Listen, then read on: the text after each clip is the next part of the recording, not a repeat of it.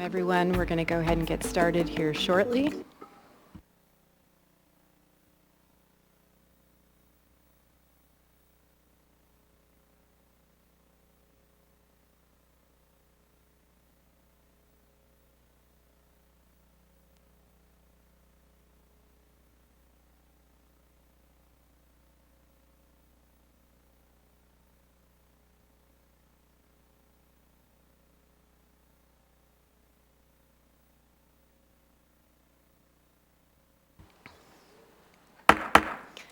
I now call to order this meeting of the Anchorage Assembly. It is March 7, 2023. Madam Clerk, would you call the roll, please? Yes, Madam Chair. Mr. Solt? Here. I understand Mr. Perez-Verdia is excused this evening. Yes, Mr. Perez-Verdia is excused. Ms. Dern? Here. Mr. Rivera? Present. Mr. Sweet? Here. Ms. LaFrance? Here. Mr. Constant? Here. Ms. Zolotel? Here. I understand Mr. Cross is also excused. Yes, Mr. Cross is excused. And Ms. Quinn Davidson is en route to the meeting. Yes, Ms. Quinn Davidson is en route. Mr. Voland? Happy to be here. Mr. Peterson? Present. Madam Chair, you have a quorum. Thank you, Madam Clerk. Mr. Anderson, would you lead us in the Pledge of Allegiance, please? And if you would just make sure that the microphone is on. Not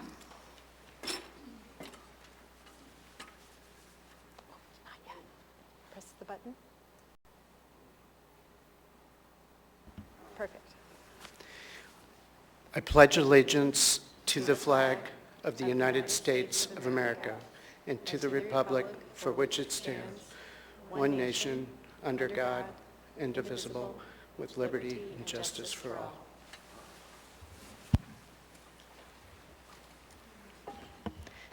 Mr. Solt, would you read the land acknowledgement, please? Yes, Madam Chair. A land acknowledgement is a formal statement recognizing the indigenous people of a place.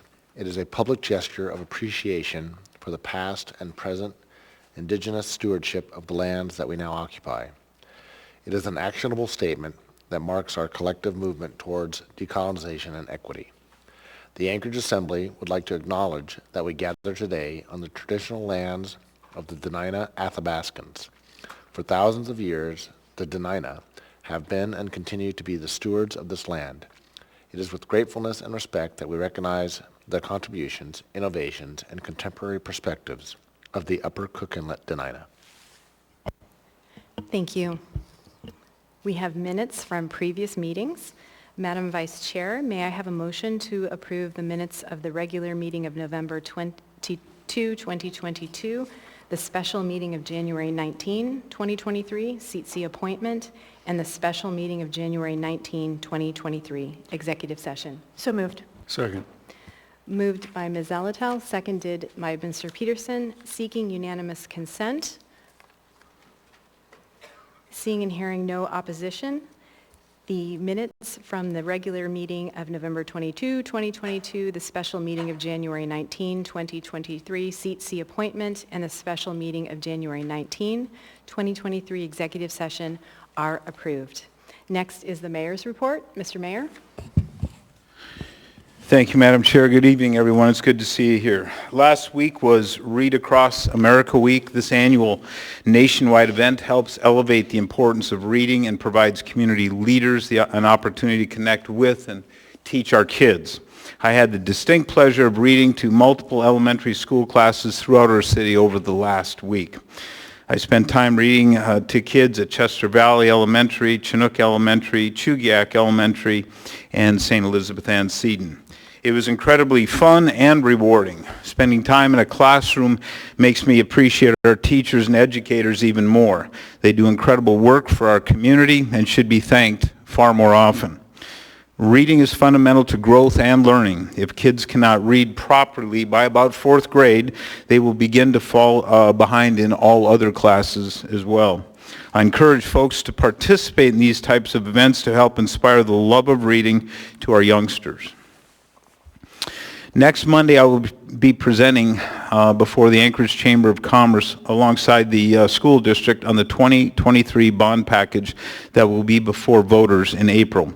There are many important subjects on the bond package excuse me, this year, from smart public safety upgrades to necessary road and drainage repairs and replacements of key fire service equipment. This bond package will help move Anchorage forward.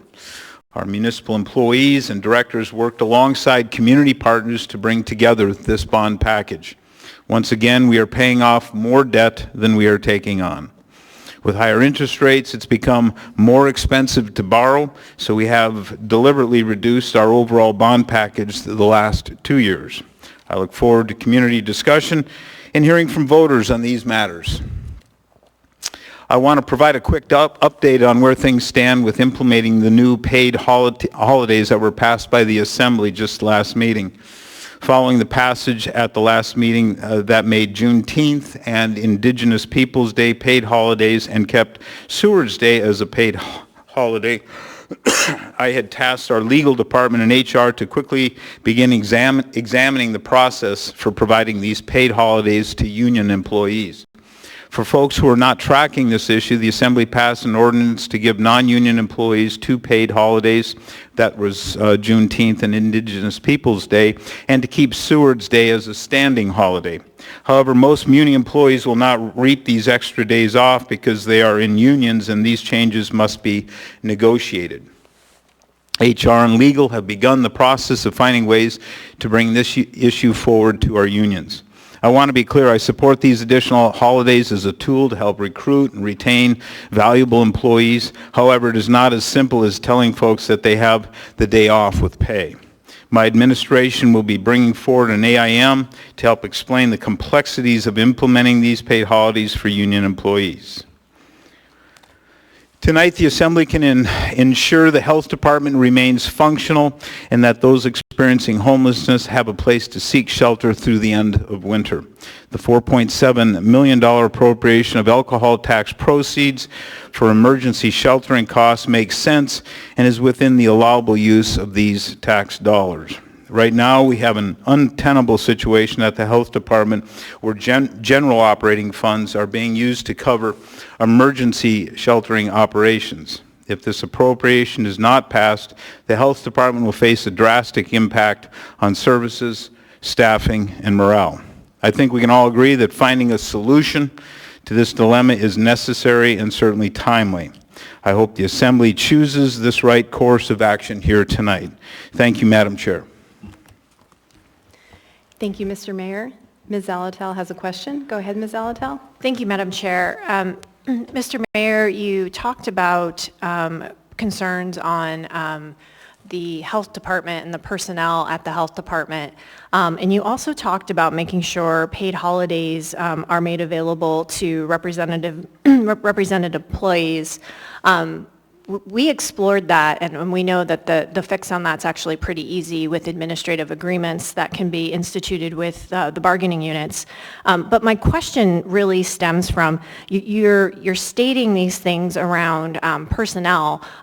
What are you doing to specifically address the vacancy rates that continue to plague the municipality? Thank you. Thank you, Madam Chair. Again, with the Health Department specifically, we are down 25% in our manpower. That's 34 positions. Again, this 4.7, we can't even hire a Health Department director at this time because of the $4.7 million in operating funds going to sheltering costs. Beyond that, we are advertising all open positions, and quite frankly, one of the biggest problems we're facing is competition with the private sector on jobs. We're not getting enough people to apply. Great, may I follow up? Thank you. Is there any opportunity that you will take now or in the future to address the concerns that have been brought forward about working for the municipality in terms of the allegations that have been brought forward about inappropriate workplace conduct or individuals not being able to feel confident and safe in their jobs because of considerable OSHA complaints? Well, to the longstanding OSHA problems that we're facing, quite frankly, over the last several years that we're now dealing with, I could ask Ken to deal with those specific issues, the OSHA issues specifically. The other issues, HR issues, as reference to specific individuals, certainly I can't comment on that. We do know that there are director positions that we can't fill because folks simply don't want to go through the confirmation process. We know that. All right, thank you, Mr. Mayor. I'm glad you provided some information this evening. Thank you, Ms. Zolotel. Thank you, Mr. Mayor. Next is the Assembly Chair's report. Welcome and thank you all for being here tonight, whether you're joining us in person here in the chambers or online. Happy for Rendezvous and happy Iditarod to everyone. I hope you got out to enjoy some of the recent festivities on this beautiful weekend we had. Last Friday was Employee Appreciation Day. A big thank you to all the hardworking employees of the municipality. Your service to our community is deeply appreciated. 2 weeks ago, a delegation of Assembly members, including members Peterson, Quinn Davidson, Cross, and me, went to Juneau to meet with legislators to advocate for funding for the port, housing, and education.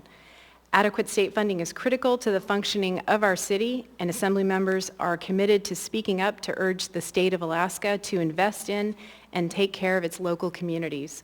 You can learn more about the municipality's legislative priorities under the State Priorities button at muni.org/assembly. While in Juneau, we also attended the Alaska Municipal League Conference, where Mr. Peterson was recognized for his years of service to the organization, including as a board member and president. Congratulations, Mr. Peterson, for that recognition and for completing your final AML conference as an Assembly member. Last week, the Assembly held a work session to address the urgent situation regarding the municipality's response to the State of Alaska Occupational Safety and Health Enforcement Section's placement of the municipality in the Severe Violator Enforcement Program. In fall 2021, the state brought a list of occupational safety citations to the municipality totaling over $600,000. In the spring of 2022, the state agreed to lessen the fines to $92,000 if the municipality agreed to several conditions and reporting requirements. We recently learned that the municipality did not meet those conditions and now is at risk of paying the full citation amount plus additional fines. While these violations happened under a number of mayoral administrations, the buck stops here, Mayor Bronson, with you. First and foremost, we need to ensure the municipality is a safe place to work. I urge the mayor to take this issue seriously and get into compliance by March 24, as required by the state. Failure to do so puts taxpayers at risk for footing a $628,000 bill that could go up to $1 million with a total exposure of $12 million if the situation isn't remedied. And the $12 million in fines would be paid by taxpayers. The issue of housing and homelessness is top of mind lately, and I want to address the positive accomplishments we've made as a community in this area. After coming together in 2015 to create the Anchored Home Plan, the municipality, service providers, community members, and funders have worked together to launch new and innovative housing and services, and it's paying off. In September 2022, there were 500 fewer people experiencing homelessness than when the pandemic started. The municipality invested $54 million in federal relief and alcohol tax funds in housing in 2021 and 2022, and private funders have invested millions in recent housing facilities and shelters as well, including the Alaska Mental Health Authority, Alaska Housing Finance Corporation, Richard L. and Diane M. Block Foundation, Callista Corporation, Chugach Alaska Corporation, Siri Foundation, Doyen Corporation, Gottstein Foundation, Primera Blue Cross Blue Shield of Alaska, Providence, Alaska, Rasmussen Foundation, San Francisco Jewish Community Foundation, State of Alaska, Widener Apartment Homes, Harry and Jeanette Weinberg Foundation, and the United Way of Anchorage. You will note the presence of many Alaska Native corporations on that list, and I want to make sure that they get their due credit for being such strong partners on this issue. There is great diversity in the people experiencing homelessness in our community, and I'm proud to say there is also great diversity in those working on solutions. I thank everyone who has contributed to ending homelessness in Anchorage. We heard a little bit tonight from the mayor, but we have not heard substantially from the mayor concerning issues of mismanagement in the municipality. I am tired of hearing of something new and saying once again that the actions of the mayor are concerning, that the situation is worrisome, that the situation is alarming. I want this community to know, especially our hardworking municipal employees, that the Assembly is doing everything within our power to safeguard the municipality's interests and people. The process of inquiry takes time, and Assembly leadership has not ruled out any options. Mr. Mayor, once again, you have a standing invitation at any Assembly meeting to address the public and answer serious questions facing your leadership. Our community deserves a response. I know you will not speak to confidential personnel issues, but there is no legal cause that prevents you from responding to the community's questions regarding the financial health of the city, low employee morale, repeated issues with improper contracts and financial paperwork errors, and the mass exodus of your executive staff. So again, that is a standing invitation for a moment of personal privilege to you to address what is going on in your administration.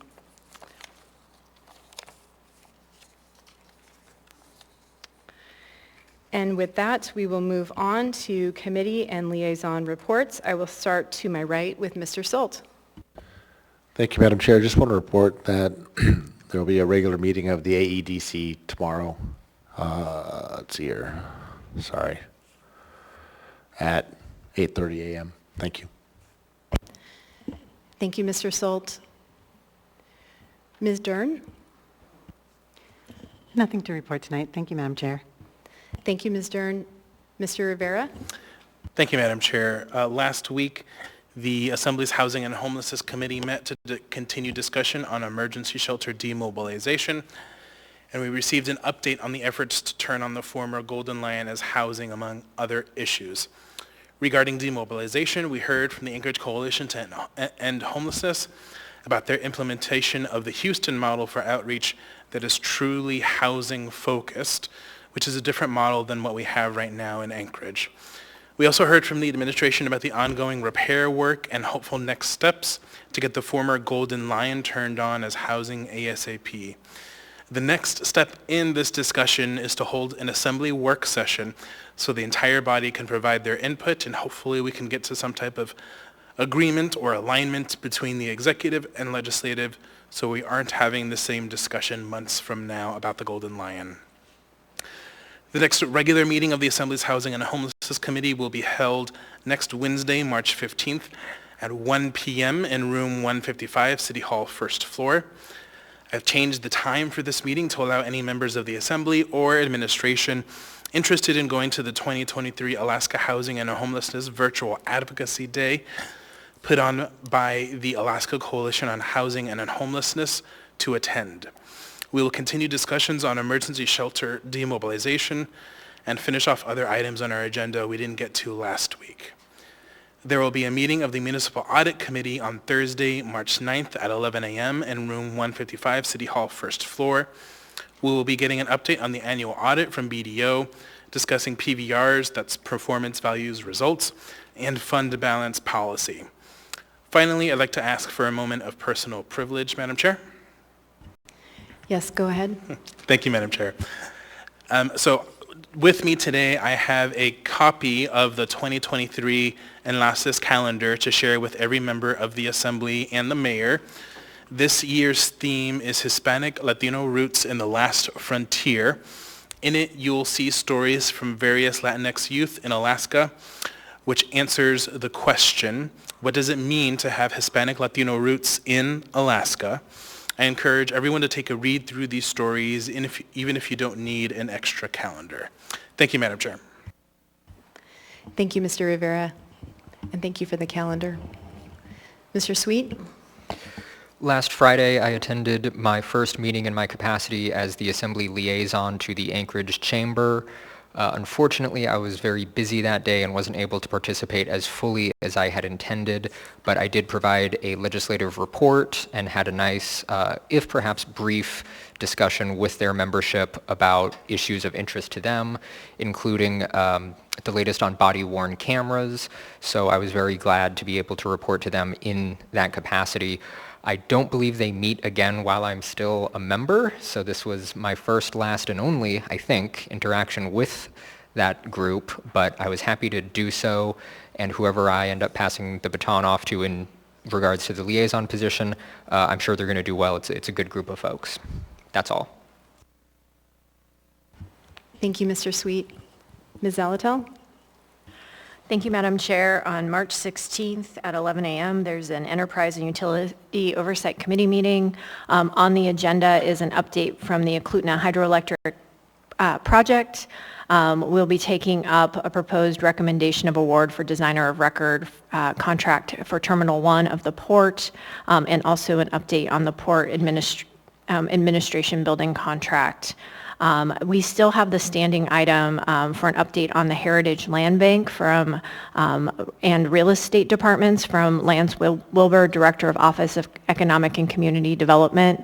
I'm highlighting that because that has come before us twice with no participation, and we really do want to hear what the current status of the Heritage Land Bank is. Thank you. Thank you, Ms. Zalatel. Mr. Constant, anything to report? Nothing to report, thank you. Thank you, Mr. Constant. Ms. Quinn Davidson? Hi, everyone. Thank you, Madam Chair. We have our next budget and finance. Did you give this report, Meg? I'm so sorry. I'm working on amendments over here. Okay. We have a budget and finance committee meeting that Meg and I chair, Ms. Altel and I chair, not tomorrow, next Thursday from 12:10 to 1:10 in room 155. And we hope to see some of you there. Thank you. Thank you, Ms. Zalatel. Mr. Bullen? Thank you, Madam Chair. We covered a lot of ground at our most recent meeting of the Health Policy Committee. We heard Anchorage Health Department's standing report, which is was a good update about a lot of the work that the health department is doing despite their struggle with vacancies. It's just good to hear that there's a lot of good people over there holding stuff together and doing their best to provide services to Anchorage. Heard a very exciting update about the Providence Crisis Stabilization Program and the Stabilization Center that they are designing. I think that's going to be a great asset for our city. We heard an update on the Anchorage Safety Center and a particular note, something that happened that was publicly reported where security left a gentleman on a snow berm, and so that's being addressed. Want to make sure that things over at the Anchorage Safety Center truly are safe. And then let's see what else. Oh, we reviewed the parental leave policy, which will be before us tonight on our agenda. So a lot of great conversation. Thank you. Thank you, Mr. Bullen. Mr. Peterson? Thank you, Madam Chair. The Community and Economic Development Committee met on March 2nd, and we got a presentation from Dean Gates, the Assembly Council, on AO 2023-25S. And this item is on our agenda later tonight. It's number 14E. Thank you, Madam Chair. Thank you, Mr. Peterson. Before we move on, I see that we have some students here in the chambers, and I would like to invite you all to please come on up to the podium. And if you would tell us your names and what school you're from, that would be great. Come on up.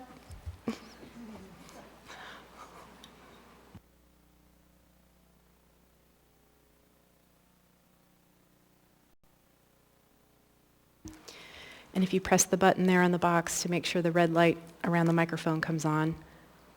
There you go. Welcome. Okay, hello. My name is Brock Miller. I'm from Chugach High School. I can speak loud enough. So my name is Zane Hansen. I'm also from Chugach High School. I am Andrew Holtzum from Chugach High School as well.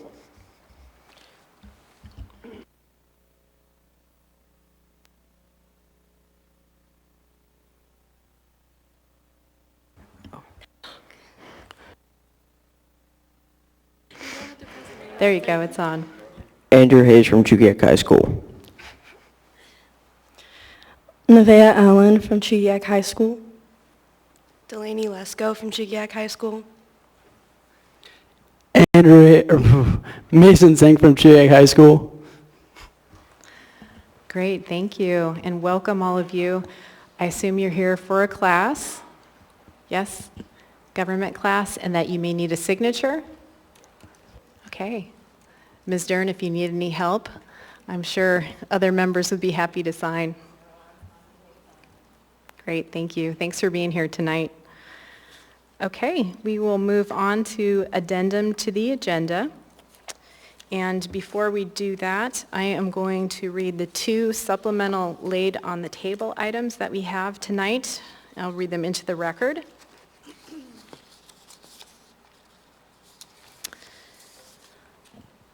The first is an S version to a resolution, AR number 2023-49S, a resolution of the Municipality of Anchorage reappropriating miscellaneous operational grants fund unused transfers in the amounts of $444.14 back to the area-wide general fund and $497,481.78 to the operating projects committed general fund 190000, all in 2022. I believe this is item 11.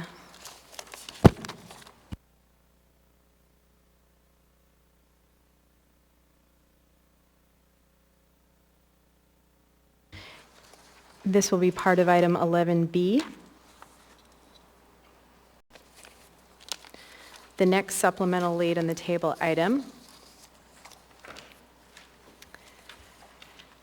AM 66-2023 from Assemblymember Austin Quinn Davidson, subject AO 2023-20, an ordinance of the Anchorage Municipal Assembly amending Anchorage Municipal Code, Chapter 3.30, Personnel Rules to enact a paid parental leave benefit.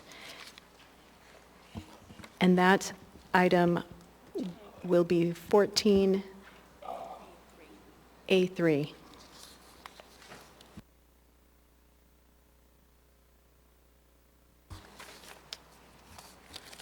And with that,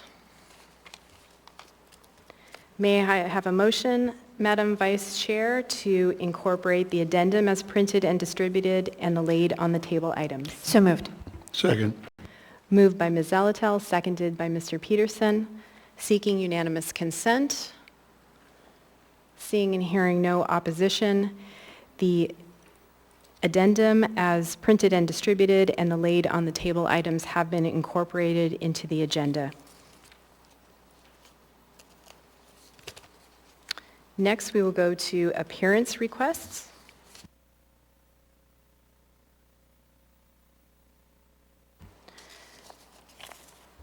Mr. Jed Whitaker, if you would come forward.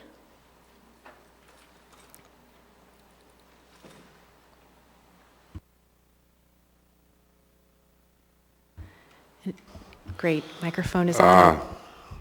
Good evening, and thank you to all you hardworking members of the Assembly.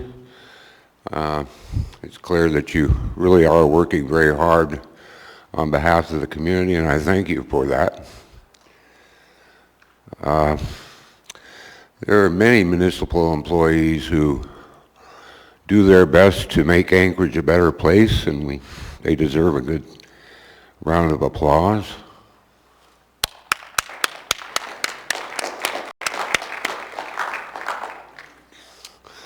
I come tonight to talk about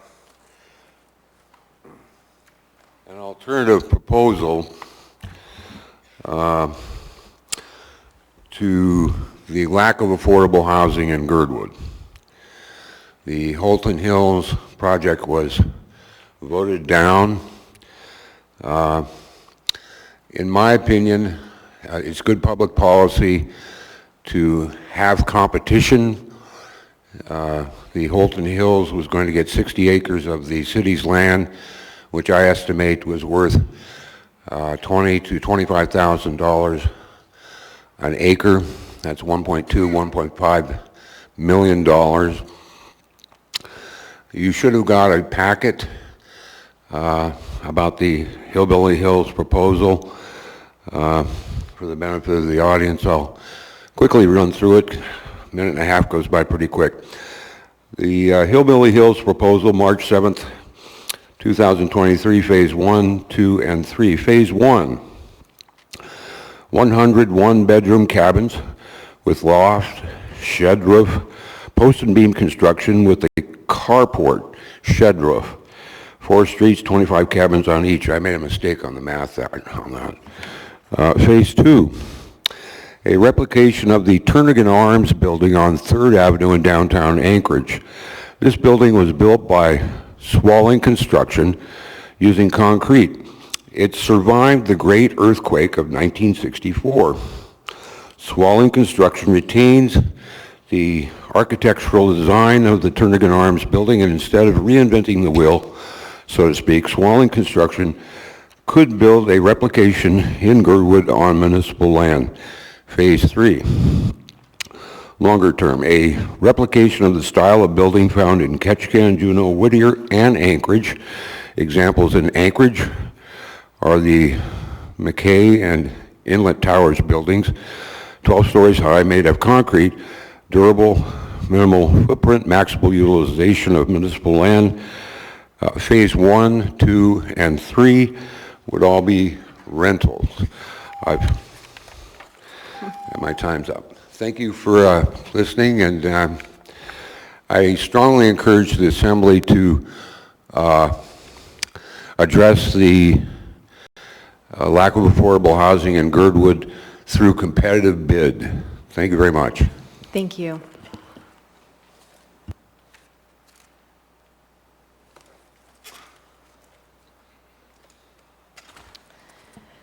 Next is Sarah Prescott, Public Transit Advisory Board.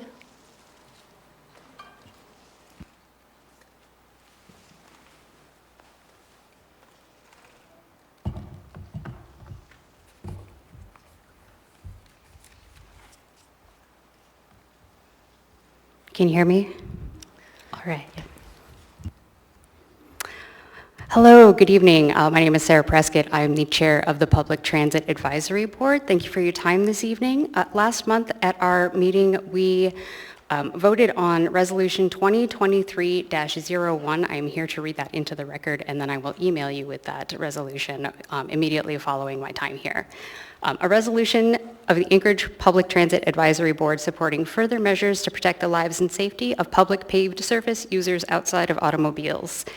Whereas PTAB is charged with making recommendations to the Assembly and the Mayor on municipal policy with respect but not limited to the following: levels of service and service area of publicly owned and operated transit systems, levels of service and service area of publicly owned and operated paratransit systems, capital improvement programs and funding of publicly owned and operated transit systems, aspects of transit that contribute to orderly and economic development within the municipality, and whereas everyone is a pedestrian at some point in their lives, and whereas Anchorage is a winter city with an average snowfall of 78 inches, and whereas the 2021 annual traffic report, the latest available by the Municipality of Anchorage Traffic Engineering Department Data Division, reports that 59% of all crashes involving a pedestrian are fatal for said pedestrian, and whereas the Assembly approved an increase of $1.5 million on November 22nd, 2022 with the expressed purpose of aiding with timely snow removal. And whereas sidewalks in Anchorage are not cleared using a consistent plan, method, or time frame that is transparent to users. And whereas the municipality of Anchorage shares a responsibility with the state of Alaska to clear the roads within 84 hours of a snowfall greater than 4 inches. And whereas the Americans with Disability Act requires a public entity shall maintain in operable working condition those features of facilities and equipment that are required to be readily accessible and usable by persons with disabilities by the act of this or this part. And whereas there are pedestrian intersections that are repeatedly or continuously blocked by large snow berms, making them difficult for able-bodied pedestrians and impassable or life-threatening for pedestrians using mobility or vision aids, And whereas there's no time expectation outlined in municipal code regarding when public sidewalks, paths, and bike lanes will be cleared. And whereas sidewalks, paths, and bike lanes are often used to store snow plowed from Anchorage roadways. And whereas the users of public transportation report difficulty or an inability to access bus stops due to the lack of cleared pathways for non-motorized users. Now therefore be it resolved that PTAB supports the prioritization of clearing sidewalks, paths, and other pedestrian routes of snow before or in unison with clearing the roadways designed for motorized transportation. Be it further resolved that PTAB supports codifying the prohibition of storing or directing snow removed from another area by any method on sidewalks, paths, and bike lanes, or in any way blocking routes designed for non-motorized users. I've got 2 more, but please clear the sidewalks. Thank you. And thank you for your service on the Transit Advisory Board. I've got a member in the queue. Hold on a second. Ms. Zalatel, go ahead. Thank you. When you send that to members, it would be really great if you might also think about sending it to the State Department of Transportation. Thank you. Yes, thank you. Thank you. Our final appearance request is Mr. Charles McKee. If you would come on up to the podium, please. Is this on? Yep. Yes, my name is, and I'm a beneficiary of the McKee Trust. My name is Charles Edis McKee. I have here a pipeline, volume 2. You remember the pipeline? Okay. The Sullivan Arena was built by the taxes from oil that we're using for the homeless shelter today. That was something I want to bring to your attention. But we're under a great economic assault and have been for at least back to the 60s. And I shout out to Biden and the newspaper March the 6th with Reverend Al Sharpton in audience in the paper talking about the assault of the right to vote. And then I had already turned in this paperwork here, and I had it recorded today. And in it, to the Federal Trade Commission, I make mention of the fact that I was blacklisted by the Alaska Bar in 1987 because my federal judge, Senior Judge Vonderheit, sued the state Supreme Court and took them into bankruptcy. Well, that was the corporation. The Bar Association was in control and still is. So because I had survived an aneurysm in 1987, I was approached by the man that said he was the Don. And he told me that they didn't want to take their money to a sovereign island nation and give them 20% for laundering this money, which is heroin, come into the ports off of an adversary on the other side of the ocean. So we're a financial adversary, commercial adversary was trying to undermine us for the long time, weaken us. So that has been in place and still is. So this is what happened. $200 million was spread around Anchorage in the vicinity to help aid their endeavor of bringing this heroin into the country, and the rest of it was shipped down to the lower 48. So there's $90 billion a year. They were making $1 billion for their transshipment every year from the 1960s, the 70s, and 80s. And then I was injured in Kodiak on a deck of a boat. Thank you.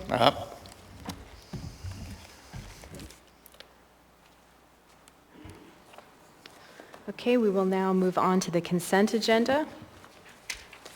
Consent agenda items numbered 10A through 10F are typically routine or non-controversial items such as bid awards, new business, information and reports, and ordinances and resolutions for introduction.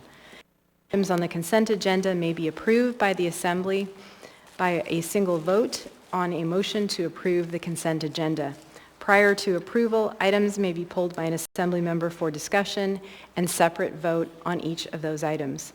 Under the Assembly Rules of Procedure, all ordinances and some resolutions will have an opportunity for public hearing on a future date. So I'll now go down the dais and ask each member if they have any items they would like to pull. I'll start to my left with Mr. Peterson. Thank you, Madam Chair. No items this evening. Thank you, Mr. Peterson. Mr. Voland? No items. Thank you, Madam Chair. Thank you, Mr. Voland. Ms. Quinn-Davidson? Thank you, Madam Chair. I'd like to pull 10A2 and 10E6. Thank you. 10A2 and 10E6. Thank you, Ms. Quinn-Davidson. Mr. Constant, any items to pull? Yes, Madam Chair, I'd like to pull 10 Charlie 1, 10 Delta 4, and 10 Delta 15. Thank you, Mr. Constant. 10 Charlie 1, 10 Delta 4, and 10 Delta 15. Thank you. Ms. Zelatel? Thank you, Madam Chair. I'd like to pull 10 Delta 9 and 10 Delta 15.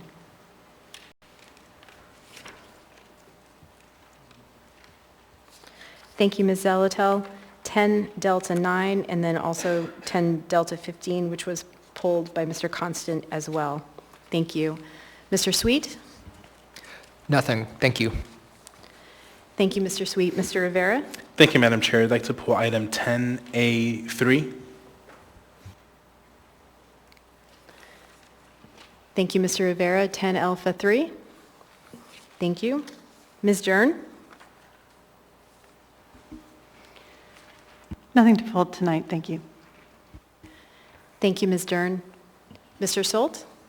Thank you, Madam Chair. I'd like to pull 10 Alpha 1 for reading and presentation. Thank you, Mr. Solt. 10 Alpha 1. I'll go back and read the list. Under 10A Alpha, 1, Mr. Solt, 2, Ms. Quinn-Davidson, 3, Mr. Rivera. Under 10C Charlie, 1, Mr. Constant. Under 10D Delta, 4, Mr. Constant, 9, Ms. Zelatel, and 15, Mr. Constant and Ms. Zelatel. Under 10E Echo, 6, Ms. Quinn-Davidson. Are there any other items members wish to pull?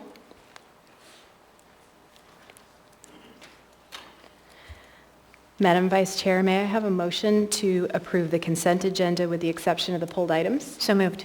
Second. Moved by Ms. Zelatel, seconded by Mr. Peterson, seeking unanimous consent. Seeing and hearing no opposition, the consent agenda, with the exception of the pulled items, has been approved. And for the public's information, the Assembly has now passed or accepted all items in 10A through 10F, other than the items that were just pulled, which we will take up next, or that have been introduced for a future public hearing, which are all the items in 10G. So if you were here to see action on an item listed on the consent agenda that was not pulled, those items have been passed or accepted. So we will now take up the items that were pulled from the consent agenda, starting with item 10A1, resolution number AR 2023-58, a resolution of the Anchorage Municipal Assembly recognizing March 2023 as Brain Injury Awareness Month. What is the will of the body? Motion, move to approve. Second. A motion to approve has been made by Mr. Solt, seconded by Ms. Zelatel, seeking unanimous consent. Seeing and hearing no opposition, this item is approved. And Mr. Solt, you are reading, and do we have anyone here to receive the resolution? We do. Oh, great. If you would please come forward, and Ms. Dern, you are presenting.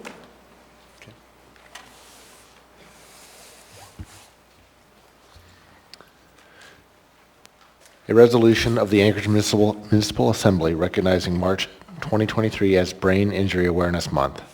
Whereas March is National Brain Awareness Month, a time to recognize the prevalence of brain injuries and help make lives better for individuals who have sustained this kind of trauma.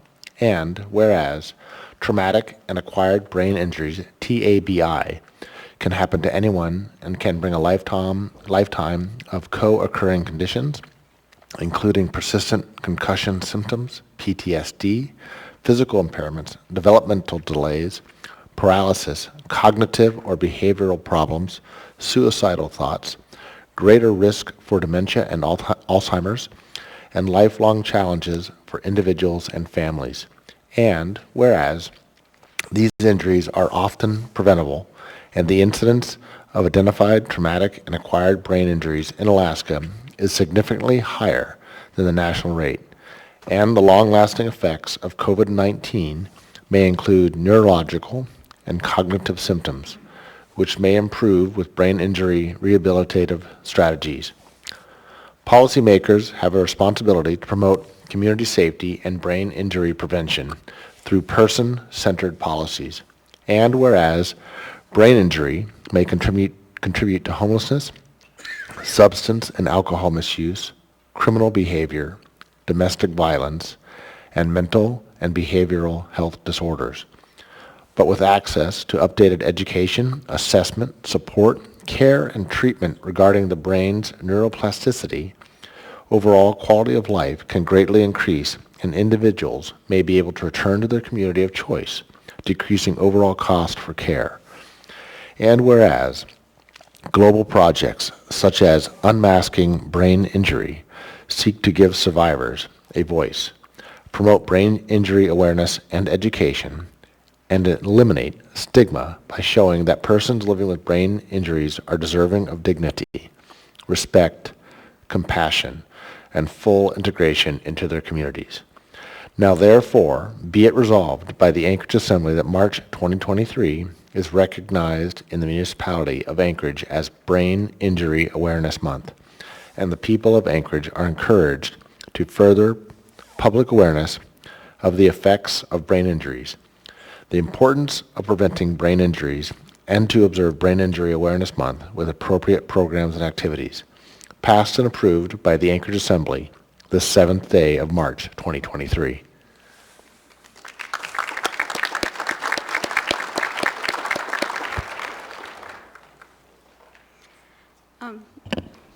Thank you very much for this resolution. Awareness is nice and important, but it is only the first step. Long COVID symptoms look like brain injury symptoms on paper, and the treatment protocols that therapists are using for long COVID are the same as brain injury protocols. We have the highest rate of traumatic brain injuries in the nation, and a high number of people dealing with long-term effects of COVID. When we put this all together and more, these issues are not a lot of individual issues happening at the same time. These are systemic issues that are affecting our city and our economy. Other systemic issues with an undercurrent of brain injury that the municipality is working on includes homelessness, reentry, and domestic violence. We don't need to wait for the state to put together some brain healthy protocols for us to use. We can create our own infrastructure in the Anchorage municipality to support brain health and cognitive healing, and we can do it through partnerships working together. So to support building infrastructure in a way that I can be effective, I'm introducing a new website called empoweringeducation.us. This is a website for multidisciplinary continuing education for professionals in different fields, and it's open to the community. Education is the foundation for building meaningful infrastructure, and the website empoweringeducation.us is one way that we can move forward as a city to support our collective neurological wellness. And it is in progress and always growing. So if you have ideas about something that you'd like to see there, please let me know. I'd also like to have an invitation, or I don't know if it's an invitation or a request, to partner with the Municipal Health Department to build some meaningful infrastructure around neurological wellness. I'm not quite sure how that would work on your end, but I have the time and inclination to support that. Again, thank you very much for this resolution. Thank you.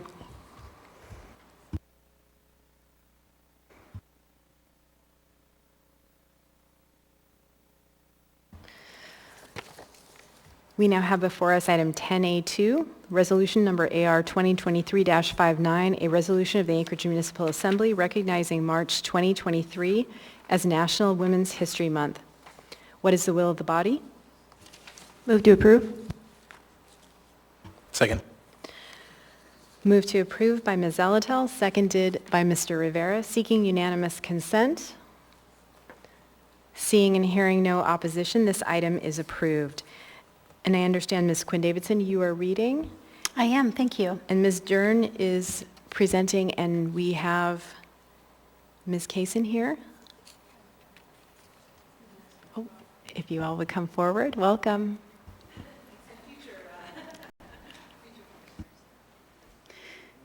This happened with Bree's parents too. It always baffles me that it's been a year since you were here to receive this. But anyway, thanks for being here. A resolution of the Anchorage Municipal Assembly recognizing March 2023 as National Women's History Month.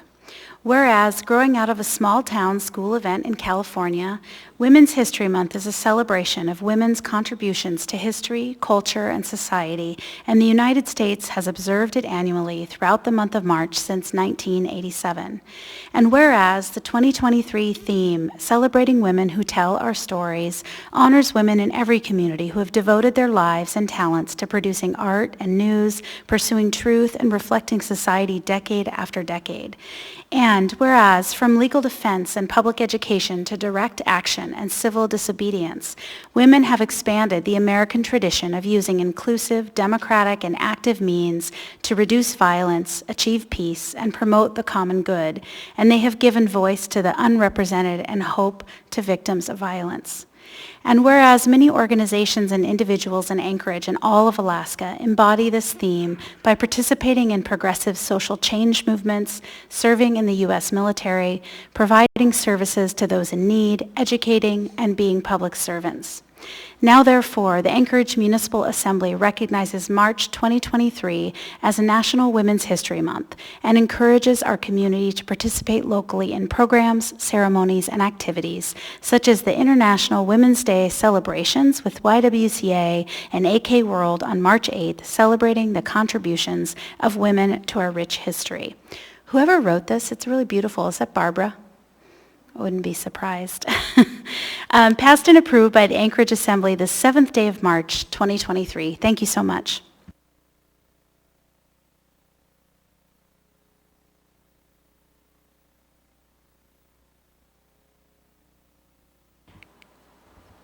There we go. Thank you very much for reading the resolution, and thank you to all of the Assembly.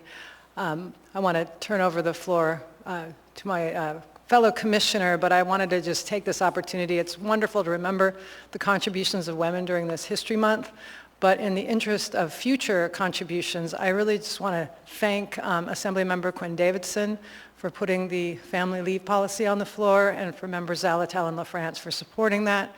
I think we all know how important it is to have family-friendly policies that allow all of us to reach our potential and to do our best on behalf of our children as well. Thank you. Thank you. And if you all would please state your names for the record. Jackie Kaysen, Anchorage Women's Commission. I'm Andrea Nestor. I'm in District 5. I've never actually been up here, but Mr. Peterson and Mr. Sweet are my representatives. When women come together, when we put our minds and our hearts together, we are unstoppable. Our contributions have made history, given birth to movements, brought about peace and justice, and transformed lives for generations. March has been significant to women in Alaska for at least 107 years. In its inaugural session, Alaska's first territorial legislature gave women the right to vote on March 21st, 1913, 7 years before the national women's suffrage was granted by the 19th Amendment. These victories for women's suffrage in Alaska did not give Alaska Native women access to the ballot. Thus, the Alaska Native Sisterhood formed in 1914 and fought to achieve voting and citizenship rights as well as land rights for Alaska Natives. In 1915, the legislature acknowledged Alaska Natives' right to vote, but only if they abandoned their customs and traditional way of life. Women's History Month serves to honor women's contributions in American history. Elizabeth Petrovich, Libby Riddles, Betty Davis, Polding Carlo, Lisa Howell, Star Rudd, Rosita Worrell, Thelma Buchholz, Susan Butcher, Ellen Cashman are a few women that made noteworthy contributions in Alaska's history, and many more. Alaska has made strides for women's rights through legislation, but there is much more work still needed in 2023. We accept this recognition, and I have identified issues which disproportionately affect single-parent households, which are predominantly women. Alaska does not require the relinquishment of firearms from abusers subject to domestic violence protective orders. Alaska does not guarantee unemployment benefits to victims of domestic violence, sexual assault, and stalking. Alaska does not mandate paid parental leave, despite research showing that this significantly negatively affects one's physical, social, and emotional development as a child, which ultimately negatively impacts our community regarding our long-term stability. Alaska has not set the minimum wage above the low-income threshold of $12 an hour. The living wage for a single-parent household with one child in Alaska, according to the MIT Living Wage Calculator, is $35.46 an hour. Poverty is $11 an hour. Alaska's minimum wage is $10.85. Alaska has the highest rate of sexual assault in the nation.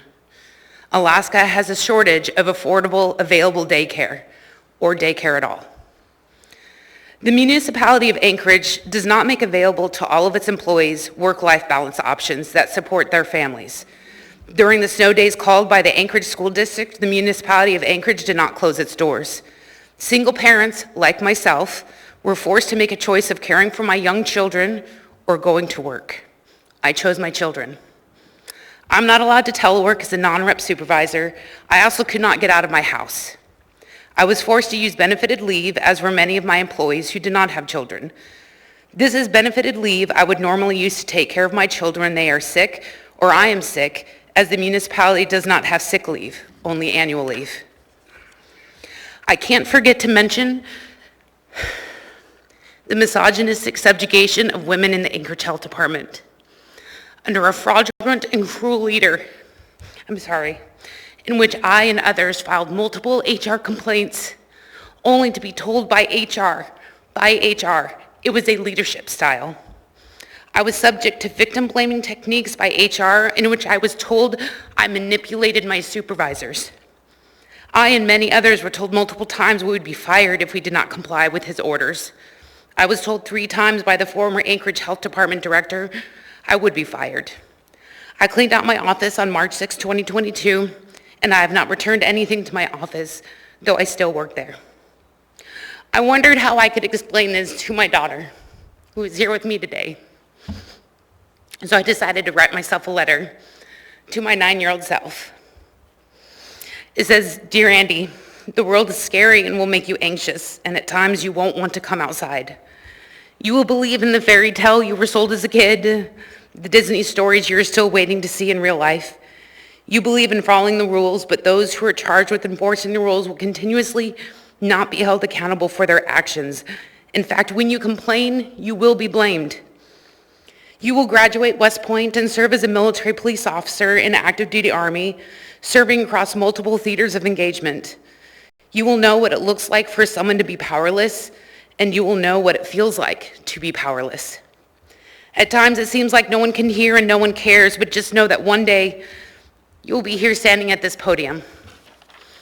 There'll be disappointments, sleepless nights, and all-around days not knowing what to do with your life. You will be judged by the way you look, feel, and act, and you'll have no control over those who try to exert their power over you to make you so-called normal as a woman that is more nurturing, compassionate, and obedient. You will want to stop fighting for yourself because it will feel like the world is against you, but you will still end up here at this podium. You will travel the world. You will realize how blessed you are to have the equalities you have from this great country. And we do have more equality here than many other countries. But you will also see how fairness is not fair. You will be ripped from a hard day's work on the farm you grew up on and realize how inequity feels. It won't matter if you run faster, lift more, or lead as if you were born for it. You will have a natural handicap you have no control of. You are a woman. You will not speak up about injustice done to you and find it easier to stay silent than be punished for speaking the truth. Your punishment will be given in the name of fairness and equity, but in the end, you realize that speaking up does not help. It's painful, it's long, and you will suffer greatly. For today, I will tell you that you have never given up the fight, no matter how long and painful it is. You must keep fighting or nothing will change. You must keep speaking up or nothing will change. Stand tall, speak loud, and I promise you'll be proud. Thank you. Thank you. I have 2 members in the queue. Thank you so much for being here. Thank you for speaking up. Mr. Voland is next. Thank you, Madam Chair. First of all, wow, I just want to thank you for your courage. What you just did was very courageous, knowing your role in the municipality. So thank you for sharing from your heart. That's truly meaningful. I also just wanted to speak on the record. You know, I've been hearing a lot of concern from employees in the health department that they feel devalued, and I don't want them to feel that way. And I know that there are a lot of great people working in that department holding things together by a thread right now to keep just a basic level of service going in our municipality. In your testimony, you read a list of powerful contributors, women contributors to Anchorage and Alaska history. And I just want to add 4 names to that list: Austin Quinn Davidson, Suzanne LaFrance, Meg Zolotel, and Robin Dern. You are wonderful colleagues, and I appreciate the work that you do. And as Ms. Nestor spoke to that work-life balance, some of the recent meaningful work that will be before us shortly. So thank you for serving Anchorage. Thank you, Mr. Voland. Next is Mr. Sweet. I just wanted to say, please reach out to me. My email's on the muni.org website, of course. I'd like to speak with you a bit more about some of the things that you mentioned here tonight. That's all. Thank you. Thank you, Mr. Sweet. Ms. Quinn Davidson. Thank you, Madam Chair, and thanks to my colleagues, particularly the 2 male colleagues that spoke up and honored your courage. And it's really impressive that you're here tonight and what you said. And this is a discouraging time in our city. It's an embarrassing time. But these old guys, they're heading out. Times are changing. And they know it, and they're scared. But we know that we're just as smart and often smarter. And we'll keep working hard, and we'll keep teaching our young girls that the world is changing. And they're going to watch us just fly right by them. So just keep that in your heart and know that these times are coming to an end where people can get away with this. Thank you. I appreciate that, and I'm not planning on leaving at all. I will continue to do the work that I do. Thank you, Ms. Quinn Davidson. Next is Mr. Constant. He's on the phone.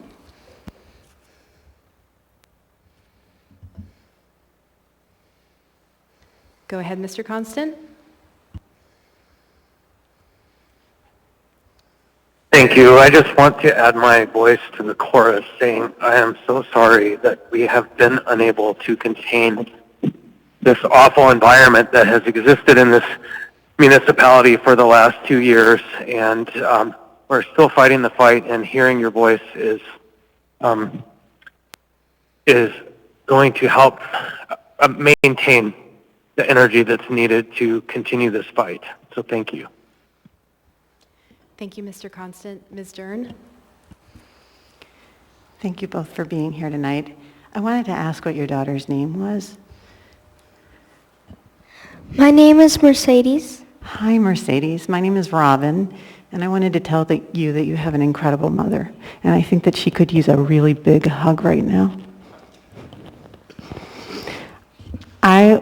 I hope, Mercedes, that you remember this night, because I'm going to remember this night. Your mother is a woman to look up to and a woman to emulate, so be proud of your mom tonight, okay? Thank you. Thank you, Ms. Dern. Mr. Soltz? Thank you, and thank you for speaking tonight. And as a father of 3 girls, and I'll throw in Air Force Academy, and one's going to Annapolis, a little jab at you. To your daughter, Mercedes, you're young, the world's in front of you.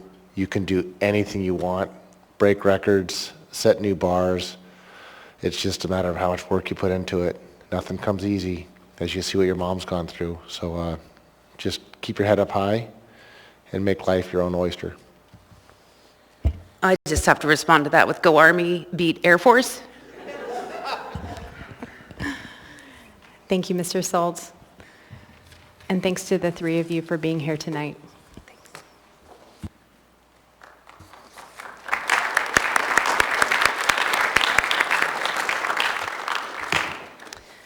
We now have before us item 10A3, resolution number AR 2023-77, a resolution of the Anchorage Municipal Assembly recognizing Transit Employee Appreciation Week, March 13 through 18, 2023. What is the will of the body? Move to approve. Second. Move to approve by Mr. Rivera, seconded by Ms. Zalatel, seeking unanimous consent. Seeing and hearing no opposition, this item is approved. A resolution of the Anchorage Municipal Assembly recognizing Transit Employee Appreciation Week, March 13th through 18th, 2023. Whereas the mission of the Public Transportation Department is to connect our community with safe, reliable transportation options, emphasizing customer service while providing economic, social, and environmental benefits. And whereas public transportation boosts the economy by connecting workers with jobs and expanding economic mobility. And whereas public transportation supports sustainable growth by moving more people within the same right-of-way footprint, thus accommodating new residents and employees efficiently. And whereas public transportation supports accessibility and affordability by reducing household transportation costs and provides access for residents who are not able or cannot afford to drive, allowing them to access work, shopping, medical appointments, and social activities.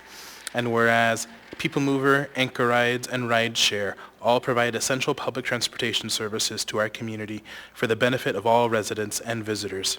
And whereas public transit employees are frontline critical public servants who worked tirelessly in the face of the challenges posed by the COVID-19 pandemic by operating and maintaining buses throughout the entire time.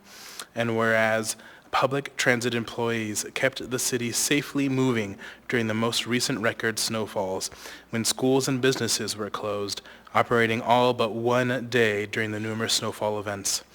And whereas public transit employees frequently go above and beyond, perform their duties with professionalism, work long hours, and safely maneuver large buses through traffic, around tight corners, narrow streets, detours, and through all sorts of weather. And whereas public transit employees help to build our community by knowing their passengers, celebrating their successes, eating in times of crisis, and greeting them every day with friendly faces. And whereas the Public Transportation Department is offering free rides on People Mover and Anchor Rides on Saturday, March 18th, 2023, as an opportunity for everyone to personally thank their bus operators. Now, therefore, be it resolved by the Anchorage Assembly that it recognizes March 13th through 18th, 2023 as Transit Employee Appreciation Week, and we extend our sincere appreciation to all public transit employees for their hard work, dedication, and commitment to our community. Passed and approved by the Anchorage Assembly this 7th day of March, 2023.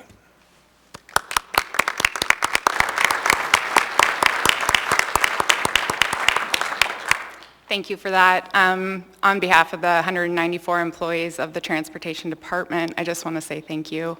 The recognition goes a long ways. This is a national celebration, so the entire week will be celebrated nationally, and we have lots of fun things planned for the group, but unfortunately the majority of them are out driving buses on the street or out in the shop keeping buses maintained and serviced. So I do have one operations superintendent with me, Wes Renfrew, tonight, so I just want to say thanks for him being here, and thank you for the resolution.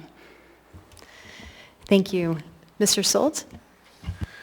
Thank you. I thought I'd just share a story. So I grew up in St. Petersburg, Florida, and when I was a kid, they had a free bus week.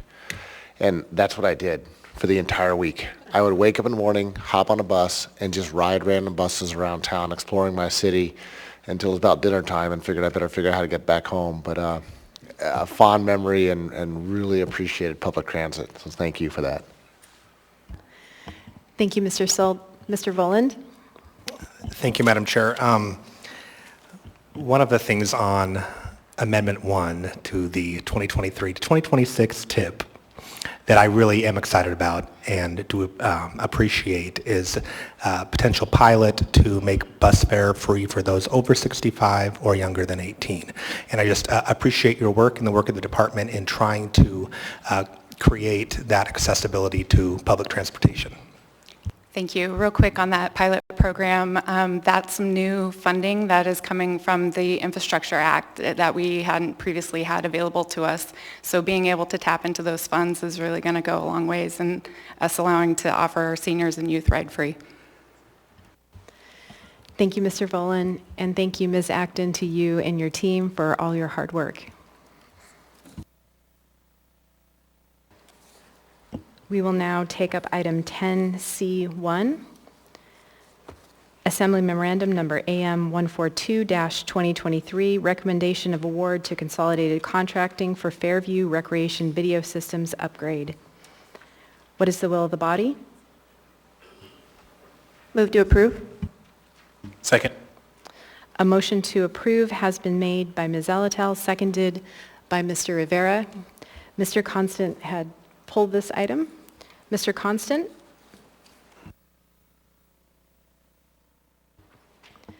Mr. Constant?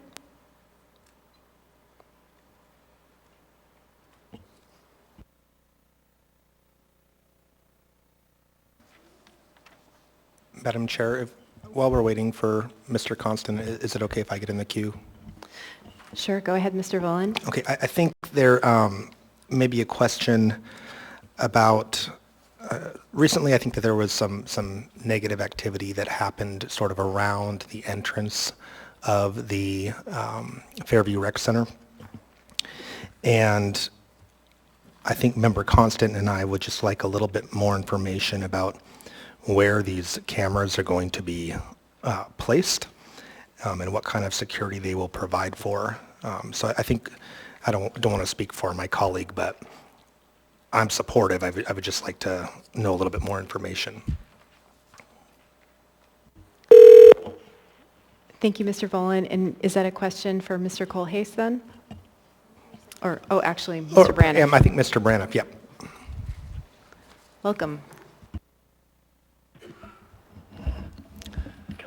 Thank you. So this has been, this effort to have security cameras at the Fairview Rec Center has been something that's an effort that's been in the works for quite a while. And Parks and Rec, we thank Maintenance and Operations for helping make it possible to be at the point now where we're ready to award to a contractor to install the cameras. We have had a couple of instances of late that are concerning at the rec center, and I think the cameras will help to address. And while I can't tell you every location that would be covered by a camera, I know that it's going to cover the entrances, and one of the things that it will allow is staff to feel knowledgeable about who's in the parking lot or what's going on in the parking lot before they exit the building at the end of the night. Thank you. Can I follow up?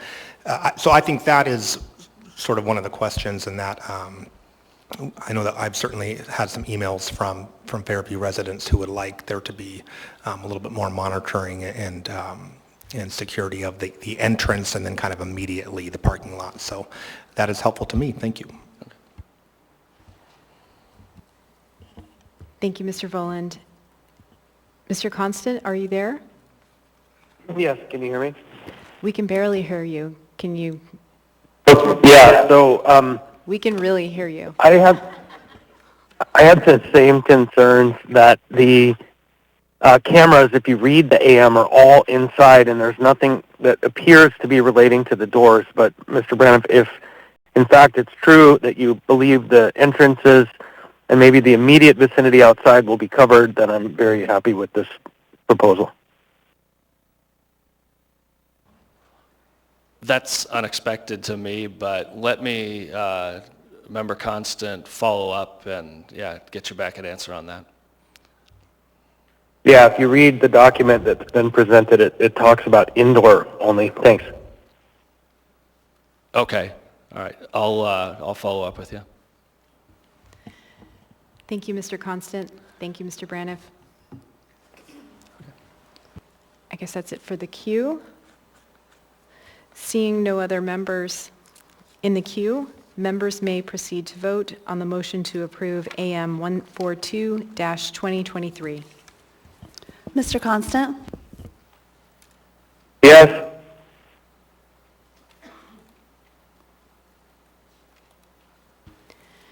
Item 10C1 is approved 10-0.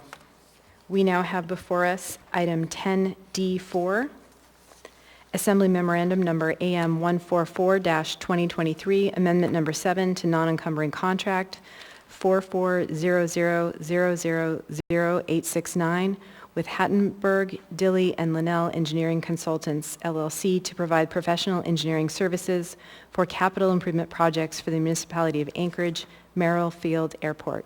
What is the will of the body? Move to approve. Second. A motion to approve has been made by Ms. Zalatel and seconded by Mr. Peterson. Mr. Constant had pulled this item. Mr. Constant? Thank you. Yep, thank you. Is the Merrifield director there and maybe the contractor?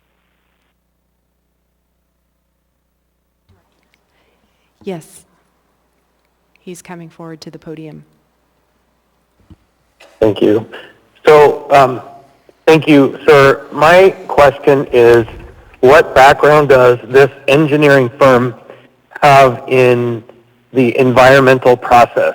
I'm concerned that as we've discussed at the committee, the funding is appropriated. There are questions about the appropriateness of the use under ARPA or CARES Act, but more so, I'm curious about the background and skill of the environmental review that this contractor has, because I would like to understand their philosophy. Good evening. I'm Rich Sewell, the Merrifield Airport Manager, and we have contracted with Hattenberg, Dilley, and Linnell, better known as HDL. They have a subcontractor, actually probably I think 3 different subcontractors, including Steve Fishback, Architectural Services, and there are several environmental people on the team that have quite an extensive background.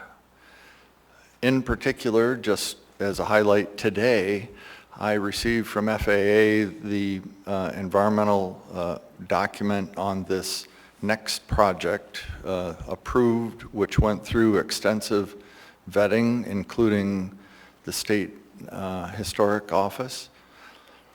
And it was a long slog, but we finally got there, and these are really impressive professionals. And I'd encourage any and all of the Assembly members to come over and meet with us at any time that you can make time in your schedule. Thank you. Any follow-up, Madam Chair? Mr. Constant? Go ahead.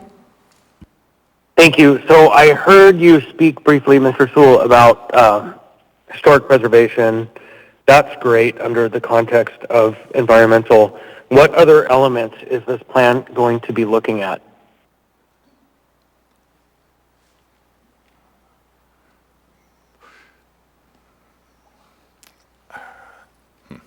So, or I should say environmental review.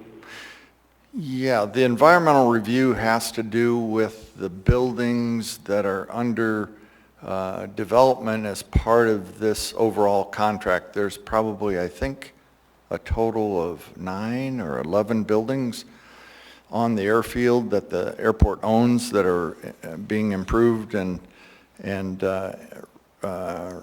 rehabilitated in some cases. And so that's the focus of these of this money in this project. So is it fair to say that the plan is not looking at the impact of the airfield on the environment and the neighborhood surrounding the airfield in relationship to the deteriorated fronts of the buildings in the interface?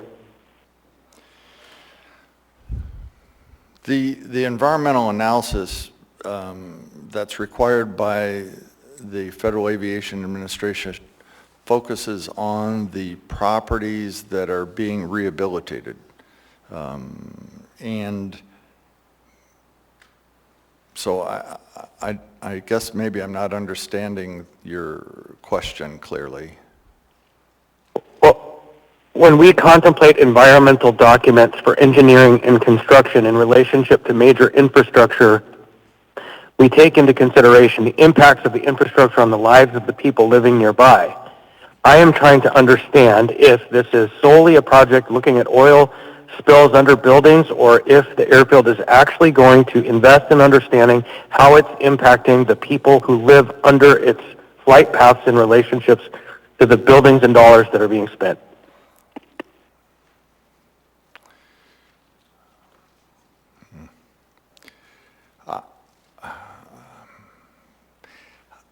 I believe that the environmental analysis has to do with the money that's being devoted specifically to the project scope, and not the bigger issue of the airport impact on the community.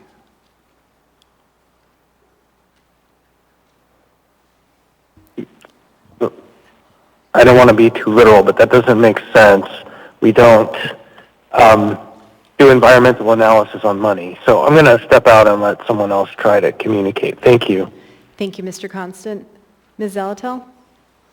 Thank you, Madam Chair. So we're most familiar with the NEPA process as it applies often to highway projects and road projects. And in that process, there's always consideration of the no-build option or not to do anything. And the reason that that exists is because there could be impacts to the surrounding area in addition to looking at potential soil contaminants or whatever it may be.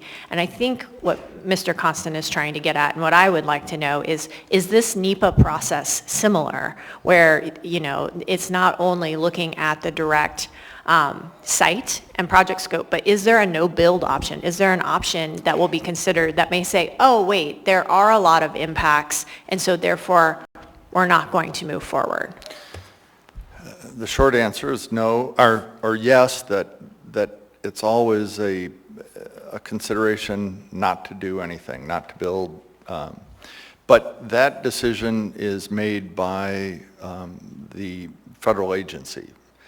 FAA made the decision to have this environmental document be a categorical exclusion, as opposed to a bigger, broader environmental assessment, or of course the really big analysis is environmental impact statement. But this, the FAA decided that this project merited having a categorical exclusion analysis, and that took about 6 months. And so they decided that the appropriate way forward was to move ahead with these building repairs and improvements.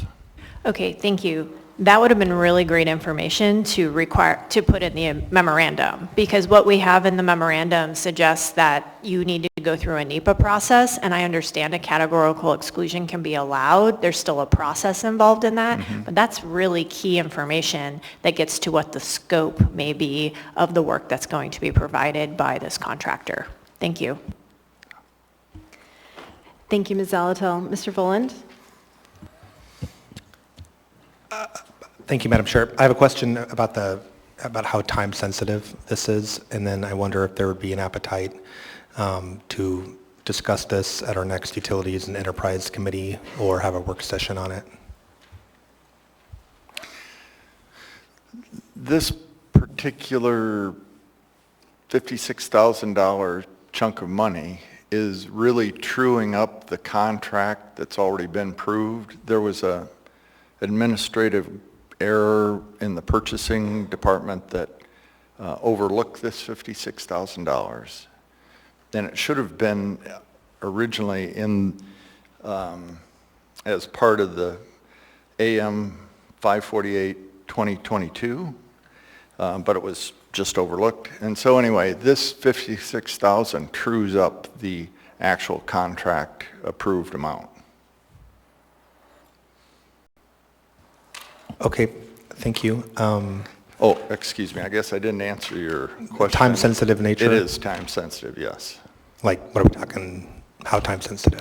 24 hours? We started to bring this forward in September through the chair. I apologize.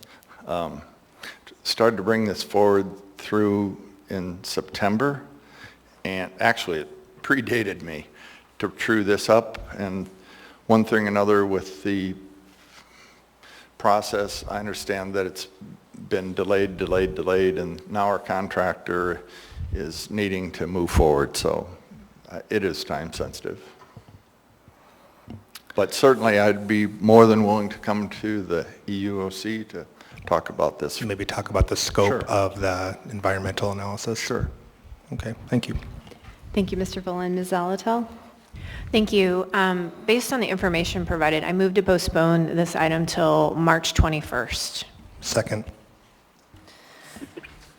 A motion to postpone this item has been made by Ms. Zalatel, seconded to postpone to March 21st, and seconded by Mr. Volin. Go ahead, Ms. Zalatel. Thank you, Madam Chair. I think there's still some confusion surrounding this. If it's truly to true up the contract, I don't think a 2-week delay would get in the way. And we do have the Enterprise and Utilities Oversight Committee meeting with room still on the agenda to take this up on the 16th.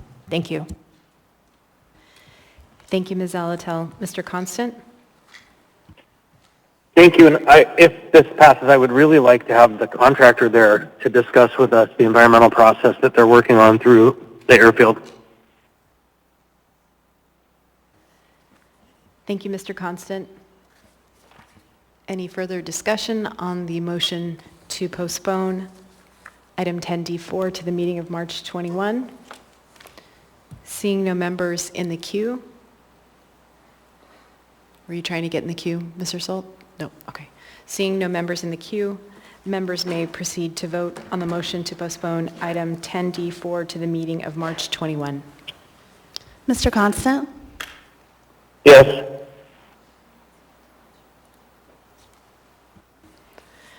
The motion is approved, 10-0. This item will be back before the body at the meeting of March 21, and then in the meantime, we will learn more about it in the Enterprise and Utilities Oversight Committee meeting. Thank you.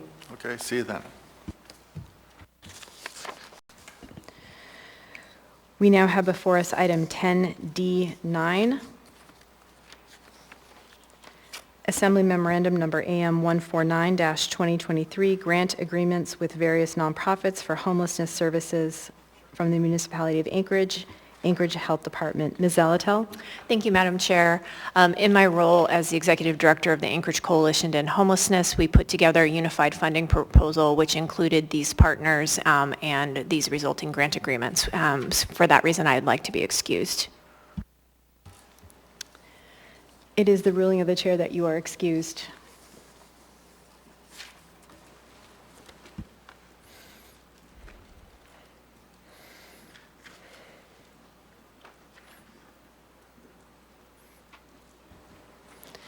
What is the will of the body? Move to approve. Second. A motion to approve has been made by Mr. Rivera, seconded by Mr. Peterson. Mr. Rivera, did you wish to speak to the motion? Just to urge, thank you, Madam Chair, just urge approval from my colleagues. This falls in line with the proposal that was approved when we deliberated the budget. Thank you. Thank you, Mr. Rivera. Seeing no members in the queue, members may proceed to vote on the motion to approve AM 149-2023. Mr. Constant?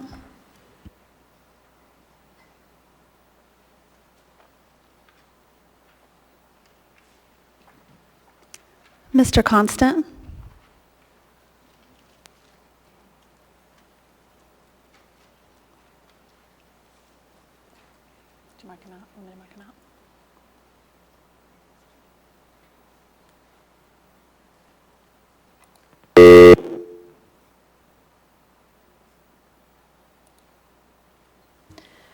Item 10D9 is approved 8-0.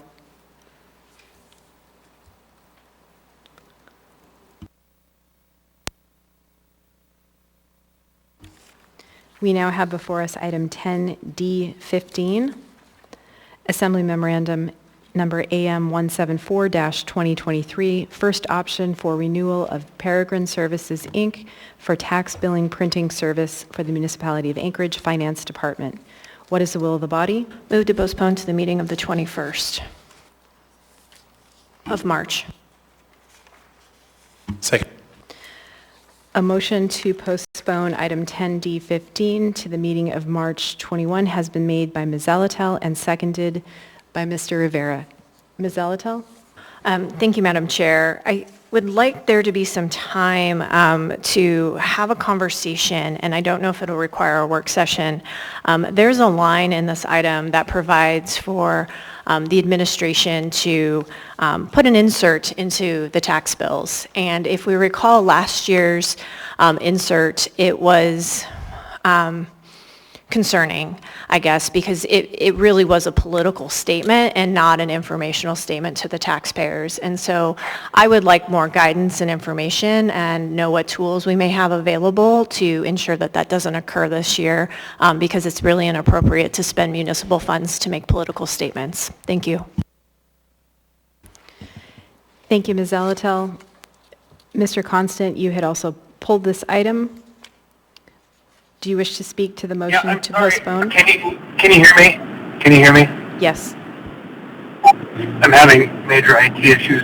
Yes, for the same reasons Ms. Zalatel spoke, I spent weeks and weeks last year untelling the lie that was communicated in the tax bill, and it was done for political purposes. And so I'm asking my peers to postpone this item so that we can provide some bumpers around the process so that it can't be used in such an abusive manner again. Thank you, Mr. Constant. Seeing no other members in the queue, members may proceed to vote on the motion to postpone AM 174-2023 to the meeting of March 21. Mr. Constant? Yes.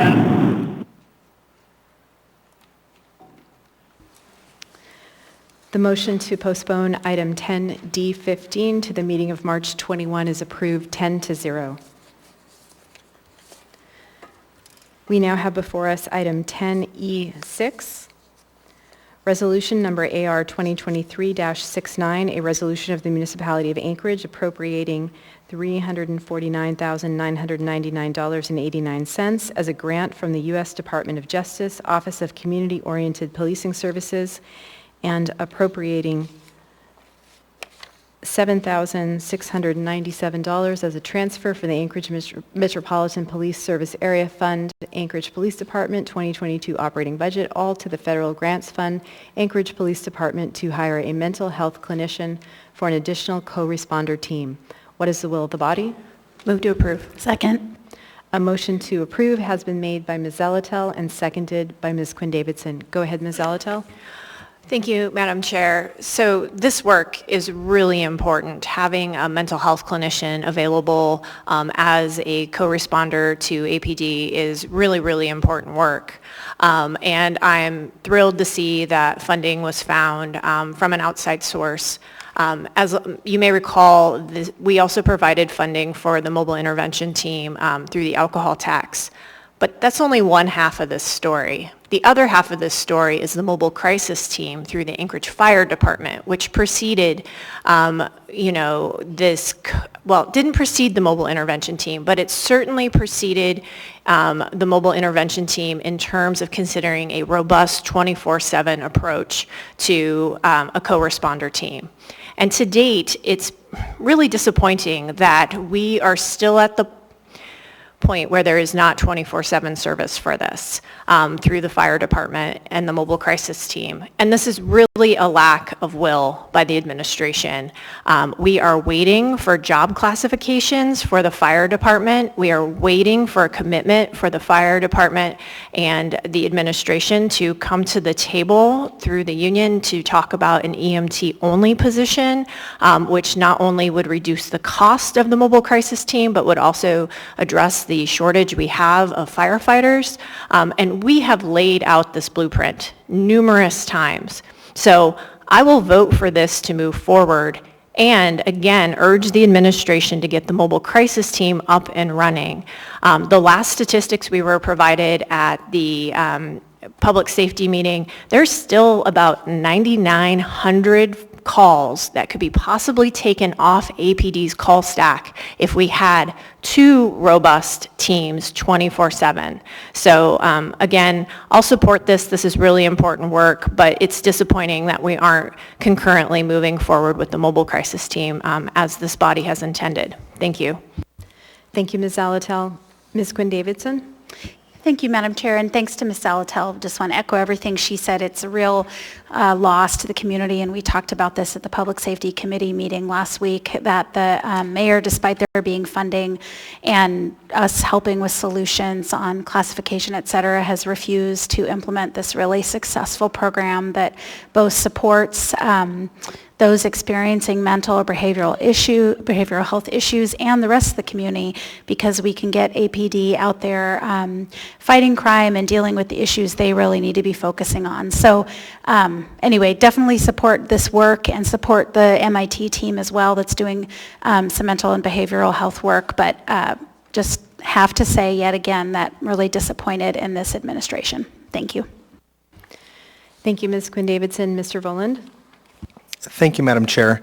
I had asked our new acting municipal attorney at the Public Safety Committee if she had had the opportunity to be briefed by either the administration or her predecessor, who was in the acting role before her, Blair Christensen, about sort of what the Assembly is pursuing with this integrated model, kind of trying to follow up, in the footsteps of what Fairbanks is doing, and I think, we don't want to be second best to Fairbanks in any way.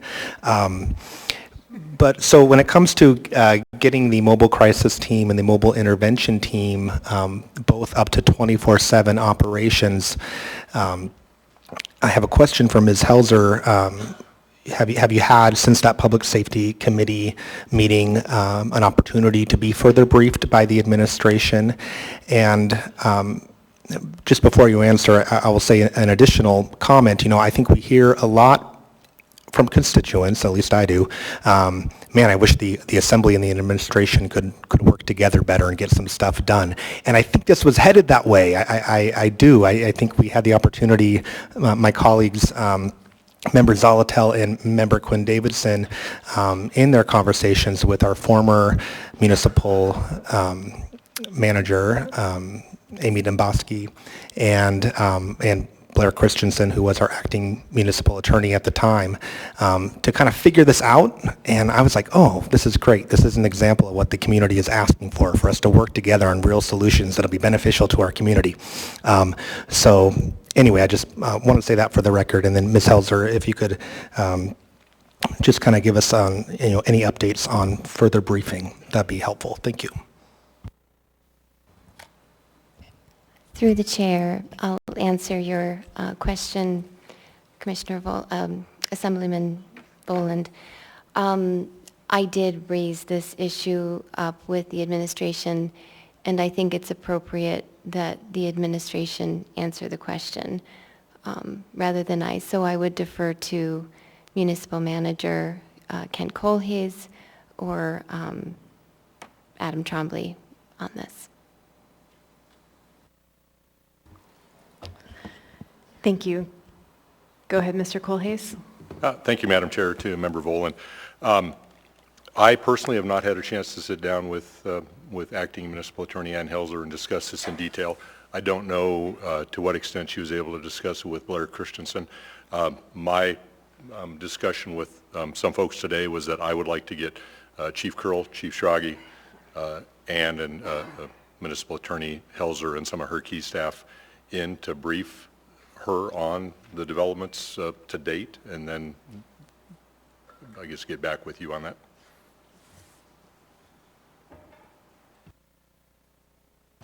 Thank you. Thank you, Mr. Volin. Ms. Quinn Davidson? Yeah, thank you, Madam Chair. I was just wondering, Mr. Kohlhase, I mean, maybe this is,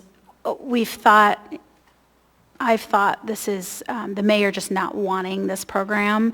Sometimes it's hard to tell what exactly is going on.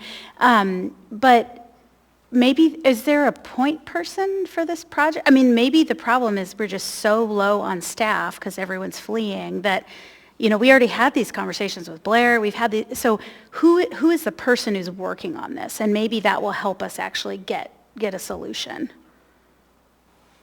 Through the chair to Member Quinn Davidson, I think the point person is me. And I will freely admit I'm not fully up to speed on this yet. Yeah, fair enough. You got a lot going on. Okay, great. Thank you, Ms. Quinn Davidson. Ms. Zalatel? Thank you, Madam Chair. And just to give you one more resource, Colby Hookel was in those meetings with us when we negotiated a path forward on the mobile crisis and mobile intervention teams. Ms. Hookel was. Thank you. Thank you, Ms. Zalatel. Seeing no other members in the queue, members may proceed to vote on the motion to approve AR 2023-69. Mr. Constant? Yes. Item 10E6 is approved 10-0. That concludes the consent agenda. Let's go ahead and move on to the next item. It's under unfinished business, item 11A. And before we get to it, I do want to note that there's a work session scheduled for Friday, and I think we can dispense with this one kind of quickly. We now have before us item 11A, ordinance number AO 2022-104, an ordinance of the Municipality of Anchorage, Alaska, authorizing the negotiation by the municipal manager and the execution and delivery by the municipality of an acquisition agreement for a facility located at 716 West 4th Avenue. Waive reading. Thank you. Public hearing was closed on January 10, 2023. Action was postponed from that meeting. No motion is pending. Action was carried over from February 7, 2023, postponed from February 21, 2023, and there is no motion pending. Ms. Zalatel? Thank you, Madam Chair. I move to postpone to the meeting of April 11. Second. A motion has been made by Ms. Zalatel to postpone item 11A to the meeting of April 11. It has been seconded by Mr. Volin.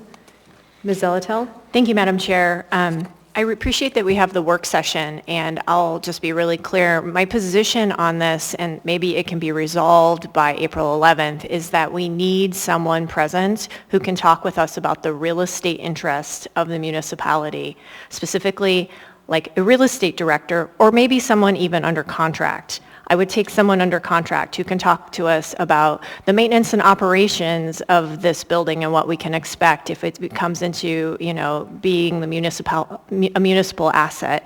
What are the full plans for it? Really just get that aspect of the briefing.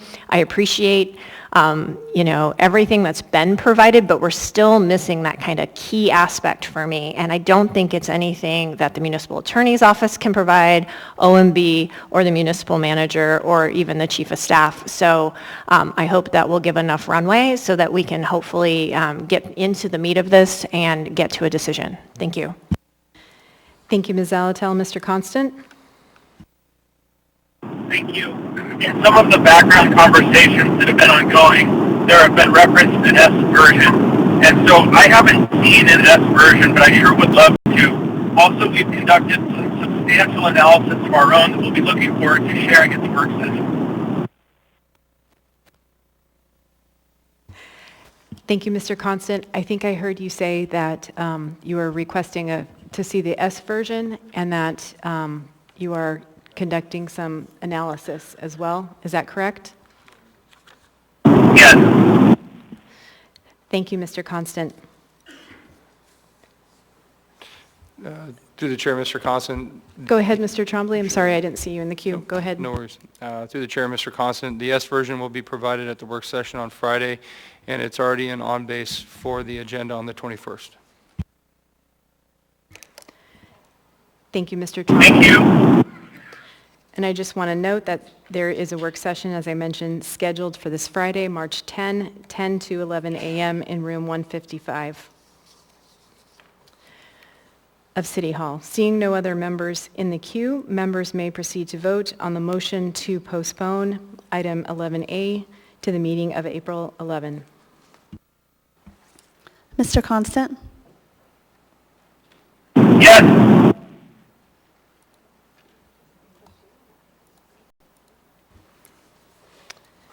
The motion to postpone item 11A to the meeting of April 11 is approved 10-0. We'll go ahead and keep moving on a little bit longer through unfinished business. We now have before us item 11B, resolution number AR 2023-49, a resolution of the Municipality of Anchorage reappropriating miscellaneous operational grants fund, unused transfers in the amounts of $108,059.91 back to the area-wide general fund. Waive reading. Thank you. Action was postponed from the meeting of February 21, 2023. Ms. Quinn Davidson moved to approve. It was seconded by Mr. Constant. A motion to approve is on the floor. Ms. Zalatel? Thank you, Madam Chair. Is it possible to move to approve the S if there's a motion on the original?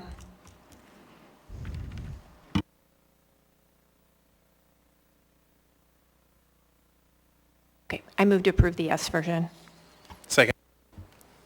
A motion to approve the S version has been made by Ms. Zalatel and seconded by Mr. Rivera. Ms. Zalatel? Thank you, Madam Chair. I move to bifurcate Section 1. Second. A motion to bifurcate Section 1 has been made by Ms. Zalatel, and I want to note that the S version is in the red packet, laid on the table items. Go ahead, Ms. Zalatel. Thank you. Section 1 mentions funding for emergency cold weather sheltering, which is an item I've been previously excused from, so if this is bifurcated, I'll be asking to be excused. Thank you. Thank you, Ms. Zalatel. Is there any discussion on the motion to bifurcate Section 1 on the S version of 2023-49?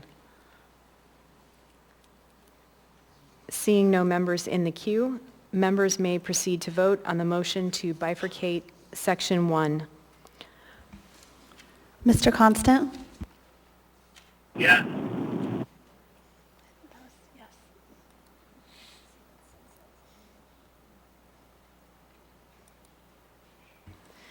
The motion to bifurcate is approved 10-0. Ms. Zalatel? Thank you, Madam Chair. As the Executive Director of the Anchorage Coalition to End Homelessness, I had previously been found to have a conflict for the items involving funding for emergency cold weather sheltering, and as this is related, I would ask to be excused.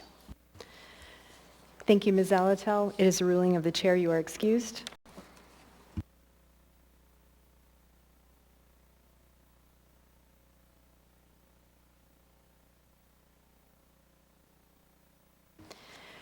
Is there a motion to approve Section 1? So moved. Second. Moved by Mr. Rivera, seconded by Mr. Peterson. Any discussion? Seeing no members in the queue, members may proceed to vote on the motion to approve the bifurcated Section 1 from AR 2023-49S. Mr. Constant? Yes.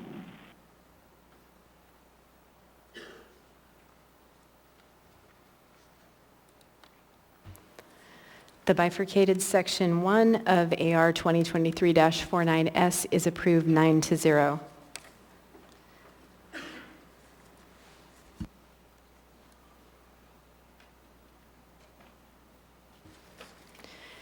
Is there a motion to approve the remaining sections? So moved. Second. Moved by Ms. Zalatel, seconded by Mr. Volan. Any discussion? Go ahead, Ms. Zalatel.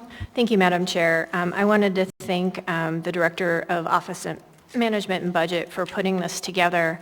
What this allows is the opportunity to restore potentially some alcohol tax fund balance in 1Q and allow us to really get an opportunity to take a look at how these funds all interact together. So thank you, Courtney, for that work. Appreciate it. Thank you, Ms. Zalatel. And thank you, Ms. Peterson. Seeing no other members in the queue, members may proceed to vote on the motion to approve the remaining sections of AR 2023-49S.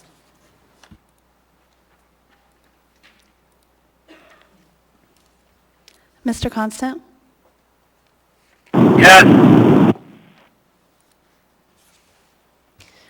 The remaining sections of item 11B are approved 10-0.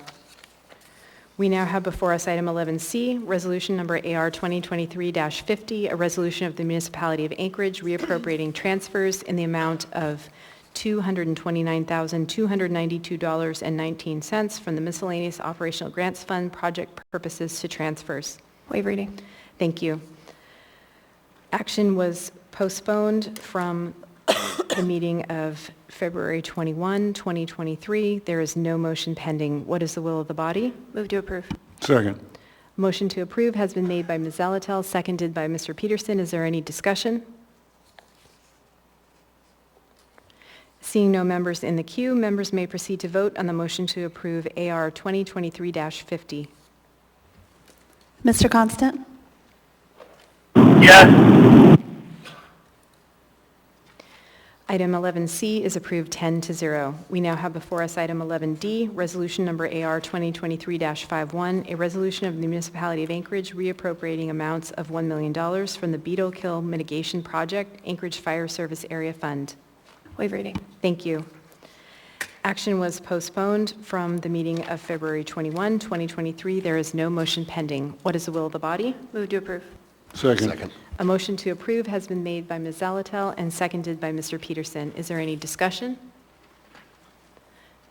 Seeing no members in the queue, members may proceed to vote on the motion to approve AR 2023-51.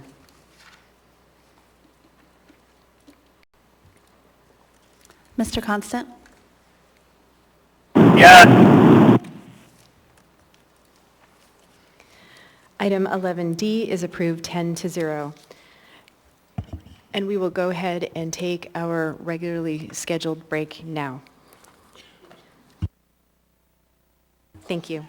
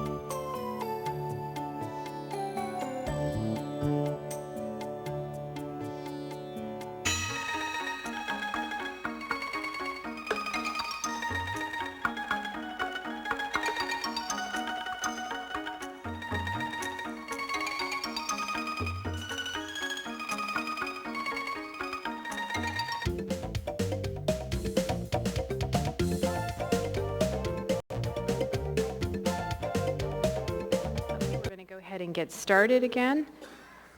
Mr. Constant, are you there? Yes. Mr. Constant? Yes. You are very faint. We can barely hear you. You want to try again? Can you hear me? Test? Yes. That sounds really good. Thanks.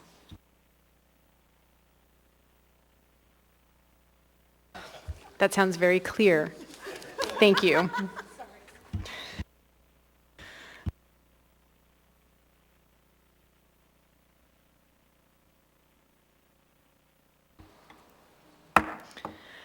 Okay, we're back. We now have before us item 11E, resolution number AR 2023-43, a resolution of the Municipality of Anchorage appropriating $4,754,202.34 of alcoholic beverages retail sales tax fund balance to the Alcoholic Beverages Retail Sales Tax Fund, Anchorage Health Department, to be used for emergency cold weather sheltering costs.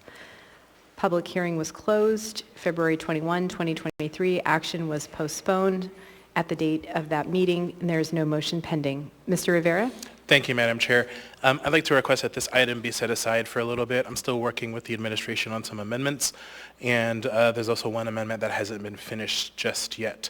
It is absolutely a priority for us to get this done by the end of the meeting, but until we're ready, I would request that it just be set aside. Thanks. Thank you, Mr. Rivera. If there's no objection from members, we'll go ahead and set this one aside while the amendments are being completed, and then we will move on to item 14A under new public hearings. We now have before us item 14A, ordinance number AO 2023-20, an ordinance of the Anchorage Municipal Assembly amending Anchorage Municipal Code, Chapter 3.30, Personnel Rules to enact a parental leave benefit. Public testimony on this item is now open. We'll go ahead and start with the phone list. We have 3 individual lists.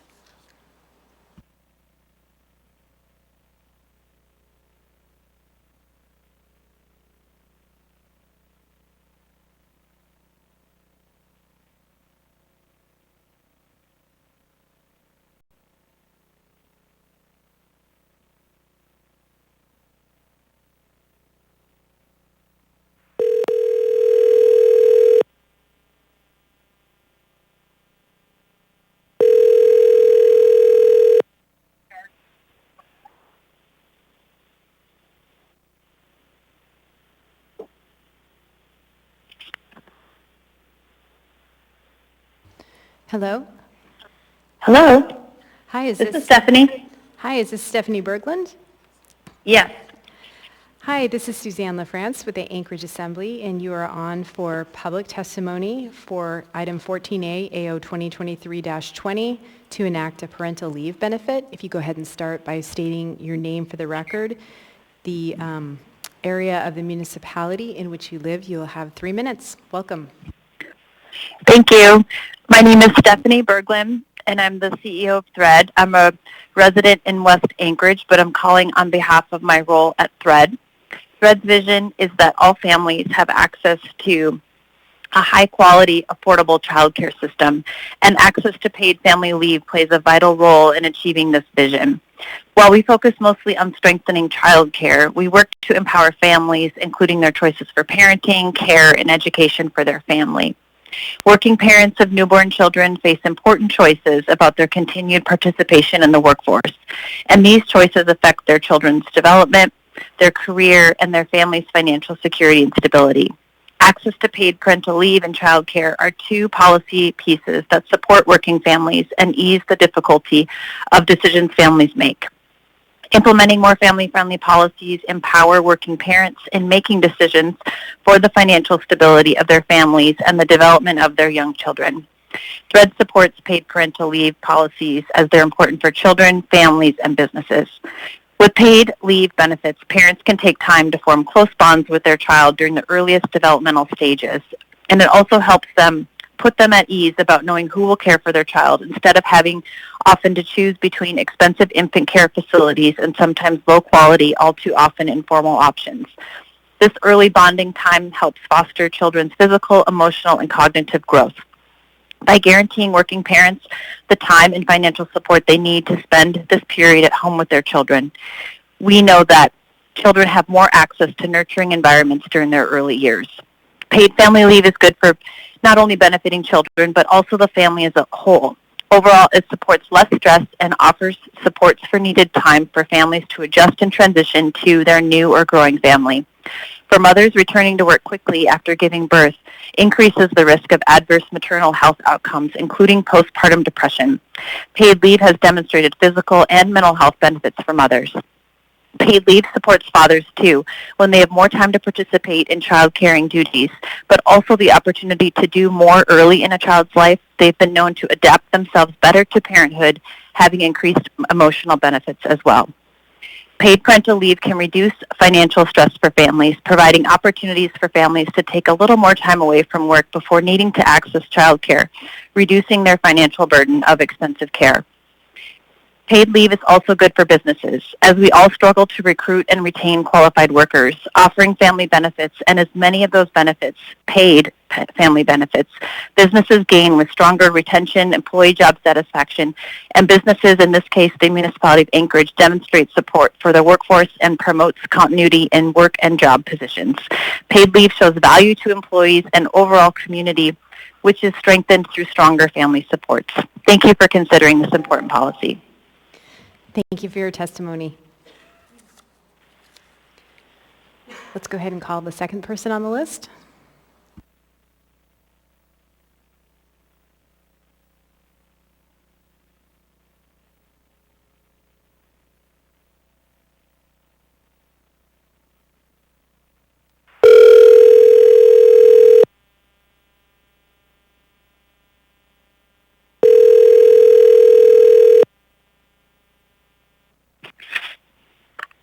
Hello, this is Laura.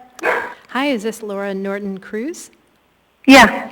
Hi, this is Suzanne LaFrance with the Anchorage Assembly, and you are on for public testimony on item 14A, AO 2023-20, to enact a parental leave benefit. And if you go ahead and state your name for the record, your community council, or the area of the community in which you live, you'll have 3 minutes. Welcome.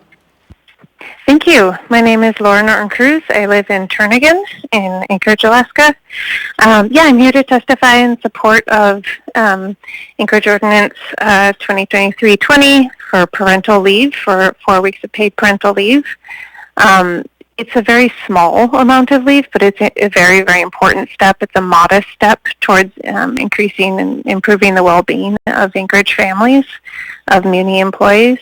I work in public health. I've worked in maternal child health for the majority of my career. I'm a licensed master social worker, and I focused on the well-being of during pregnancy, early childhood, and how that affects long-term health outcomes and other social outcomes. And what we know is that brains develop fastest and most significantly in the first 5 years of life. And that early attachment between the infant and the parent matters really significantly for the brain development of the child.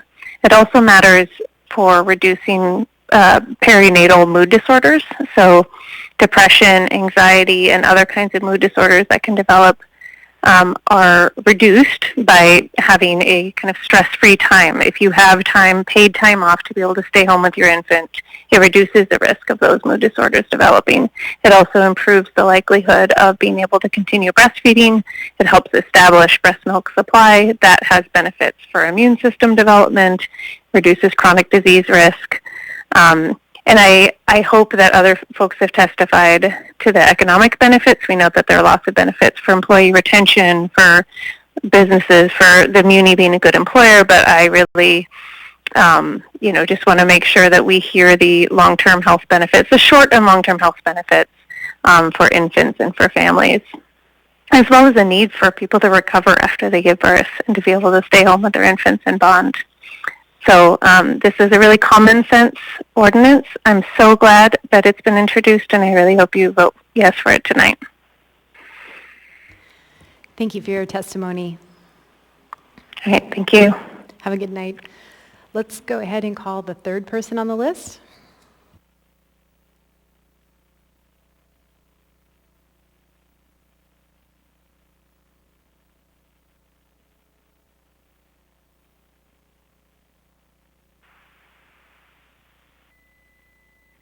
I am unavailable, so just leave me your name and number.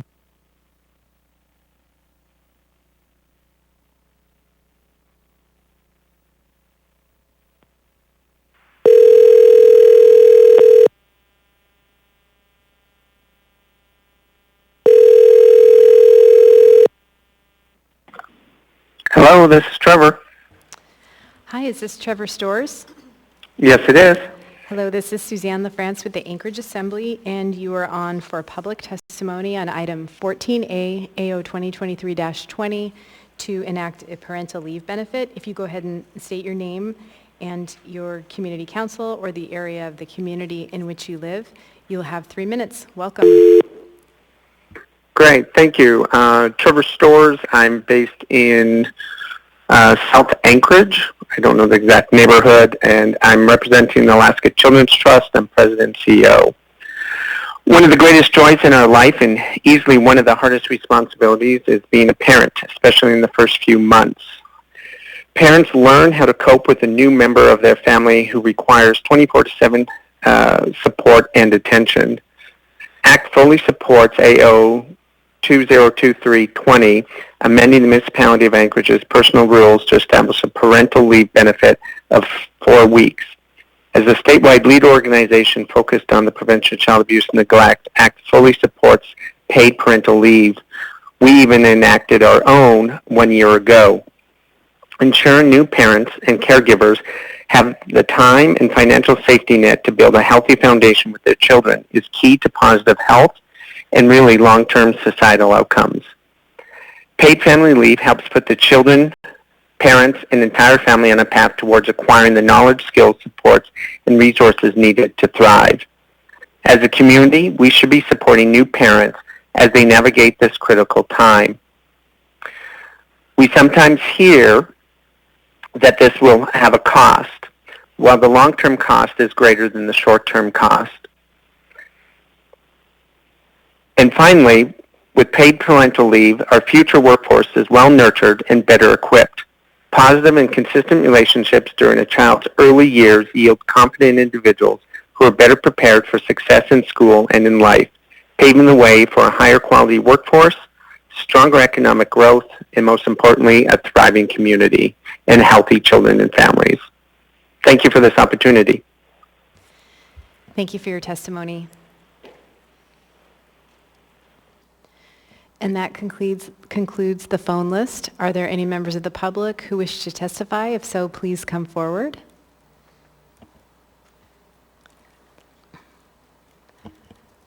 Welcome. And if you could just make sure the microphone is on. There's a button on the box there. Here? Yep, perfect.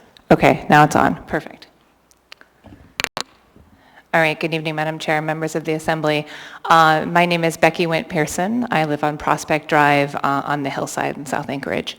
I'm here tonight and pleased to be here tonight to testify in support of AO 2023-20, implementing a paid parental leave benefit at the municipality. I support this ordinance for a variety of reasons. On a personal note, I am a parent of 3 children, aged 8, 6, and 4, and I gave birth to my 3rd son while working here at the municipality, taking unpaid leave to be home with him. So I know the calculus, as I know many of you do, that parents face when addressing the question of whether and how they can afford for a parent to be home for the first few weeks of a child's life.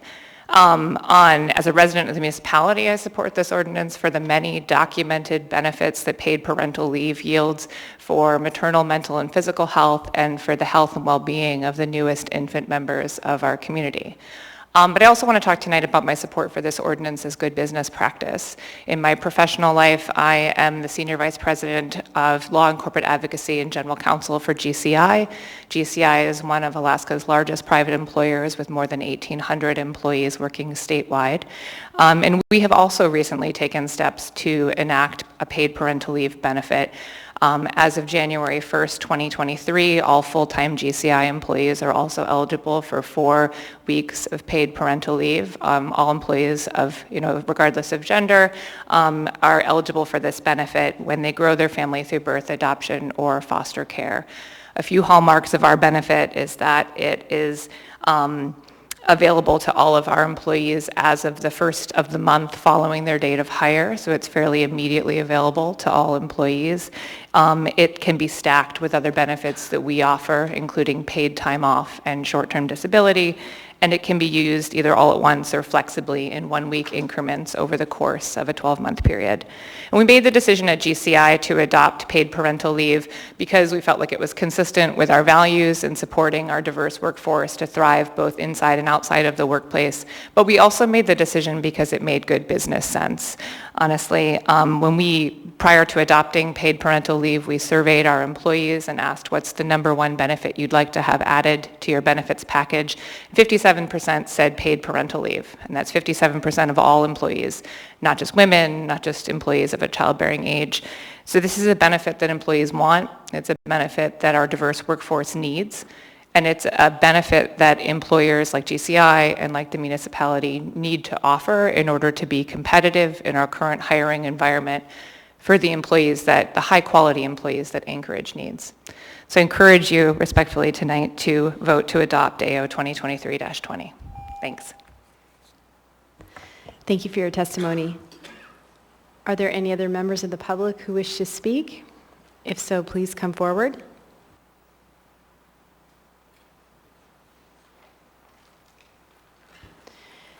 Anyone at all?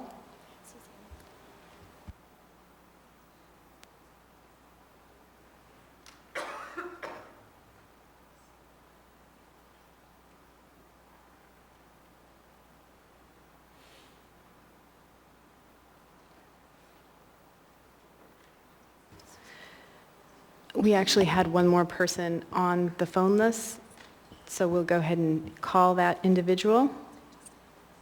Just one moment.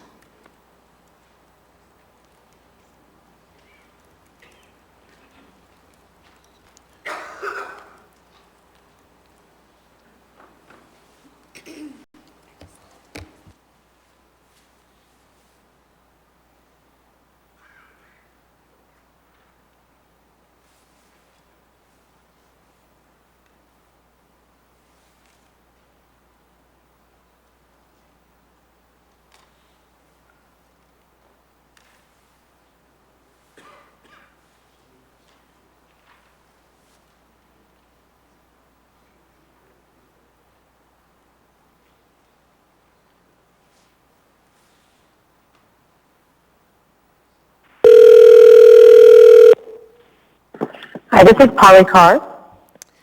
Hi, you are on for public testimony, Ms. Carr, on item 14A AO 2023-20 to enact a parental leave benefit. And if you go ahead and state your name for the record and your community council or the area of the municipality in which you live, you'll have 3 minutes. Welcome.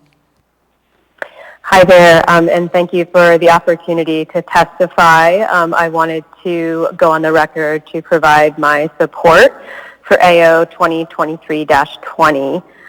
My name is Polly Carr, and I live on the hillside in Anchorage and have been there for the last 25 years. I am highly enthusiastic about this proposal for just a few reasons.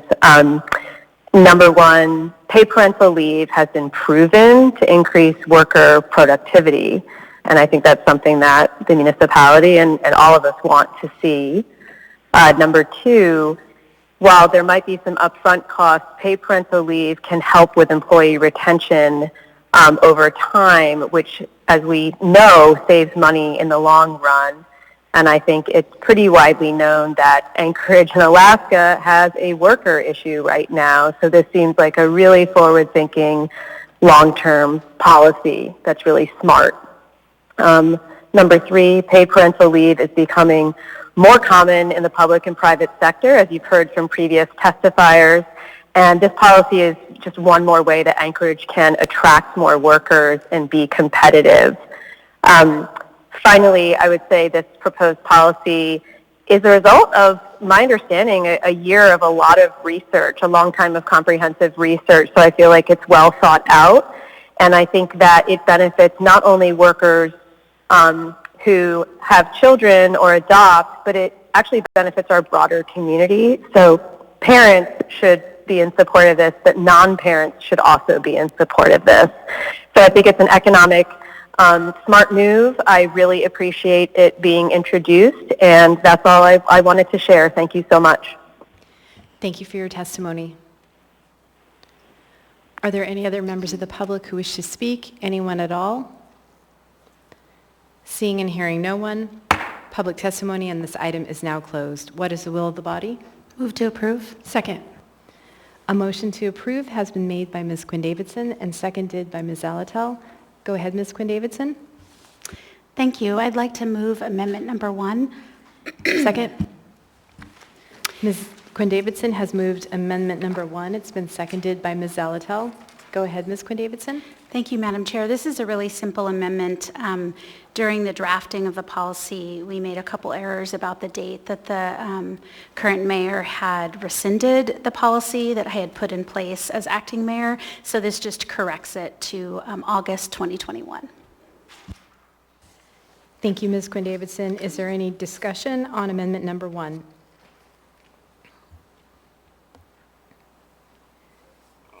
Seeing no members in the queue, members may proceed to vote on the motion to approve amendment number 1. Mr. Constant? Yes.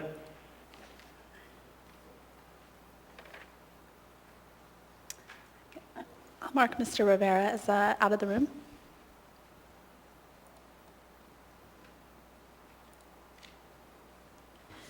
Amendment number 1 is approved 9-0. Ms. Quinn-Davidson? Yes, can I move amendment number 2? Second. Amendment number 2 has been moved by Ms. Quinn-Davidson and seconded by Ms. Zalatel. Go ahead, Ms. Quinn-Davidson. Thank you, Madam Chair. So the policy as originally drafted allowed employees to take their parental leave only at the beginning, so they couldn't take any PTO prior to that. And what we discovered through running through some hypotheticals and also hearing from businesses like GCI and others that were pretty flexible with how they allowed employees to take leave, and some questions by Mr. Solt about, what if you want to take PTO first, is, for instance, imagine this hypothetical. A dad works for the Muni, his wife has a baby, they have a generous leave policy. She has 3 months paid leave off. So she's home with the baby, and 2 months in, they want to take a family vacation. Down to lower 48, they need to take a week off. The way the policy had been drafted, that dad who has, if this policy passes, had 4 weeks of leave, parental leave, could not take the PTO first because he was supposed to take the parental leave first. And then if he has to take the parental leave, all of a sudden now he has to take it all 4 weeks in a chunk when his wife is at home already, and they're not able to juggle it for what meets their family's needs. So the point of this amendment is to just provide flexibility. I spoke with the director of HR, and she is fine with this amendment. What she wouldn't have been fine with was if we did it day by day, because that's difficult for the third-party contractor, which is called UNUM, that manages leave, to regulate. And so she said if you do it in weekly chunks, that's totally fine. The third-party contractor can easily manage that. So again, there's no fiscal impact to this. It just sort of gives families and employees flexibility in how they want to take their leave, and they're still required to take it by the 12-month period following the triggering event, adoption, birth, or foster placement. Thank you. Thank you, Ms. Quinn-Davidson. Any discussion on the amendment? Seeing no members in the queue, members may proceed to vote on amendment number 2. Mr. Constant? Yes.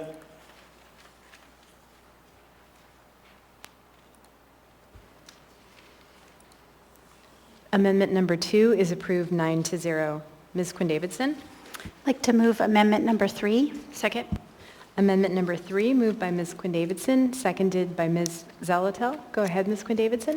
Thank you, Madam Chair. This amendment, and I'm sorry they're a little dense. I know it's a lot to read on the floor, so I'll try to make it simple. The policy as drafted would follow FEMLA, the Family Medical Leave Act, which requires that an employee be at the municipality for 12 months in order to take advantage of the leave. After hearing from some, from GCI and from others that their leave was available relatively either right when the person was hired or the following month after that, it became apparent to me that I don't think there's really a reason for a waiting period. I mean, the same benefits to children and to parents and families and employers exist whether someone's brand new or has been at the Muni for years, and we offer other benefits right away. For instance, retirement is also available the day of hire. So this is just consistent with some of the other benefits we would allow. I also worked with the acting HR director on this amendment. What it would do is move us currently, if we pass this policy, so effective immediately, we would follow the AFLA standard, which is the Alaska Family Leave Act. That allows employees to take leave as of if they've been with the municipality for 6 months. And then what we would like to do is eventually make it so the person could take leave right away at the date of hire. I mean, the reality of them actually doing it the day they're hired, I think, is very unlikely, but soon after if they need to. And the way we would do that is HR would need to work into their updated contract for 2024 with Unum, the third-party contractor who works on this, a way to track that. And so I worked with the HR director on a solution, which is let's start with AFLA right now, and then on January 1, 2024, giving HR plenty of time to work with the contractor, we could phase in the immediate leave being available. And I guess I'll just say, and then maybe take questions because it is a little confusing and a lot to digest. I think that if there's any temptation to worry that pregnant employees will, pregnant people will come work for us just for this benefit, I'll just point out a couple things. One, and some of the public testifiers shared this, this leave package is not particularly competitive. It's basically the bare minimum that we see with employers. The federal government does 12 weeks, and we're instituting 4 if we pass this tonight. So I don't really think anyone's going to come here to work just for that fairly mediocre parental leave policy. The second piece is that these are people we want to come work for us. We have hired these people. We've selected them, probably among many other candidates, to be people who we want to bring onto our team. And that means they're going to work for us and do good. And anyway, I think that if people come here because of the benefit, that's actually what we want. We want to attract good employees who we want to hire because we offer good benefits. So anyway, I'll go ahead and stop talking for questions. Thanks. Thank you, Ms. Quinn-Davidson. Mr. Solt? Thank you, Madam Chair. I was going to hopefully disagree with Ms. Quinn-Davidson that hopefully employees do come here for this benefit, which I think you caught at the end. And I just want to address some things, I think, in the amendment and some questions that I've had is it says there's no cost to this. Well, obviously, we're already paying the employee's salary at this point. So when they leave, we're really losing hours, but there's flexibility in workforce. So that work will be redistributed and made up. And the benefit to the municipality is, again, retention, not having to find employees, which has a significant cost to it in disruption. There's also, like with any system, there will be people, I hate to say this, but there will be people that will take advantage of it and abuse it. And that's true of anything we do. You're going to have that, hopefully less than 5% that work the system to their personal gain. While we want that to some extent, obviously that's while we're working on this, we don't want people to abuse it that causes us to pull it back later down the road. So thank you. Thank you, Mr. Solt. Is there any other discussion on this amendment?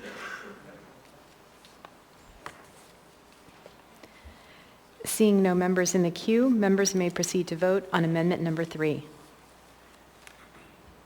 Mr. Constant? Yes.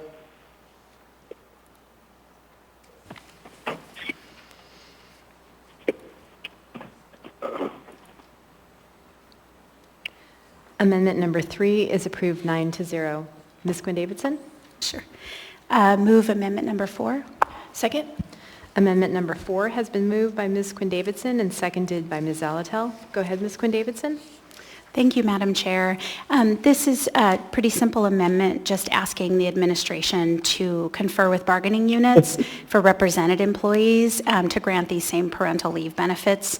As you know, the Assembly is only able to make this change for executive employees and non-represented employees for the public's benefit. That means not represented by a union. That's about 23% of our employees, but obviously there's another, 77 out there. So we're hoping that the mayor, if this policy does pass, which I really hope it will, that he'll then work, he and his team, with the bargaining units of those unions to add this benefit. Thank you. Thank you, Ms. Quinn Davidson. Mr. Constant? Yeah, I just want to speak to that briefly. We had that odd conversation earlier from the mayor that the Assembly didn't provide this benefit to the labor workforce. That's not the truth, and in this case, it's not the truth. If this passes, we offer it to them. It is available. They just have to negotiate for it. And the administration, in good faith, has to put it on the table. And so I just want us to be really clear that this Assembly is intending and is reaching as far as within our power, if this passes, to say to our labor workforce, this benefit is for you. Thank you, Mr. Constant. Seeing no other members in the queue, members may proceed to vote on amendment number 4.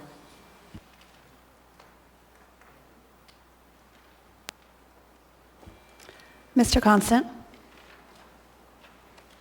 Yes.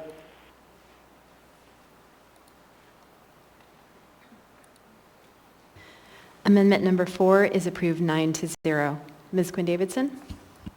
Thank you. I just wanted to speak to the underlying ordinance now that we're there and just say that I'm really excited to be here talking about this proposal and thankful to my colleagues, to each and every one of you who's been really engaged and raising good comments and questions.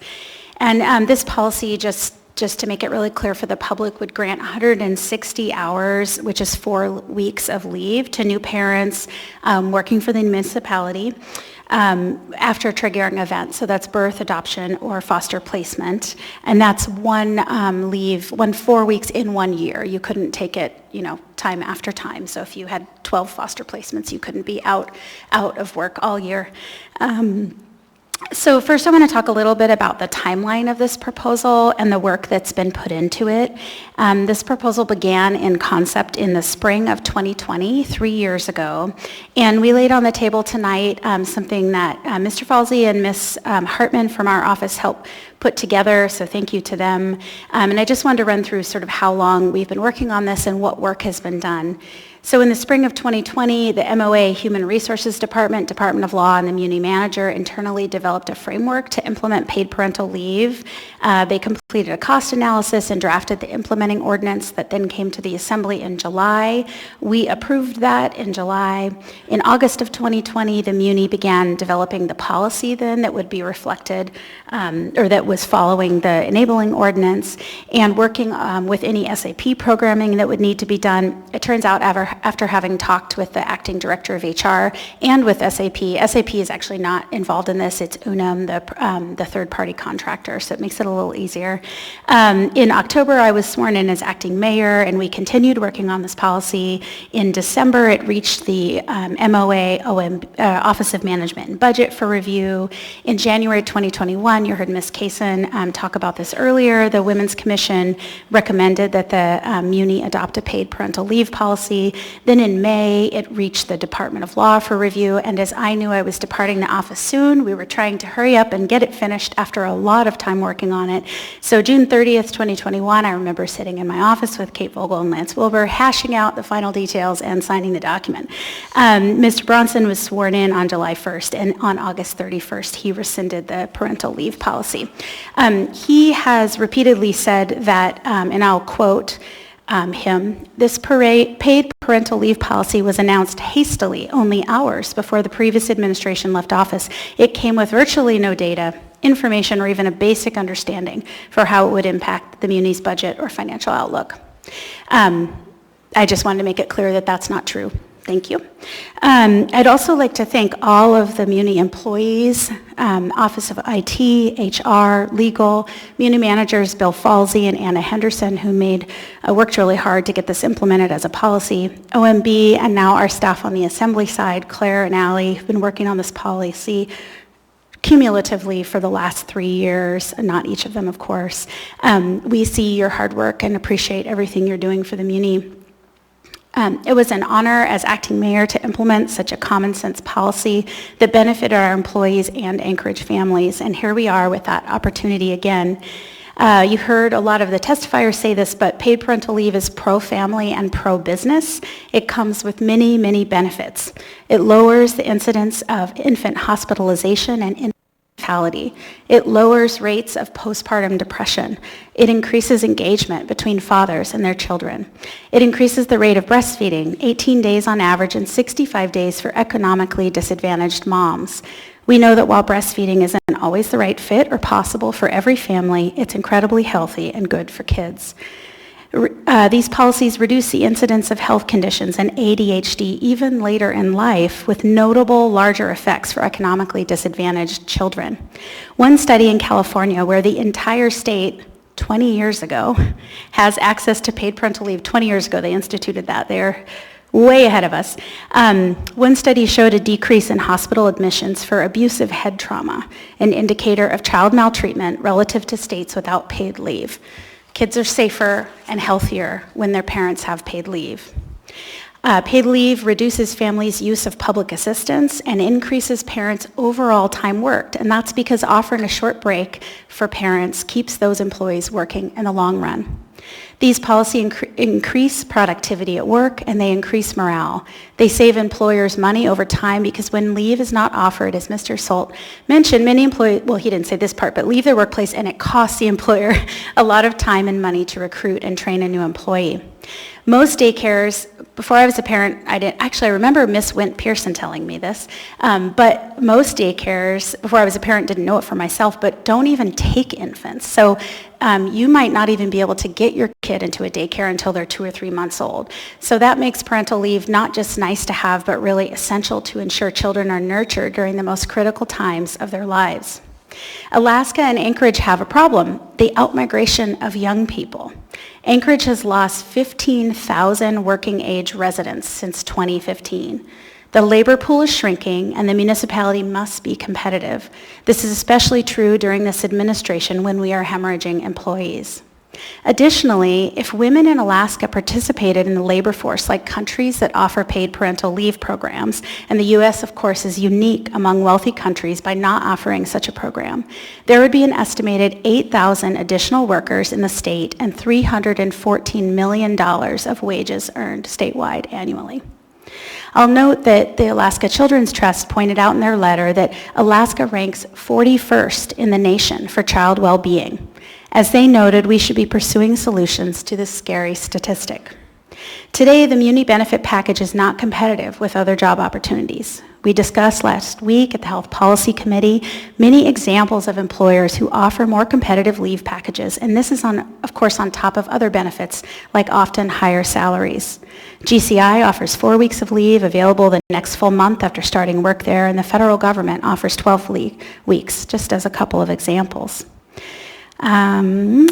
I guess finally I'd like to thank our partners who have helped us develop this policy and been available for questions. That includes GCI, ANTHC, THREAD, the Children's Trust, AFL-CIO who wrote in a letter today supporting this policy, GALS, Kevin Barry, who's an economist and wrote an op-ed with me supporting this policy, Allie and Claire from our office, Raylene, who I spoke with while she was on vacation so she could help me sort out these amendments, Philippe from IT, who works on SAP issues, and of course Bill Falsey, who helped us draft this, and my co-sponsors. So with that, I guess it's not too often we get to take a vote that benefits families, parents, future residents, current residents, and is good for business. So I'm so excited we get to implement this policy together today.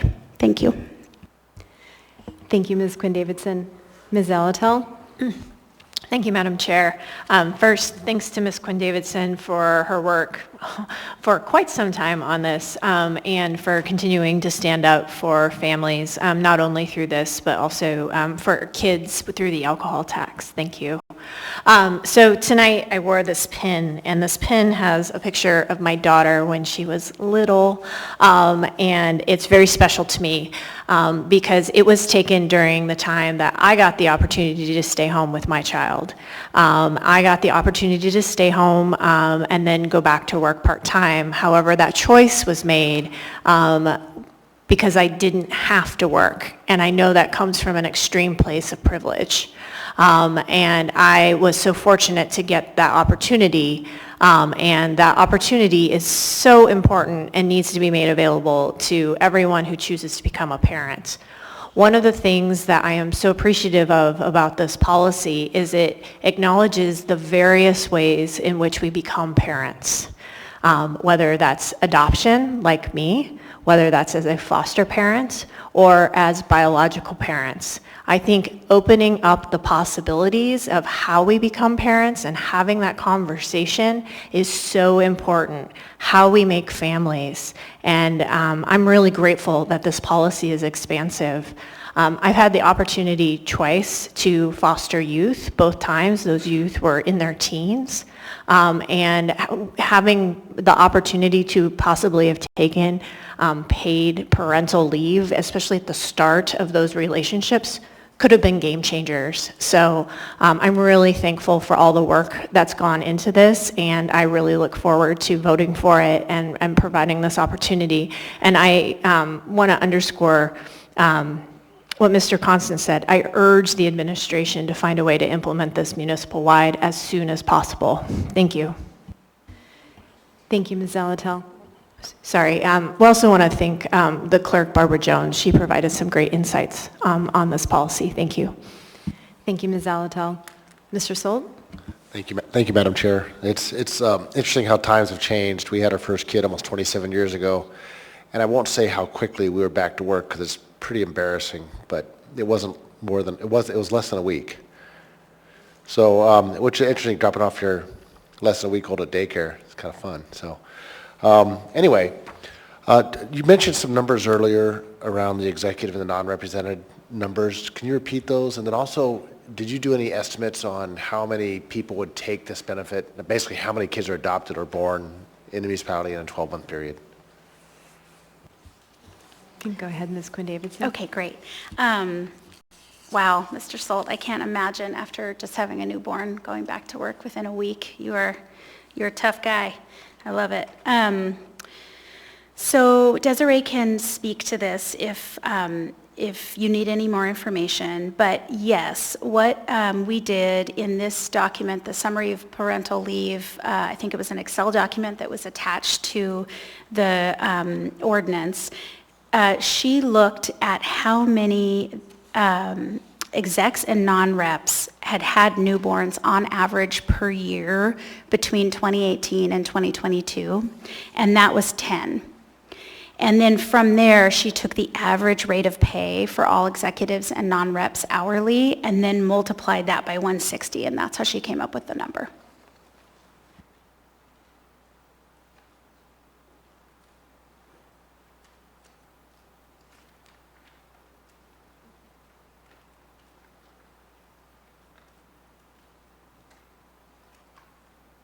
Any follow-up, Mr. Solt? No, I'm good, thank you. Thank you. Ms. LaFrance? Thank you, Ms. Zalatel.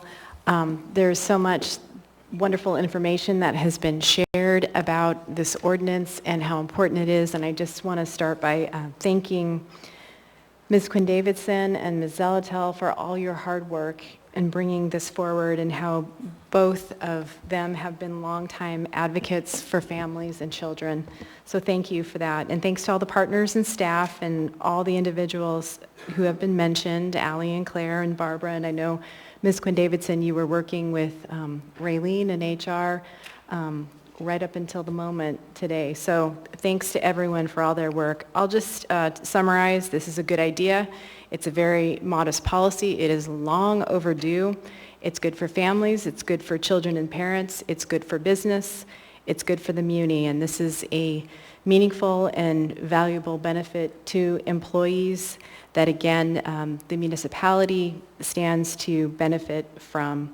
So again, thanks to everybody who's worked on this to bring it forward, and I look forward to seeing this benefit expanded to the other employees in the municipality who are members of collective bargaining units. Thank you, Madam Chair. Mr. Voland? Thank you, Madam Chair. This is pro-family policy. I just want to say that again. This is pro-family policy. I support it. Let's get it done. Thanks. Thank you, Mr. Voland. Ms. Dern?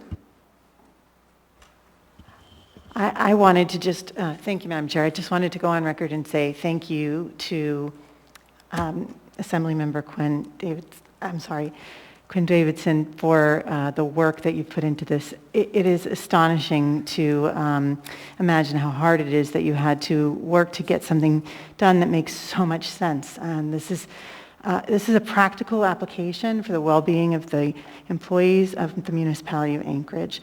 Having worked in the field of infant care in the past, I can tell you that there are not a lot of spots for children in this city, and that parents, when they have to leave their children at an early age, like a week or even 6 weeks, it's unbelievably stressful. The calls that come in to the caregivers all throughout the day, the rush in at the end of the day to pick up their child to make sure they're okay, to give them a hug, and the guilt that you know that they're feeling, it's palpable and it's avoidable. And so I am just proud to be here tonight and to be able to have added my name without having done any of the work, but giving you all of my support. And I look forward to the vote tonight. Thank you very much. Thank you, Ms. Dern. Seeing no other members in the queue, members may proceed to vote on the motion to approve AO 2023-20 as amended. Mr. Constant? Proud to be the first recorded yes.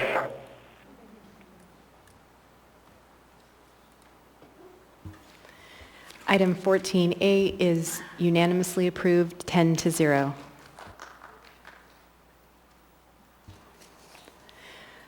We now have before us item 14B, ordinance number AO 2023-26, an ordinance of the Anchorage Municipal Assembly amending Anchorage Municipal Code Section 3.80.010 to update the functions of the Office of Emergency Management to reflect a public safety leadership role in guiding the municipality to best practices in all areas of emergency management. Public testimony on this item is now open. Are there any members of the public who wish to speak? If so, please come forward. Anyone at all? Seeing and hearing no one, public testimony on this item is now closed. What is the will of the body? Move to approve. Second. A motion to approve has been made by Ms. Zalatel and seconded by Mr. Rivera. There is one amendment. Ms. Zalatel, you want to go ahead and move that? Yep. I move amendment number 1, please. Second. Amendment number 1 has been moved by Ms. Zalatel and seconded by Mr. Rivera.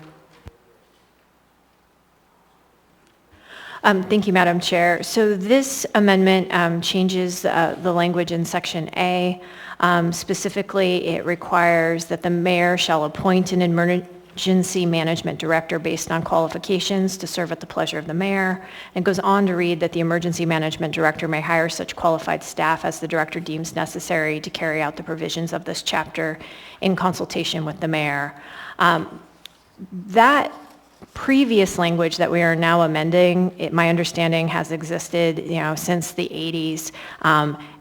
But what's changed is how emergency management is done. It is a highly specialized, qualified area. It has really evolved since the 80s, and this language needs to evolve as well. This allows the Office of Emergency Management to work much more like a department with a director that we can look at their qualifications and their experience, and then allows that individual to be able to hire staff Right now, it's my understanding that all employees of the Office of Emergency Management are mayoral appointees. And that seems cumbersome and not very agile for something like OEM. Thank you. Thank you, Ms. Zalatel. Mr. Soltz? Thank you, Madam Chair. Just to kind of reiterate, so when I worked for the oil companies, this was something that I did quite a bit, and it has changed a lot. There's an incident command system, various training levels, which I'm sure most municipal employees, unless they are heavily involved, will not have any of this training. And really what it does is it streamlines the reaction and the response in an emergency situation. And the incident commander, as we would call it, basically runs the show. And when you're put in that role, you could override your CEO, you could override your president, you could override anyone. That's why you're there. So one ring rules them all. So I agree with this change, and thank you. Thank you, Mr. Soltz. Seeing no other members in the queue, members may proceed to vote on amendment number 1. Mr. Constant? Yes.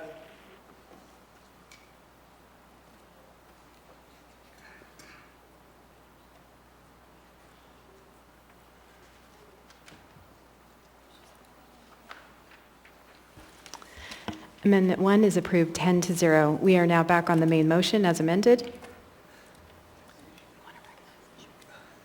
Ms. LaFrance?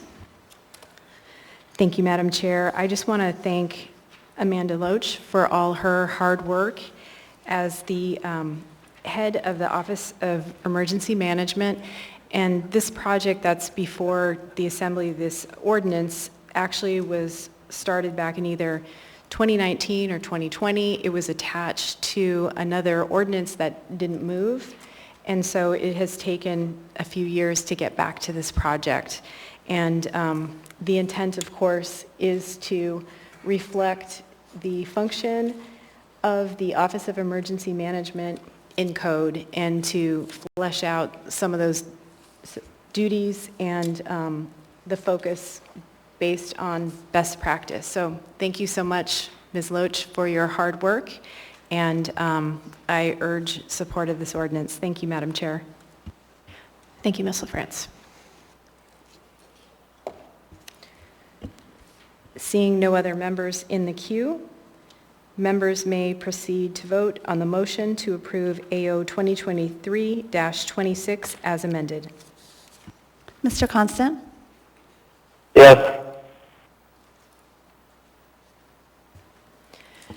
Item 14B is approved 10-0. So we will now go back to item 11E. No, not yet? Okay. That item will sit off to the side until the amendments are done. We will move on to item 14C, ordinance number AO 2023-23, an ordinance of the Anchorage Assembly amending Anchorage Municipal Code, Title 7, Purchasing and Contracts and Professional Services. Public testimony on this item is now open. Are there any members of the public who wish to speak? If so, please come forward. And please state your name for the record, your community council, or the area of the municipality in which you live. Welcome. I'm Ron Oliva. I'm represented by all districts as a citizen and taxpayer of Anchorage. If this involves any emergency money to the shelters, something went amiss in the budget for you. Somehow you spend $1 million or $1.2 million on the Sullivan, then you have to spend $400,000 policing. Point of order, Madam Chair. Go ahead, Ms. Zalatel. Thank you. I believe Mr. Leva might be on the wrong item. This is about changing the emergency ordinances into ordinances around purchasing. It's not about any specific appropriation or monies to any specific But it's item. the way you do it, the way you manage it. Hold you on, Mr. mismanage Oliva. it. Hold on, Mr. Oliva. Thank you, Ms. Zalatel. I agree. Until this point, it has not been clear you are speaking to this ordinance. So, Mr. Oliva, if you'd please focus your comments on the ordinance before us concerning purchasing and contracts. Well, it's the way you do it. I mean, it seems like it's a sole source contract. Beans Cafe got 14 million last year, and you don't make it competitive the way you write it. It's almost like a backdoor deal.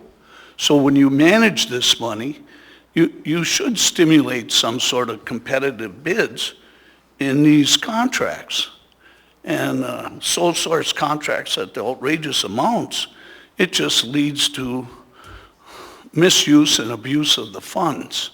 And I don't see transparency in that whatsoever.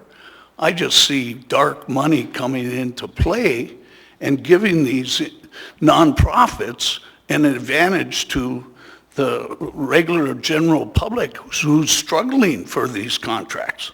So I don't think this is, Becky left, she was on the ethics review, but I don't think this is clear-cut contracting whatsoever. This is favoritism and cronyism to what you call partners.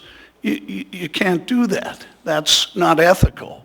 And ethical is different than legal. It can be legal, but unethical. And that's what you're doing with these contracts, especially in an emergency situation for the unsheltered. It's shameful, and I believe you should put some more insight into this on a moral ground as well as an economic ground. Anyone have any questions? I won't waste your time because I would have spoke to the paternity leave, which I think was a good idea, but you talk about families and then you destroy them later on in life. So why do you start and you kill else? Hold on, Mr. Oliva. Who's interrupting? Go ahead, Mr. Constant. I just think that the speaker is off topic. He's now talking about the previous item.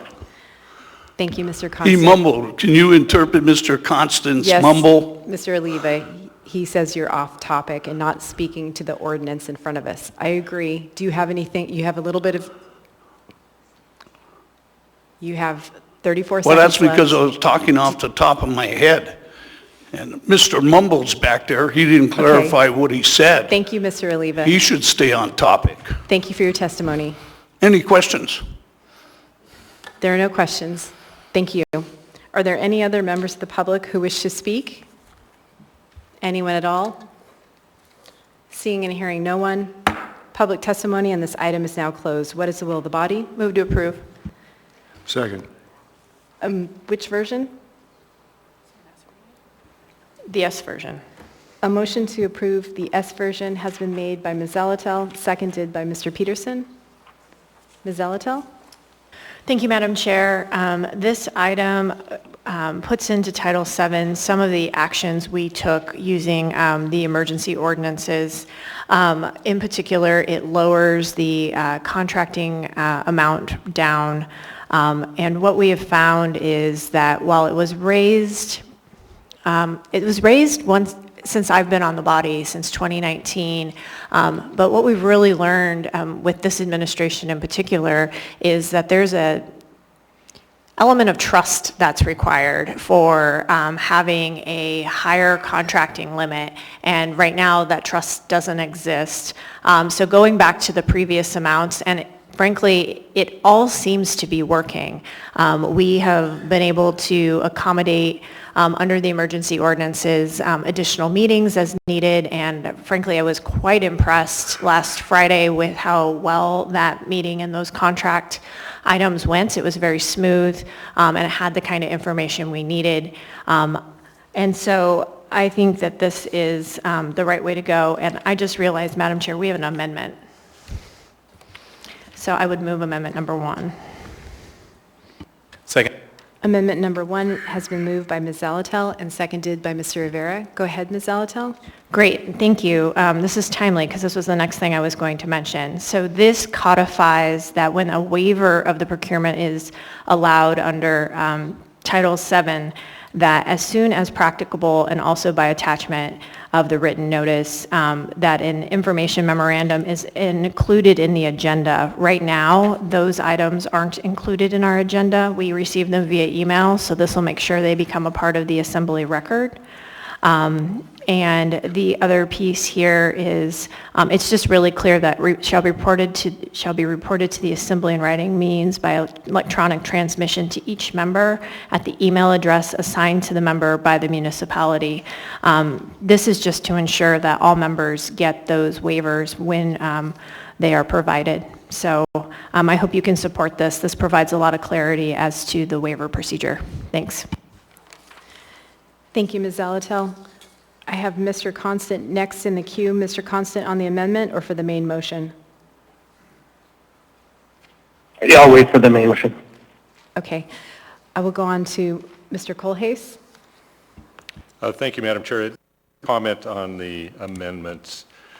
In paragraph C on the back page, the waiver notification requirement for items under A1, which would be an emergency, those could happen on a Friday evening or on the weekend, and it may be a pretty quick response by, I guess, frontline workers, and we would request an extended waiver notification allowance for the weekend, something on the order of 48 or 72 hours, so that we would have until the next business day to provide that formal waiver.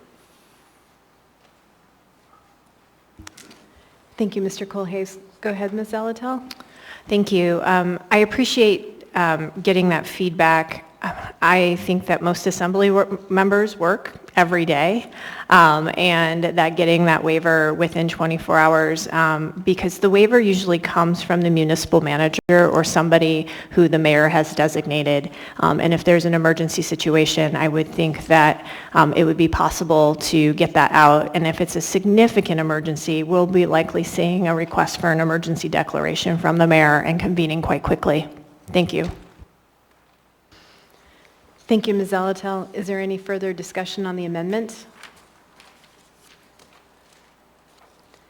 Seeing no other members in the queue, members may proceed to vote on amendment number 1. Mr. Constant? Yes. Amendment number 1 is approved 10-0. We are now back on the main motion as amended. Go ahead, Mr. Constant. Thank you very much. The idea of this ordinance is to tighten up only really a couple of areas of purchasing to ensure that items come before the body rather than being granted in a trust, because the trust has really been challenged between the administration and the assembly. And so the speaker that we had who was talking about issues relating to sole source and how funds are being moved, this is not that package, but I will say that the leadership has been working on a solicitation for review of Title VII, the procurement code, to take on just those bigger picture issues that really do need a look and a close review. So we will be taking up those questions in due time, and this package is really to ensure that we understand the promises that are being made, have the approvals that they need before money is being sent to contractors in this municipality, as we are careening now toward a real crisis in our charter because of the desire of the administration to fund, without assembly approval, contracts for their priorities, and then when they're caught, to pay off the people that they made those deals with. So this is an important part in the efforts to bring compliance by this administration by shortening the leash within which they are allowed to act freely, which is due at this time. Thank you, Mr. Constant. Next in the queue is Mr. Solt. Thank you, Madam Chair. So for this one, I see a couple issues around non-encumbering contracts, which are typically encumbered through POs or task orders. I see issues with the workload in the purchasing department For example, 2021, the number of AMs would have gone from 48 to 105 with this. 2022, 30 to 75. And I'm worried it's going to put undue stress on the employees. I know we want to have oversight, but I think we're affecting the wrong departments, and we're going to logjam the municipality and not be able to get our work done, even though we think we will. I'm worried that these special sessions will turn into a series of yes, yes, yes, yes votes, and I've seen this before in business, and eventually everyone asks the question, why are we doing this again? Because trust has been regained. So one group that we have not heard from is the purchasing department. So I'd be in favor, or I'd like to motion that we postpone this until March 21st so we can have a work session on this in between now and then. And I'm sure it won't get. I'll second. Okay. Yeah. So a motion has been made by Mr. Solt to postpone this item to the meeting of March 21. It's been seconded by Ms. Quinn Davidson. Do you want to speak any further to that motion, Mr. Solt? Yes, ma'am. I'd just like to engage the purchasing department, not necessarily the purchasing director, but the department, and hear what impacts that we're putting on them and if we're actually achieving the oversight that we want to achieve. Thank you, Mr. Solt. I'll go through the queue on the motion to postpone. Ms. Zalatel? Thank you, Madam Chair. I appreciate Mr. Solt's idea. I'm not sure the purchasing department will be the ones to tell us whether or not we're getting the oversight we intend to get. We determine if we get the oversight that we intend to get. And so far, I have been happy to have the additional items come before us. I don't know if you recall, but from about August until this emergency ordinance was put into place, I worked closely to correct a lot of items that came before the body. And it took a lot of work, and it took a willing partner in the administration, and unfortunately that municipal manager is no longer with us. I'm not to say that Mr. Kohlhase hasn't been a willing partner, but he's been new to it. Also, I believe the current emergency ordinance expires on the 21st. And so I believe that might be cutting it a little bit close. So I'm going to vote against this motion to postpone. I don't think that there wouldn't be the opportunity to refine an ordinance. Once it's passed, we can always come back and make additional changes. And so I'm not going to be able to support that. I'm all for continuing to explore what the effects are and how we can get this streamlined and kind of get it back to where it was, where we can get accurate, complete information in order to make decisions. Thank you. Thank you, Ms. Zalatel. Mr. Kohlhase? Thank you, Madam Chair. To speak to Mr. Solt's suggestion, there is an increased workload with this. I find that my ability to do quality control on the number of items in OnBase and my queue is challenged. And I had understood at the emergency meeting that where these were established that there was going to be a work session. So we would be in favor of having a work session on this. Thank you. Thank you, Mr. Kohlhase. Next is Mr. Constant.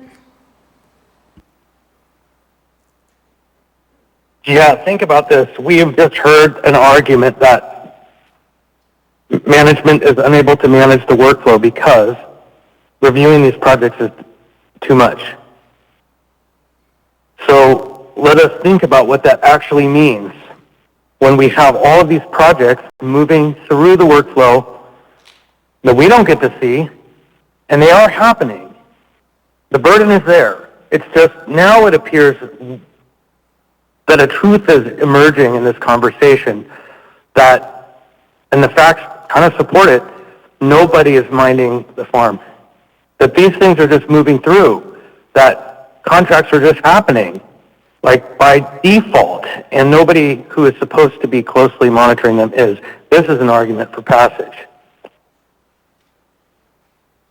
Thank you, Mr. Constant. Ms. LaFrance?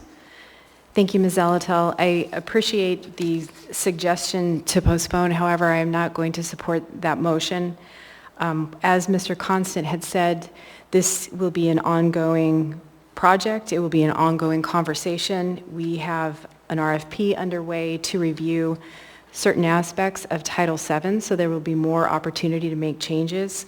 I know it's time-consuming. I appreciate the work that the staff has been doing to come up to speed with using OnBase and the improvements that we have seen in the documents, as Ms. Zalatel spoke to, and I know It means more work for the acting municipal manager. I'm hopeful that as other people get up to speed in this process, that it will not be so time-consuming. However, unfortunately, this is the cost of doing business in this environment. It is going to take time to build trust. It is going to take time to assure competency, and this is the position we're in right now. So again, I do not support the motion to postpone. Thank you, Madam Chair. Thank you, Ms. LaFrance. Next in the queue is Mayor Bronson. Yes, thank you, Madam Chair. I just need to correct the record as to the comments of Mr. Constant. The reason Kent said that the workload is high is because of the micro or microscopic management of the purchasing process by the Assembly itself. That's what's creating the very burdensome workload on all of our departments. That includes 32 purchasing officers in the various departments and the entire purchasing department, to the point where I've had employees approach me from the purchasing department with over 20 years of experience saying they're looking at quitting because of these emergency orders and now this permanent stuff. So I just needed to clarify the record for Mr. Constant. He misunderstood what Kent said. Thank you, Madam Chair. Thank you, Mayor Bronson. Next in the queue is Ms. Quinn Davidson. Thank you, Madam Chair. I think that, I'm sure Mr. Constant will want to speak for himself, but I think that his point was a little lost over there. His point was that if the time it takes to check the contracts or approve them is too time consuming, that means probably no one was doing that before. So that was the point. But what I wanted to speak to was, I will support the motion to postpone. I don't have a problem talking about this more. I think it is a change in how we do things, and it might be warranted, and I appreciate all the work that Ms. Altel has done and Ms. LaFrance and Mr. Constant, but I'm okay with taking that little bit of extra time and having more conversation. And I was looking to see if we had another special meeting lined up, because I thought, well, maybe we could vote on this then, so that we didn't get ourselves in that situation, Ms. Altel, with the EOs expiring, but I don't think we have one set up. So maybe the 21st it would have to be if we postpone, but I'll support it.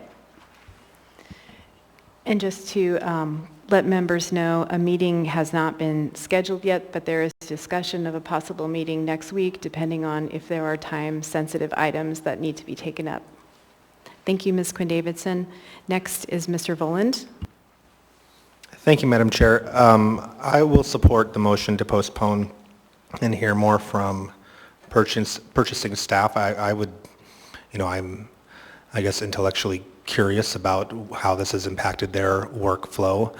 At the same time, I do appreciate, as other members have said, some of the increased quality of information that we've received.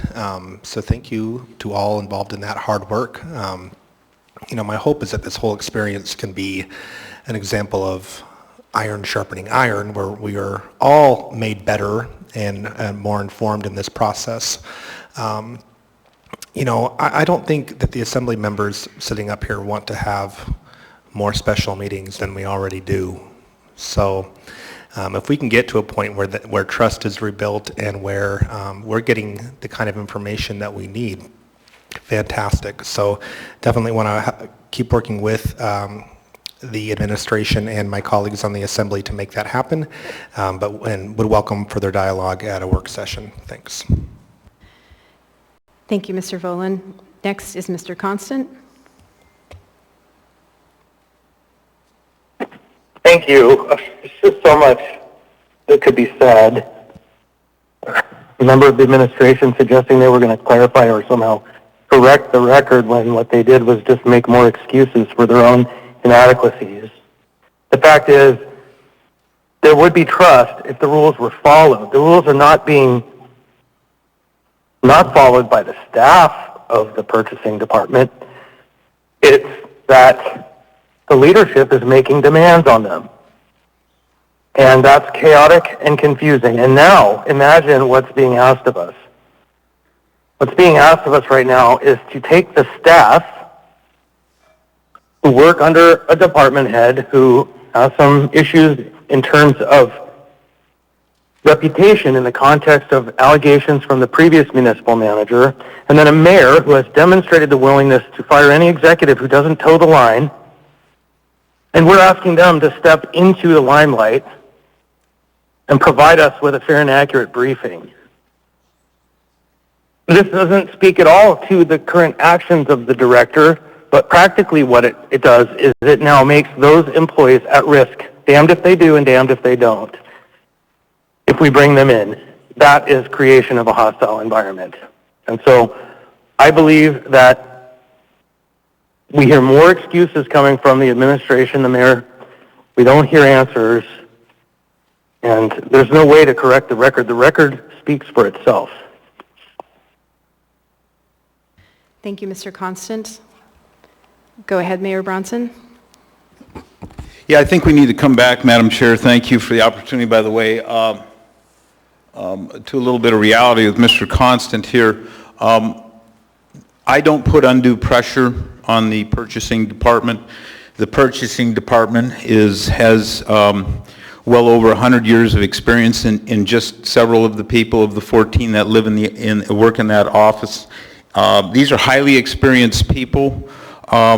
If anyone knows how executive authority works, I don't micromanage my departments.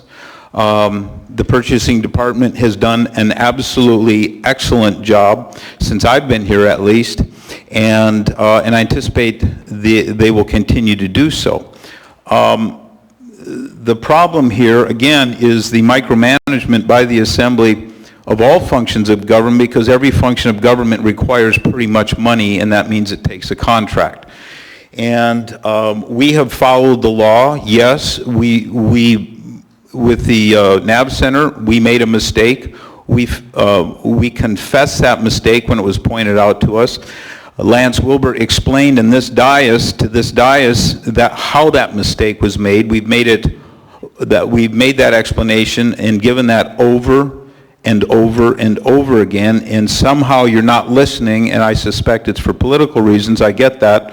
That's the nature of this business.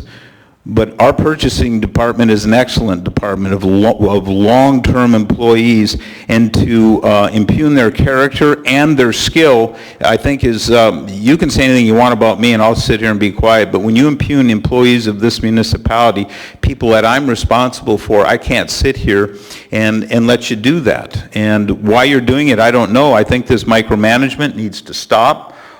This permanent ordinance certainly is an improvement on the emergency orders, but the emergency orders were entirely onerous and problematic for the employees, all employees of this city, all employees. So thank you, Madam Chair.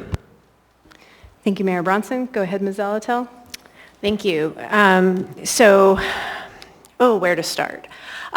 So I think I'm going to start with the emergency ordinances passed. An extraordinary action was taken because of the failure of the leadership of the executive and the oversight to ensure that accurate information was provided to the Assembly amidst a myriad of allegations of financial impropriety and, frankly, corruption.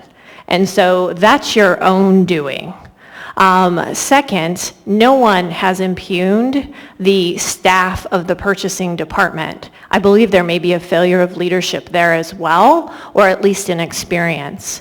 That said, it is our job to have oversight of the executive in the way it spends money. And if the executive spends money in such a way as to not be able to garner trust and repeatedly makes errors, it's either not trying very hard to get it right, or it's deliberately obscuring so that we can't provide the oversight that's required.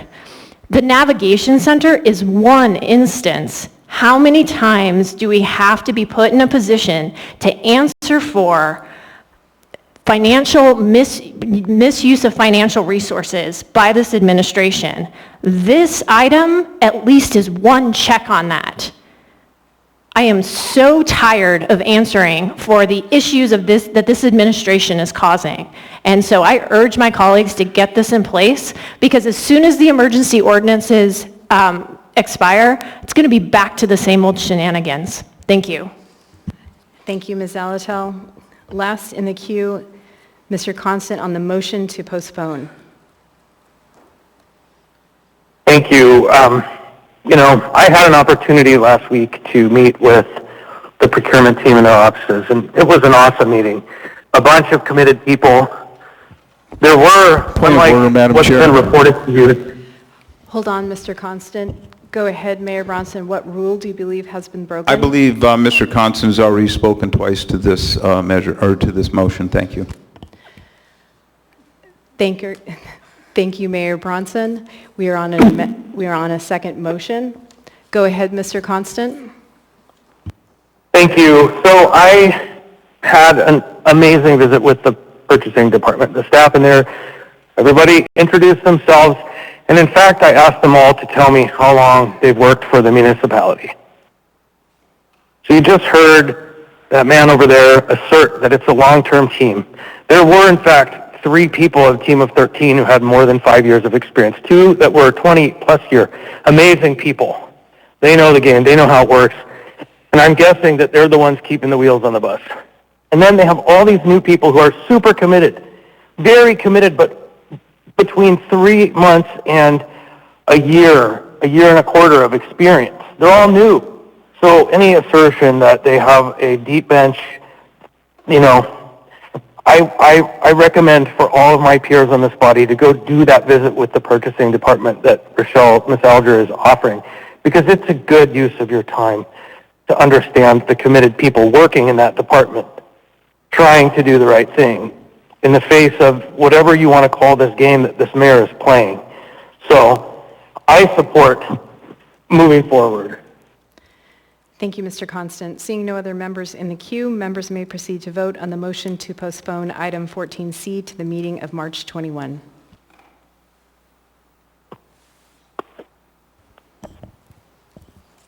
Mr. Constant? No.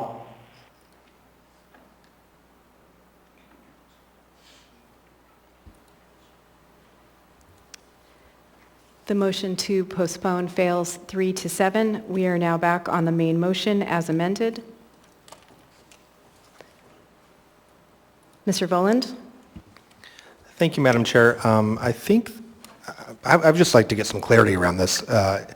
The director of the purchasing department, Ms. Alger, is here, and I'd like to ask you about your team. What is the experience level like? What is the longest serving employee, I guess? And then if you could give us, to the best of your kind of on the fly recollection here, what's sort of the breakdown of years of experience in your department? Yes, you.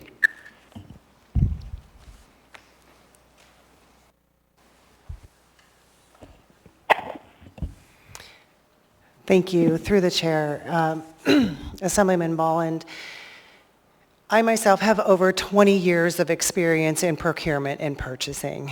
I have worked in purchasing at Alyeska Pipeline, and I worked alongside Becky Went-Pearson, who was just here speaking to you, for a number of years at GCI. So my experience is extensive, and I'm quite confident in my experience. And one of the things that the municipality has in place that makes this position,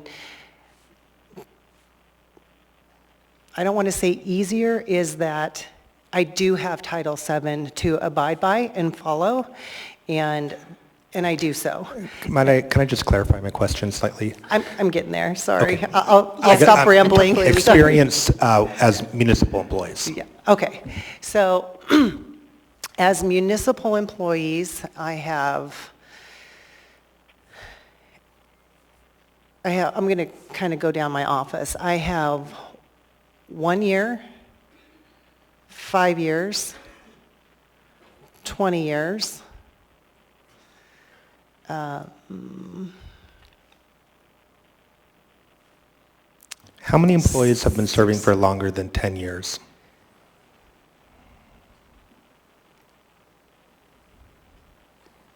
Two or three. And I say possibly 3 is because I have somebody who has worked in government in Kenai and Soldotna, and I don't recall how long he was there prior to joining us.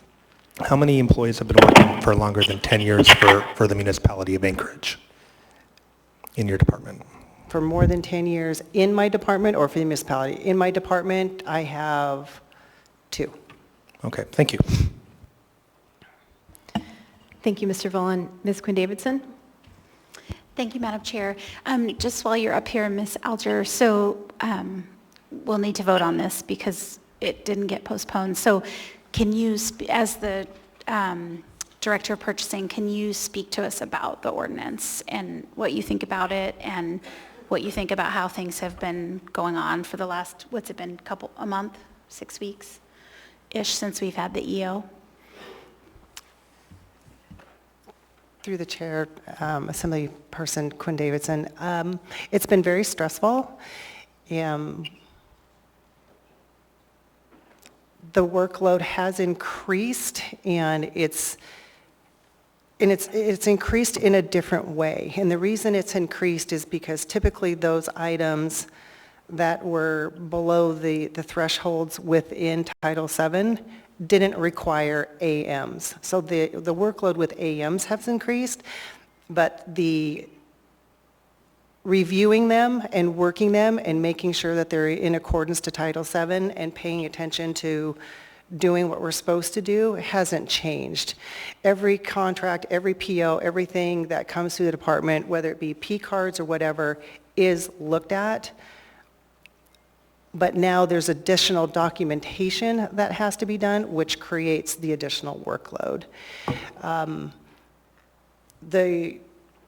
The additional AMs for purchasing will increase by over 100%, and that's just our department, because we're not the only department that writes AMs. We're not the only department that puts them through OnBase. So I could get the other statistics, but it would take a little bit of time. And also, with the additional time, it's going to delay how quickly we award a contract. So, for example, previously, it could take about 30 to 38 days from start to finish. And I do have those statistics in my laptop. I can provide you with those. This additional ordinance and the AMs will increase that significantly. And one of the things that we run into is once we award a contract, the contractor will hold their prices for a certain amount of time. And if we can't execute those contracts within that amount of time, due to writing additional AMs, due to all these different things we're experiencing, they don't have to honor their bid. And then what happens is it goes back out to bid, and then when there's only been 1 or 2 bidders, those same bidders bid again, only the prices increase. So. May I ask a follow-up? Would it be helpful as you're absorbing that additional work, if this passes, to have additional support in your office? Or is it that you all are able to do it, it's just more work? Or is it that you need more support from a staff perspective to do all of those AMs, et cetera? If this passes, we would definitely appreciate an additional team member. We are absolutely capable of executing the work, but when in 2022, we moved more work through the workflow than the previous couple years. And that's because we were coming up to speed and we had additional team members come on. So when that happens, we get more and more requests. I think what sometimes people forget is we get requests from the police department, from the fire department, from AHD, from literally every single department within the municipality, including this body. So sometimes, especially during construction season, that can be extremely overwhelming. So. Thank you, Ms. Quinn Davidson. Can I just say one more thing? Sure. Just that if this passes, I would support, if it's a strain on the workforce, I would support trying to find additional resources to help your department if that's needed. So I would want to explore that. Anyway. Thank you, Ms. Quinn Davidson. Thank you, Ms. Elder. Ms. LaFrance? Thank you, Madam Chair. I want to point out that this ordinance retains only a few aspects of the emergency ordinance. So putting this in place actually immediately lightens the load for staff members. For example, the P cards, that section is not included in the ordinance, and that was part of the emergency ordinance. I also want to note, too, that some of these amounts that we're going back to were recently increased, and that other purchasing directors, other purchasing departments for many years functioned at these levels of approval. So this isn't any kind of crazy new territory, and I think that we can say that in terms of the process, it has been, as a result of the emergency ordinance, more collaborative and I think there have been insights that have come from it, as well as people who previously hadn't used the software to put forward AMs and handle these kinds of documents know how to do it now. So there has been training and there has been depth in terms of more people can do this. And yeah, it's going to take some time, it's going to take some investment, and we wouldn't be here and wouldn't have that gain if we hadn't done the EO. But I think it's time now for the next step, which is this AO. And again, this conversation will continue. We can have a work session at any time with whoever is impacted. We will be having the RFP coming through where we will take up these questions. And in the meantime, if there are members, who really believe that there's something onerous where the cost-benefit analysis no longer applies, and we have seen it going very well and a certain area needs to be changed, then I would really encourage a member to bring forward a change so that we can do that sooner than later. Otherwise, I think it makes sense to take this step. And again, these aren't any kinds of crazy changes. This is how it was for the municipality for a while. Go ahead, Mr. Constant.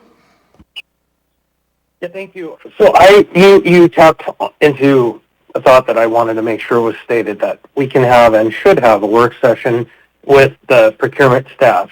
I think that this is a good opportunity, separate from a piece of legislation, for us to hear broadly what folks are doing in that department and their histories.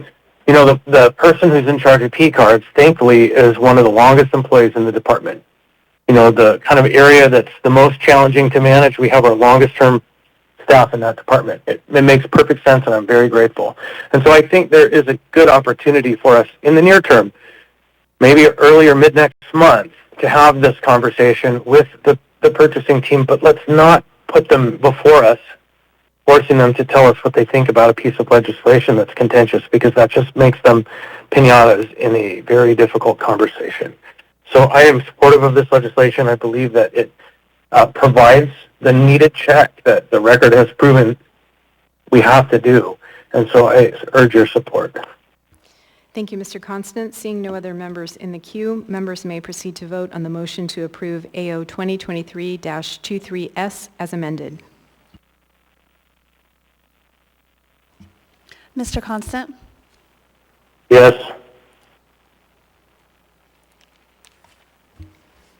Item 14C is approved 9-1. We will now go back to item 11E4.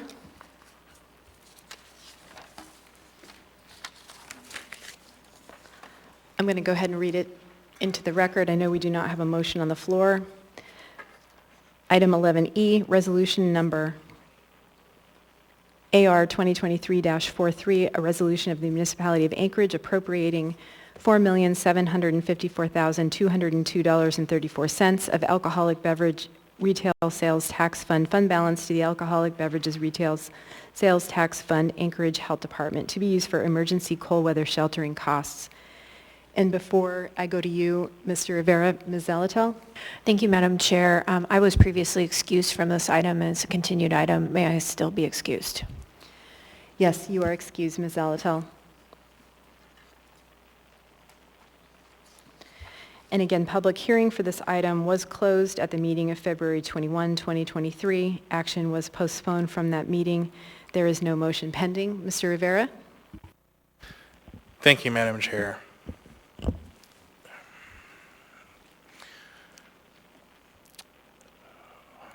I move to approve the original version. Second. A motion to approve the original version has been made by Mr. Rivera and seconded by Mr. Volin. Go ahead, Mr. Rivera. Thank you, Madam Chair. So I had come here today fully ready to push forward with the S version, but instead I am forced to support the original version put forward by the administration. I am very frustrated right now, not for myself, but for the people experiencing homelessness staying at the Sullivan Arena. I am disappointed in myself and feel like the decision that we are making today is not necessarily in the best interest of the people experiencing homelessness at the Sullivan. And I feel like we are failing them. Today we have the opportunity to pass the best possible plan to help community members move out of emergency shelter and into housing and other supports. Unfortunately, it has become clear to me that this just is not something that is possible with this current administration. The Department of Law, the Anchorage Health Department, and the Purchasing Department are all understaffed and overworked. The process to implement the S version I worked on would simply take too long, even though it was put forward almost a month ago, and there was plenty of opportunity to get the work done. So I repeat, it is extremely frustrating to me that the efforts to put forward the best solution possible to continuing services at the Sullivan is just too unmanageable for this administration. And who are the folks that are going to get hurt by that decision? By the inability of this administration to move forward with the S version? It's not going to be any of us. It's going to be the people staying at the Sullivan. So once again, here we are forced to make a decision that isn't in the best interest of people experiencing homelessness.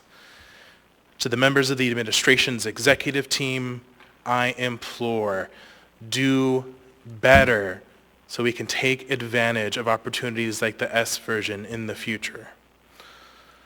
All of this said, the focus on housing and an all-hands-on-deck posture can't stop because we are continuing with the current operator in the current fashion. We need to act like we are in an emergency. We need to act like the Sullivan Arena is going to close on April 30th. We need to focus on housing each and every day and with each and every conversation that is had with clients at the Sullivan. I look forward to providing more oversight with Henning and really working with them and ultimately holding them to account to make sure we are providing results at the Sullivan Arena. With that, there is an amendment that Mr. Constant and I have put forward that is critical we include. So I will be moving forward Constant Rivera Amendment number 4. Second. Mr. Rivera has moved Constant Rivera Amendment number 4. This amendment is, thank you. Seconded by Mr. Constant. Go ahead. Thank you, Madam Chair. This amendment is designed for the S version, but it would be simple enough to implement in the original version if you simply place the amendment language at the end of section 1, line 15.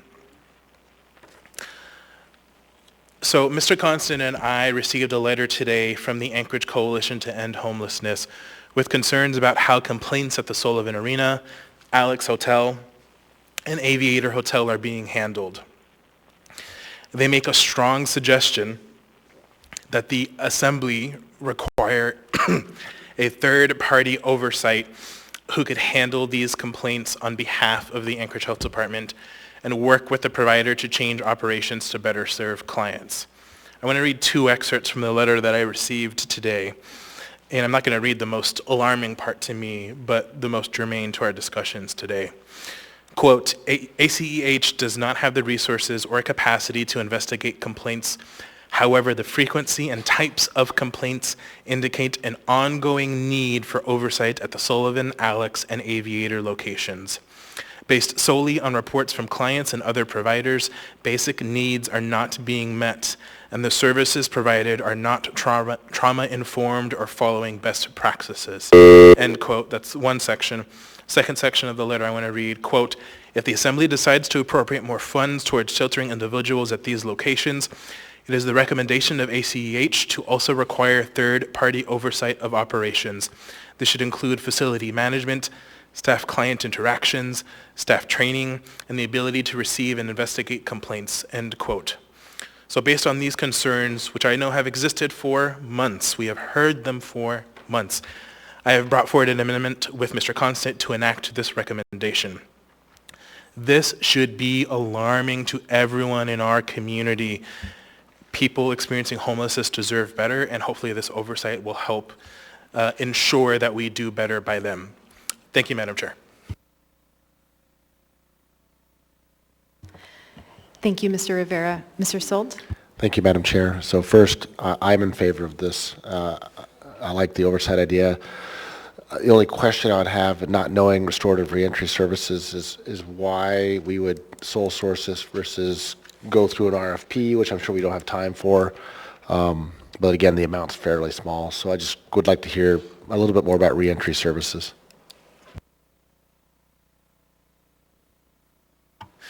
Thanks. So I will speak generally to why this should be sole sourced, and then Mr. Constant, if you want to speak to the selected provider, I think that would be helpful. But in terms of sole source, I think whether you do it at ITB, an RFP, or mayoral waiver for formal procurement practices, I think any of those options would take too long. This is a crisis. This is an emergency, and I think we need to have people there at the Sullivan who we can trust to provide that oversight.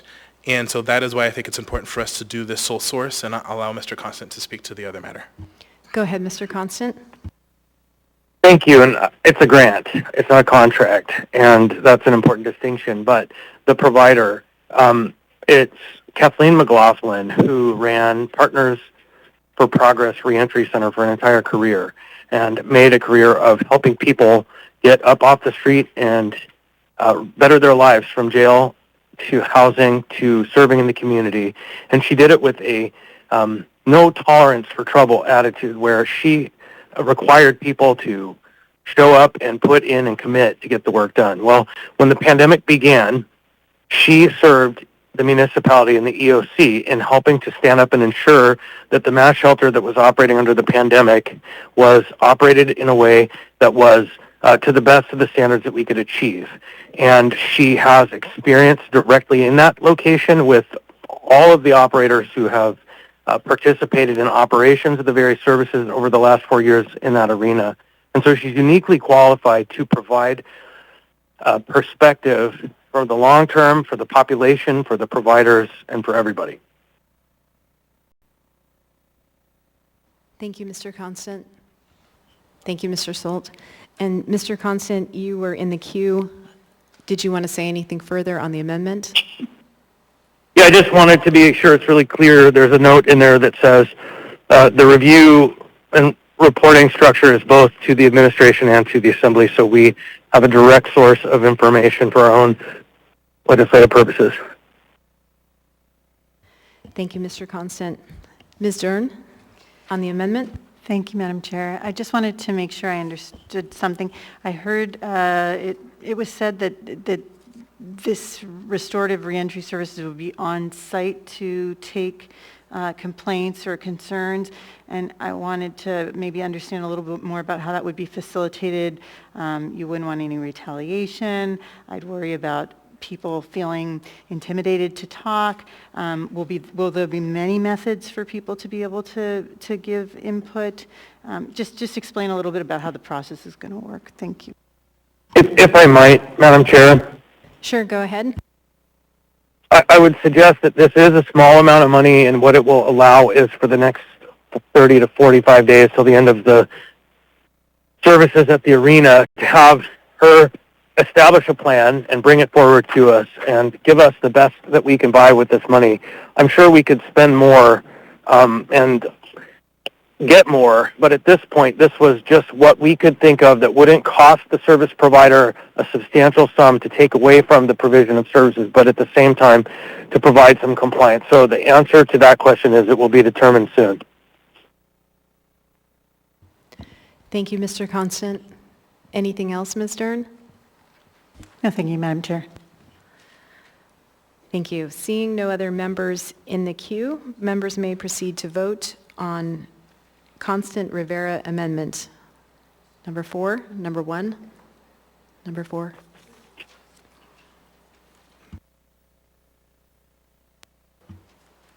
Mr. Constant? Yes. Yes.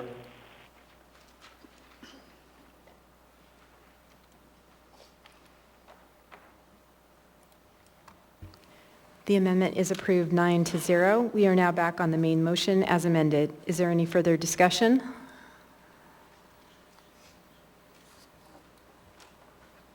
Madam Chair. Go ahead, Mr. Constant. Thank you. I just want to speak to the nature of the public hearing that went with this item. I chaired a portion of it, and we had a lot of tolerance for folks who really stretched the bounds of what was germane testimony to the item before us. What really happened was a parade of individuals speaking in support of one provider to continue their services and because they're the best. And many of the testimonies were people who were, almost all of them, employed by the provider who took the opportunity to point at other providers and speak down about the services being provided by them in those various other locations. And it was uncomfortable. It wasn't germane, really, but we tolerated because we try to have breadth of testimony for our public hearings. But I want to say it was just barely on the verge of, within the bounds of acceptable. And I just had to speak to that because it was very, I think, close to inappropriate. I do support this item only because we have to ensure we have a place. My peer from North Anchorage and I have been having hard discussions about what happens in April, the end of April, and what's the position we're going to have to take in relationship to where do people go and what services remain or don't. And so there is so much work ahead and so many unanswered questions. Let's get on with this. Thank you, Mr. Constant. Ms. Quinn-Davidson? Thank you, Madam Chair. I feel like a bit of a broken record, and I'm actually tired of hearing myself talk about this, so I'm sure my colleagues are really tired of it. But I just can't vote for this without making this comment, which is that something like $2.5 million of the fund balance that's available from the alcohol tax in 2022 is because the administration did not implement the mobile crisis team. So what they're essentially doing is not implementing things that we know the public likes and that we know save money. You can get Medicaid reimbursement if you're 24/7. There are a lot of benefits to doing that. And instead, with that money, putting it in this sort of slush fund that they're then using to perpetually keep people in emergency shelter rather than solve these problems and come up with long-term solutions. It's awful, and it's just honestly unbelievable that we're here almost 2 years since they've arrived and literally nothing has happened.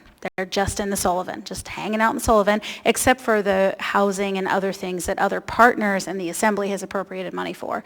So it's just really sad. I can't wait to actually get to a place where we're trying to solve problems, and I thank everyone in the community who's actually working on that. And yeah, I guess that's enough. Thank you. Thank you, Ms. Quinn-Davidson. Mr. Rivera? Thank you, Madam Chair. So folks will see in their packet that there were 3 other amendments for the S version. I think 2 of those amendments likely do not apply to the original version, but I do think, and this was requested at the Housing and Homelessness Committee meeting last week, that there be put explicit language regarding the termination of the contracts. So I will go ahead to comply with that request, move amendment number 3 If I can get a second on that. Second.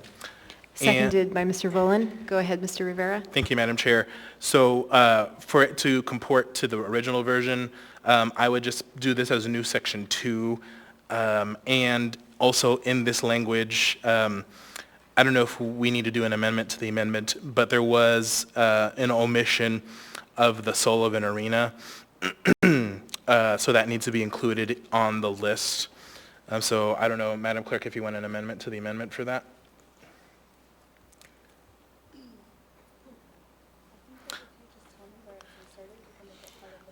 Perfect. So the clerk tells me that I can just tell you, verbalize where it should be inserted. So I'll go ahead and just read the last part of this, comma, and terminate the contracts for provision of services at the Sullivan Arena, comma, Alex Hotel, and Aviator Hotel effective April 30th, 2023.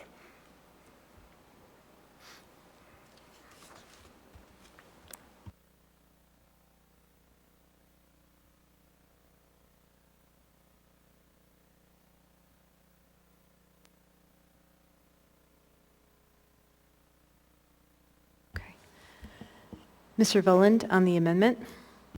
Thank you, Madam Chair. I support this amendment, and I believe I was the one who made the request at the committee meeting to put some specific language about when the contract for emergency winter shelter is going to go offline, because I think there's a lot of confusion in the public about this, the main item before us in this funding. How long does that funding go for?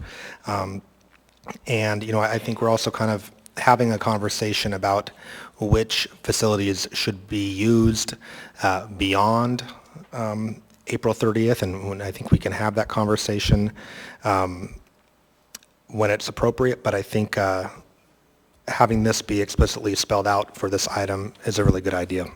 Thank you. Thank you, Mr. Voland. Mr. Solt? Thank you, Madam Chair. I was just curious if Member Rivera knows when these contracts currently expire. Thank you. Thank you, Madam Chair. So they do expire as stated on here.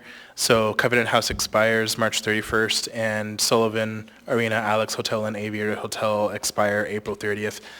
As Mr. Voland stated, this is just to make it very clear, because even I have heard from constituents who think that this item we are passing extends usage of the Sullivan Arena, as an example, beyond April 30th. So I just want to make it very clear to the public that that's not what we're doing. Thank you. Thank you, Mr. Solt. Thank you, Mr. Rivera. Seeing no other members in the queue, members may proceed to vote on Amendment Rivera, Amendment number 3.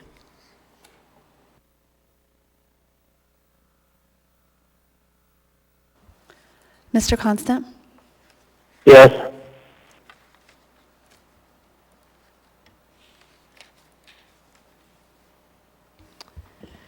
The amendment is approved 9-0. Mr. Rivera, any other amendments? Thank you.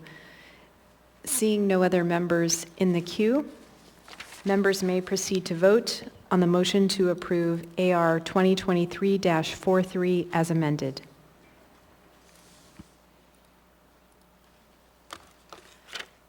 Mr. Constant? Yes.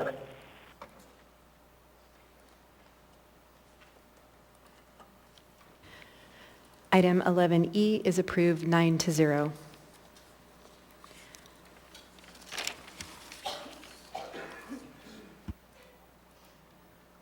Ms. Zalatel can come back in now. We now have before us item 14D, ordinance number AO 2023-24, an ordinance amending Anchorage Municipal Code, Title 21, Section 21.09.050C, accessory uses, Girdwood, to restore some accessory dwelling unit regulations for Girdwood that were inadvertently and unintentionally removed by recent legislation. Waive reading. Thank you. Before I open the public testimony, Ms. Zalatel? Thank you, Madam Chair. As one of the sponsors of this item, it's our intention to postpone this item to the 21st and continue the public hearing to that time. Can we can just go ahead and do that, right? Okay. I move to postpone this item and the public hearing to the meeting of March 21. Second. Ms. Zalatel has made a motion to postpone item 14D and the public hearing to the meeting. Quick point of order, Madam Chair. I think it's motion to continue the public hearing to a date specific. I haven't opened the public hearing yet, but Okay. Thank you. Sorry. it's okay, thanks. Postpone and the item in public hearing to the meeting of March 21. It's been seconded by Mr. Voland. I don't know, but I will second that. Maybe a point of information. I know we have somebody from the planning department here, Daniel McKenna Foster. I think members were circulated a memo from the planning department. Okay. So Ms. Zalatel has just made the motion. It's been seconded, and so I'll go to Ms. Zalatel on the motion, and then if there's discussion on the motion. Go ahead, Ms. Zalatel. Thank you. We were informed by Mr. Edgington that there may be a reasonable amendment to consider, and we understand that a little bit more time may be needed. And so we don't want to set this too far out. I think getting to the issue Mr. Voland's going to address around the memo for Girdwood, but 2 more weeks to take a look at this and then have that language further fleshed out for the amendment. And then also at that time, if the public hearing is open, we can hear why that language may or may not make sense for this particular ordinance. Thank you. Thank you, Ms. Zalatel. Ms. Quinn-Davidson?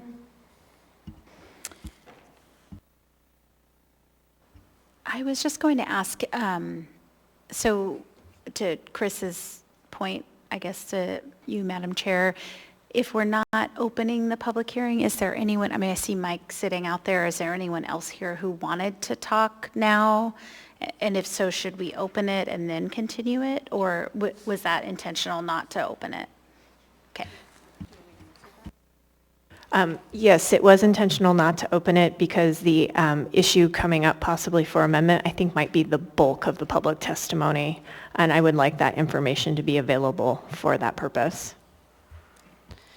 I will just add that it was also requested that we wait to open the public hearing until later.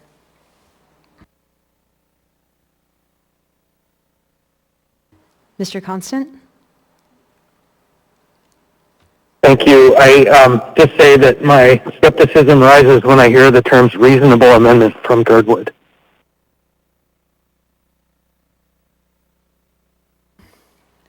Thank you, Mr. Constant. Mr. Voland? Oh man, there are, I think, still some things that we're all processing through. But yeah, I will say, I just want members to know the practical implications of postponing this further, and I think we all understand that folks are not going to be precluded from going through the process needed to build ADUs in Girdwood in the interim. We have a memo from the planning department to that effect. And does anybody feel like they need to hear from planning before we move on this? Okay, in that case, I'll save us the time, and I will say that I support the postponement. Thank you, Mr. Voland. Seeing no other members in the queue, members may proceed to vote on the motion to postpone AO 2023-24 and the public hearing to the meeting of March 21. Mr. Constant?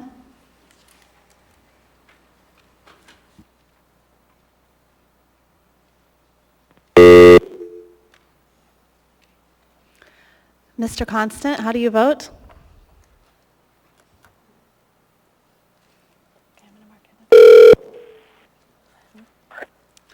Mr. Constant, how do you vote? Yes.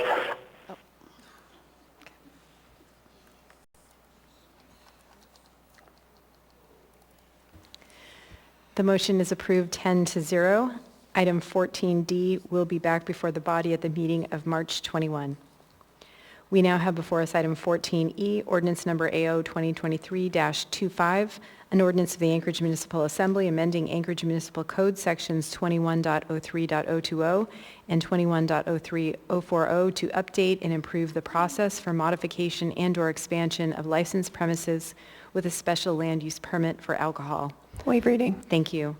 Public testimony on this item is now open. Are there any members of the public who wish to speak? If so, please come forward. Welcome. Please state your name, your community council, or the area of the municipality in which you live. And actually, are you representing a community council tonight? Through the chair, members of the assembly and municipal manager, my name is Amanda Moser. I'm a resident of Airport Heights. I want to start by recognizing and thanking the sponsors of this ordinance, Chair LaFrance, Assemblymember Voland, and Assemblymember Constant. I am thrilled for the opportunity to speak in support of AO 2023-25. In the beginning days of the pandemic, we recognized that outside was best, and a myriad of organizations collaborated, and I really want to highlight Alaska Char, and specifically the leadership of Sarah Oates and AMCO with their director at the time, and worked on creating a process that allowed our local businesses statewide to take advantage of the outdoor and have great outdoor dining opportunities in the beginning days of this pandemic. Our planning department here at the municipality of Anchorage worked to create a process to allow a streamlined application, and many businesses muni-wide were able to open up and enjoy the Alaska summer during that really uncertain time where we knew that it was best to be outside and we could continue to support local businesses. AO 2023-25 reinstates that streamlined and efficient process to allow businesses to expand to areas adjacent to their licensed premise and allow folks to take advantage of the outside during the summer, just expand their space a little bit. This allows businesses to seize the economic opportunities of a busy tourism season and allow guests to enjoy our stunning vistas, the midnight sun, while they enjoy libations and hopefully meals made with Alaska seafood and our locally grown vegetables. My true hope is that our local businesses will lean into being a winter city and create spaces for residents to enjoy a cozy fire, our northern lights, and maybe a hot toddy. So thank you for the consideration of this, recognizing that this ordinance supports our local businesses, allows them to seize on opportunities and be creative and innovative in the way that they do businesses and really take advantage of all that we have to offer here in both our summers and our winters. Thank you. Thank you for your testimony. Mr. Constant has a question for you. Go ahead, Mr. Constant. It's actually related. I just want to say thank you to you, Ms. Moser, because since 2020, late 2020, early 2021, you've been pushing on this. And I'm sorry it took this long, but here we are. So thank you for your persistence. Thank you. Thank you, Mr. Constant. Mr. Voland? I also want to thank you, and I want to thank you for your work as former Executive Director of the Anchorage Downtown Partnership for all of your efforts to activate downtown and to go through the hassle of coordinating street closures and having outdoor dining. And I know those were not easy efforts, but man, they sure made an impact. So thank you. Thank you very much. Thank you, Mr. Voland. Thank you for your testimony. Are there any other members of the public who wish to speak? If so, please come forward. Anyone at all? Seeing and hearing no one, public testimony on this item is now closed. What is the will of the body? Move to approve. Move to approve. Second. A motion to approve has been made by Mr. Constant. And I think we should clarify there's an S version. I was just going to ask, Mr. Constant, are you moving the S version? Okay. A motion to... Yes. Okay. And seconded by Mr. Voland. Yes. Go ahead, Mr. Constant. After much tribulation, after hearing from the state that it's not possible, it takes a state law change, after watching the state law change and not include it, and then seeing Representative Fields lean in and the director of AMCO figuring out a way to achieve the requirements we needed with with a regulatory change. I'm really glad that this is now before us. I understand that there's maybe an amendment, but I strongly urge your support. This is a product of many years of work. And it's hard to believe that Anchorage isn't a place where you could have thriving and robust outdoor service when we have summer nights that last for 16 hours. So thank you, everybody who's had a hand in this. Thank you, Mr. Constant. Ms. Zalatel? Thank you. I move Zalatel Amendment Number 1. Second. Ms. Zalatel has moved Zalatel Amendment Number 1. It's been seconded by Mr. Voland. Go ahead, Ms. Zalatel. Thank you, Madam Chair. This amendment fleshes out the process a little bit more. So primarily these lie, except in certain circumstances, with the director and in the director's discretion. And what I did here with Mr. Gates' help is made it clear if there was a denial by the director, what would happen and what the timeline is. That wasn't clear in the original S version, and I think what we've learned is that a bad process and lack of clarity can cause more issues actually than the underlying substantive issue. And these need to move fairly quickly. These are, while they're permanent special land use permits for the time, depending on when they get in the queue and get processed through, if someone's looking to set up summer seating, keeping these moving quickly I think is really important.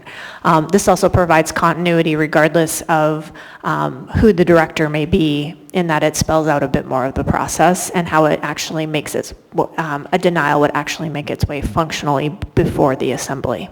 Thank you. Thank you, Ms. Zalatel. Mr. Voland, are you in the queue for the amendment? No, when we're back on the main motion. Okay, thank you. Is there any discussion on the amendment? Go ahead, Mr. Voland. I'll briefly say, as a sponsor of the main item, I do support the amendment. Thank you. Thank you, Mr. Voland. And I will keep you in the queue for the main motion. Seeing no members in the queue for the amendment, members may proceed to vote on Zalatel Amendment Number 1. Mr. Constant? Yes, yes.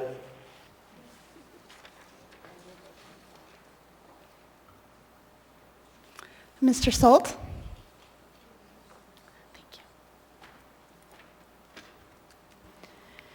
The amendment is approved 10-0. We are now back on the main motion as amended. Go ahead, Mr. Voland. Thank you. I apologize, but I'm going to move an amendment that we don't have before us. It's going to be verbal. Let me make sure I'm on the S version. So I get the correct line. This is something that came up in discussion on this item as a potential concern, and I just want to make sure that we are acknowledging it. So on page 5, line 2, after traffic, I want to replace that period with a comma and add and ADA accessibility. Second.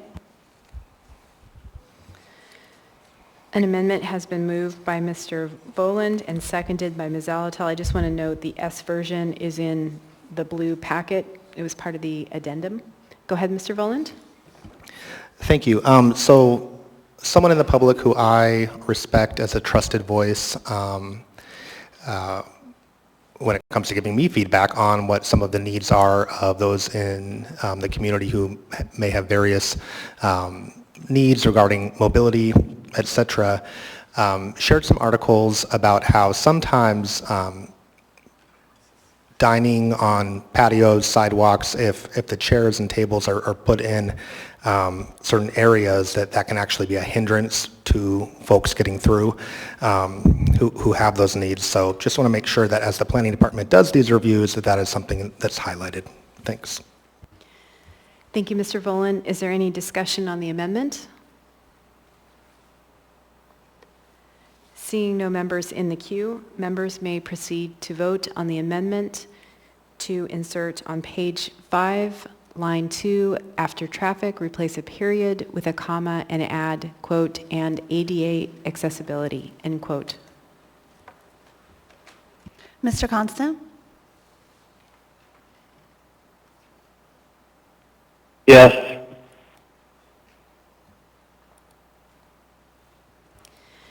The amendment is approved 10-0. We are now back on the main motion as amended. Is there any further discussion?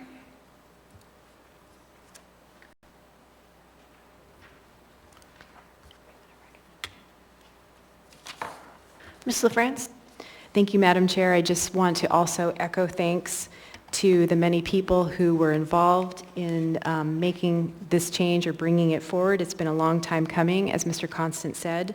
A special thanks to Sarah Oates, Lee Ellis, Joan Wilson, Dean Gates, Claire Ross, Shelley Roughton, and the planning department, who has been just a fantastic partner on all of this. Thank you, Ryan Yell, for being at the work session and all your work. I very much appreciate how this ordinance streamlines or should streamline the process and make it easier for businesses to expand licensed premises. So I urge support, and again, thanks to everybody for your hard work in bringing this forward. Thank you, Madam Chair.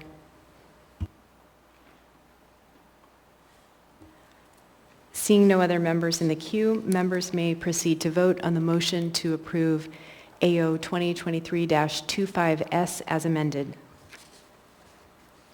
Mr. Constant? Yes.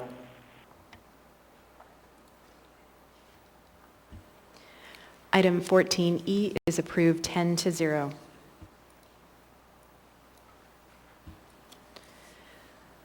We now have before us item 14F, ordinance number AO 2023-21, an ordinance amending the Anchorage 2040 land use plan and amending Anchorage Municipal Code section 21.01.080, table 21.01-1, comprehensive plan elements.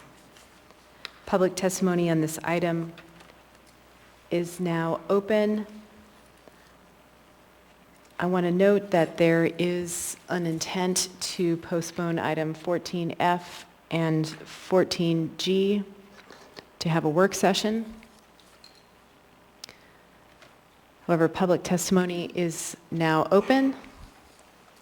Are there any members of the public who wish to speak? Anyone at all? Seeing and hearing no one, public testimony is now closed. What is the will of the body? Move to postpone this item to the meeting of March 21st. Second.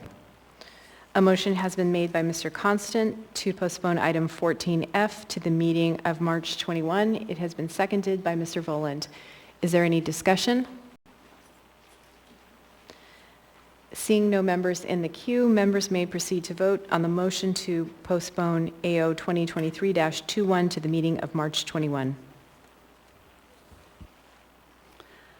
Mr. Constant? Yes. Mr. Solt?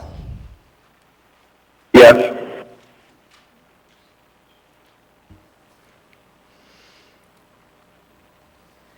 The motion is approved 10-0. Item 14F will be back before the body at the meeting of March 21.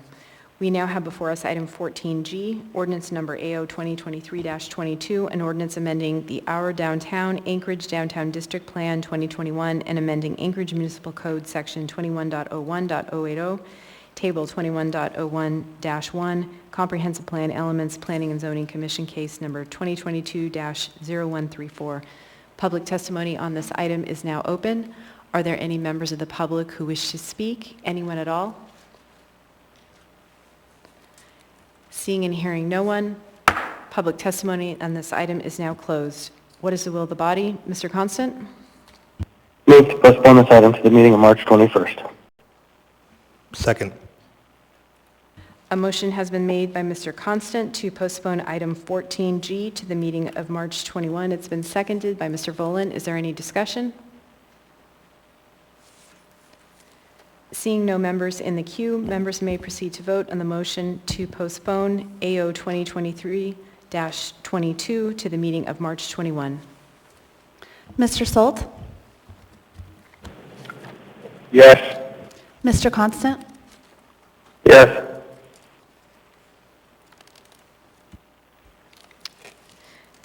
The motion is approved 10-0. Item 14G will be back before the body at the meeting of March 21.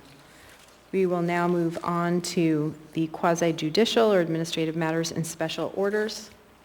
These next items on the agenda involve applications for a liquor or marijuana license and/or a special land use permit for alcohol or marijuana.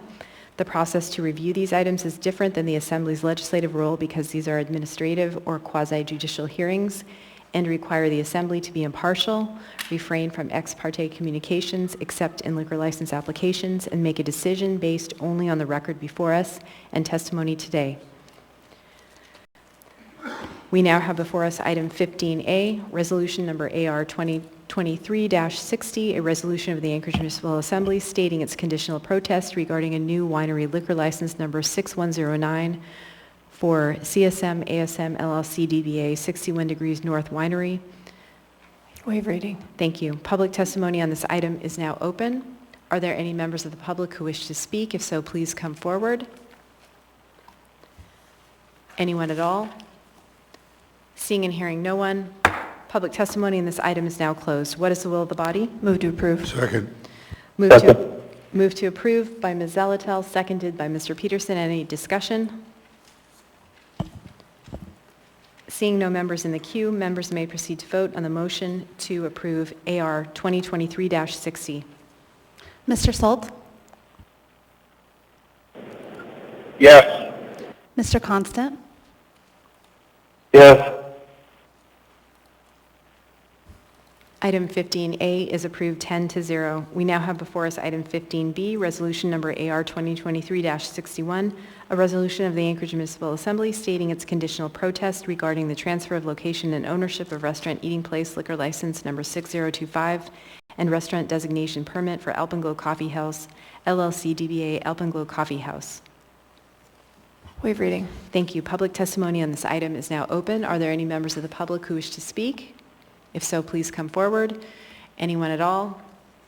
Seeing and hearing no one, public testimony on this item is now closed. What is the will of the body? Move to approve. Second. Move to approve by Ms. Zalatel, seconded by Mr. Peterson. Any discussion? Seeing no members in the queue, members may proceed to vote on the motion to approve AR 2023-61. Mr. Solt? Yes. Mr. Constant? Yes.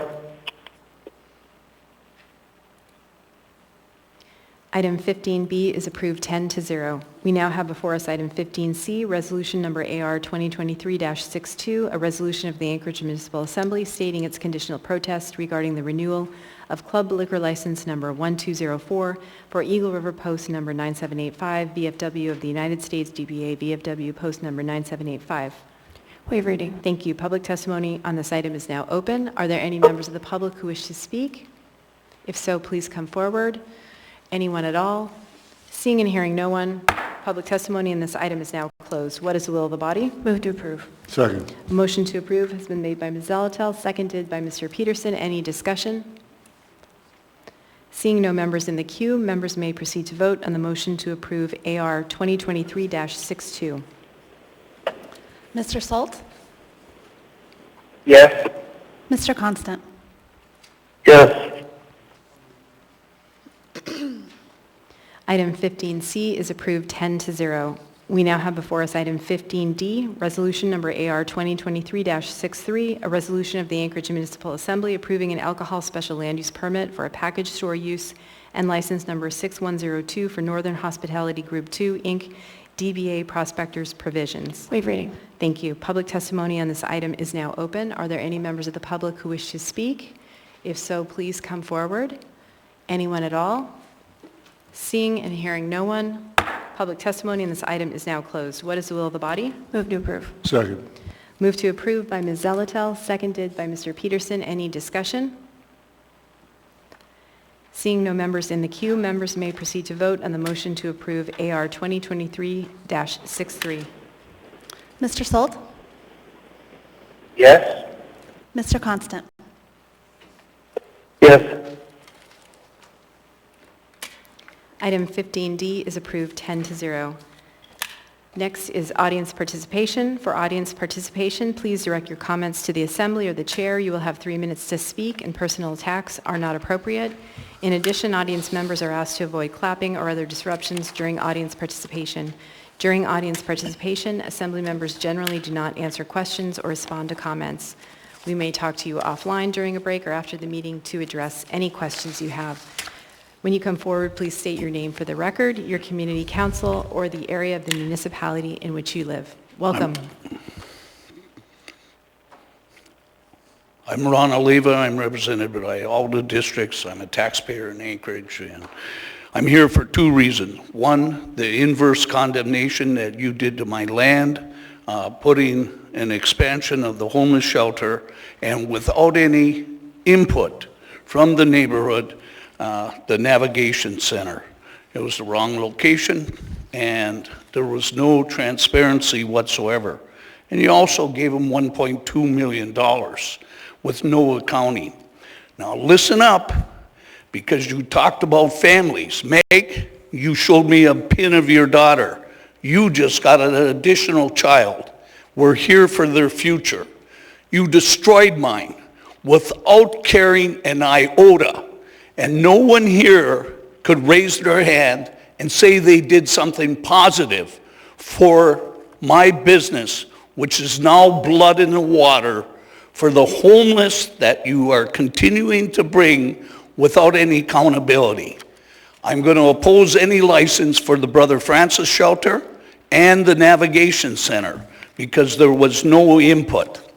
Also, they've never been held accountable for the damage. No one else has been affected. I told you that lawsuit and litigation for 2 trees, a dead spruce tree and a Mayday tree. They're foreclosing. They're going to sell my properties on the courthouse steps.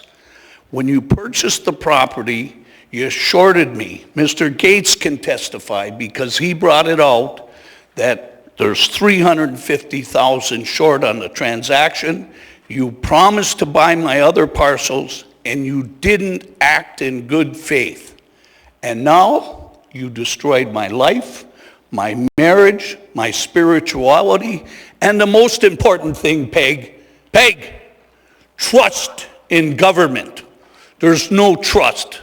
Who can trust you even as someone who lives in the neighborhood? It's terrible. And you will continue down this road and destroy not only my life, but this city. It's shameful. So I want to meet with someone because I've written over 58 emails inviting you down. Felix, come on down. Chris is back there, come on down. And take a look at the thieves that are at the old Native Hospital, and I'm blood in the water because they live at the shelter. It's shameful. They have a copper and catalytic converter fencing operation in the tents at the old Native Hospital, and they come right by my place. 11 times I was broke into. 1 genset, $60,000 in damage. I cannot do business there. You killed me by inverse condemnation by your decisions and my family. And Ms. LaFrance, I want to thank you for not running. You know why? Because you're not very good at this. Thank you, Mr. Do you have any questions? And is anyone going to help me? Thank you for your participation. Your time is up.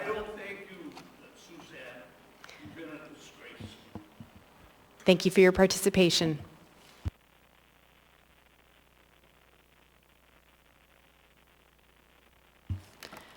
Welcome. Please state your name for the record, your community council, or the area of the municipality in which you live. Irene Queednow Sandlake. To use the words of Mr. Davidson, I feel like a broken record, but I have to say it. This has to be said. You operated the Sullivan during the pandemic with, at times, over 400 people.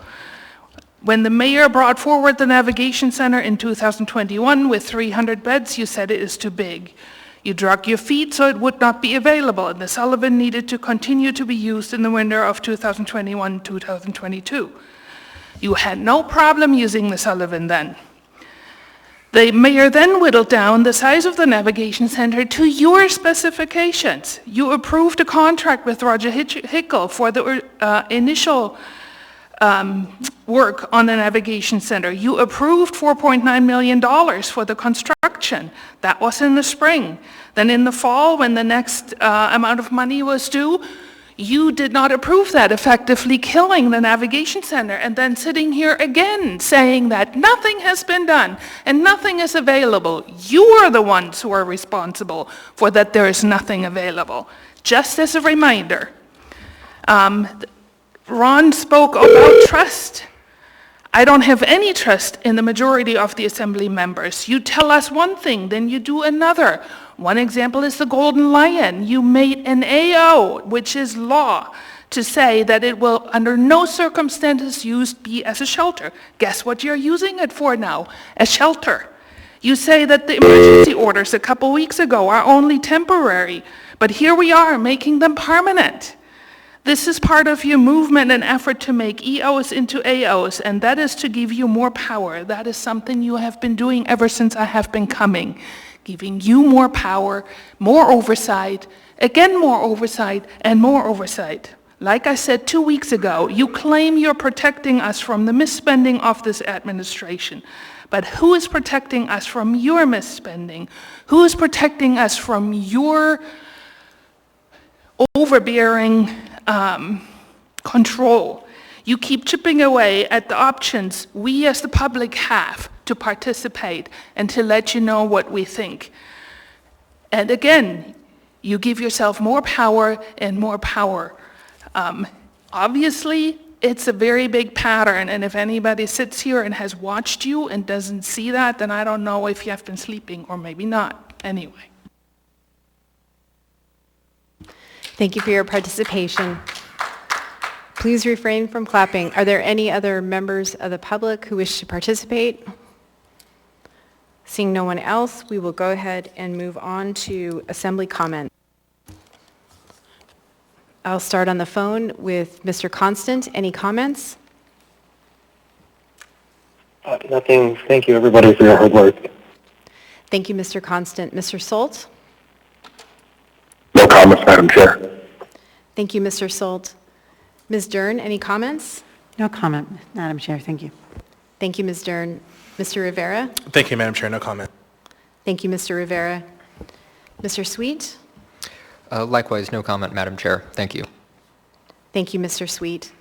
Ms. Zalatel? Thank you, Madam Chair. Next week is start of spring break for students, and I know a lot of people will be traveling, so safe travels and enjoy the sunshine and wherever you're going, and enjoy spring break. I know my family is. Thanks. Thank you, Ms. Zalatel. Ms. Quinn-Davidson? Nothing for me, thank you. Thank you, Ms. Quinn-Davidson. Mr. Voland? No comments. Thank you, Madam Chair. Thank you, Mr. Voland. Mr. Peterson? Thank you, Madam Chair, and I wanted to thank you and my colleagues and those from the Legislative Department for getting this little number painted up for me or drawn up. I'm not sure exactly how they did it, but it looks a little like me, actually, and so I greatly appreciate that. Thank you. Thank you, Mr. Peterson. My comments, it bears repeating that the proposal for the Golden Lion is to be used for housing and not shelter, and there's a big difference between the two. I also want to note that the Assembly never approved the Hickel contract for $50,000 because it didn't require approval, but the subsequent amendment that had the work for the construction which proceeded without Assembly approval actually required approval and did not get that. There was money appropriated, but again, that was not approval of a contract. So I just wanted to make that part clear and say that to your comments, Mr. Peterson, Claire Ross was the one who put that all together and made the fabulous pie. So thanks, Claire, and thanks, Mr. Peterson.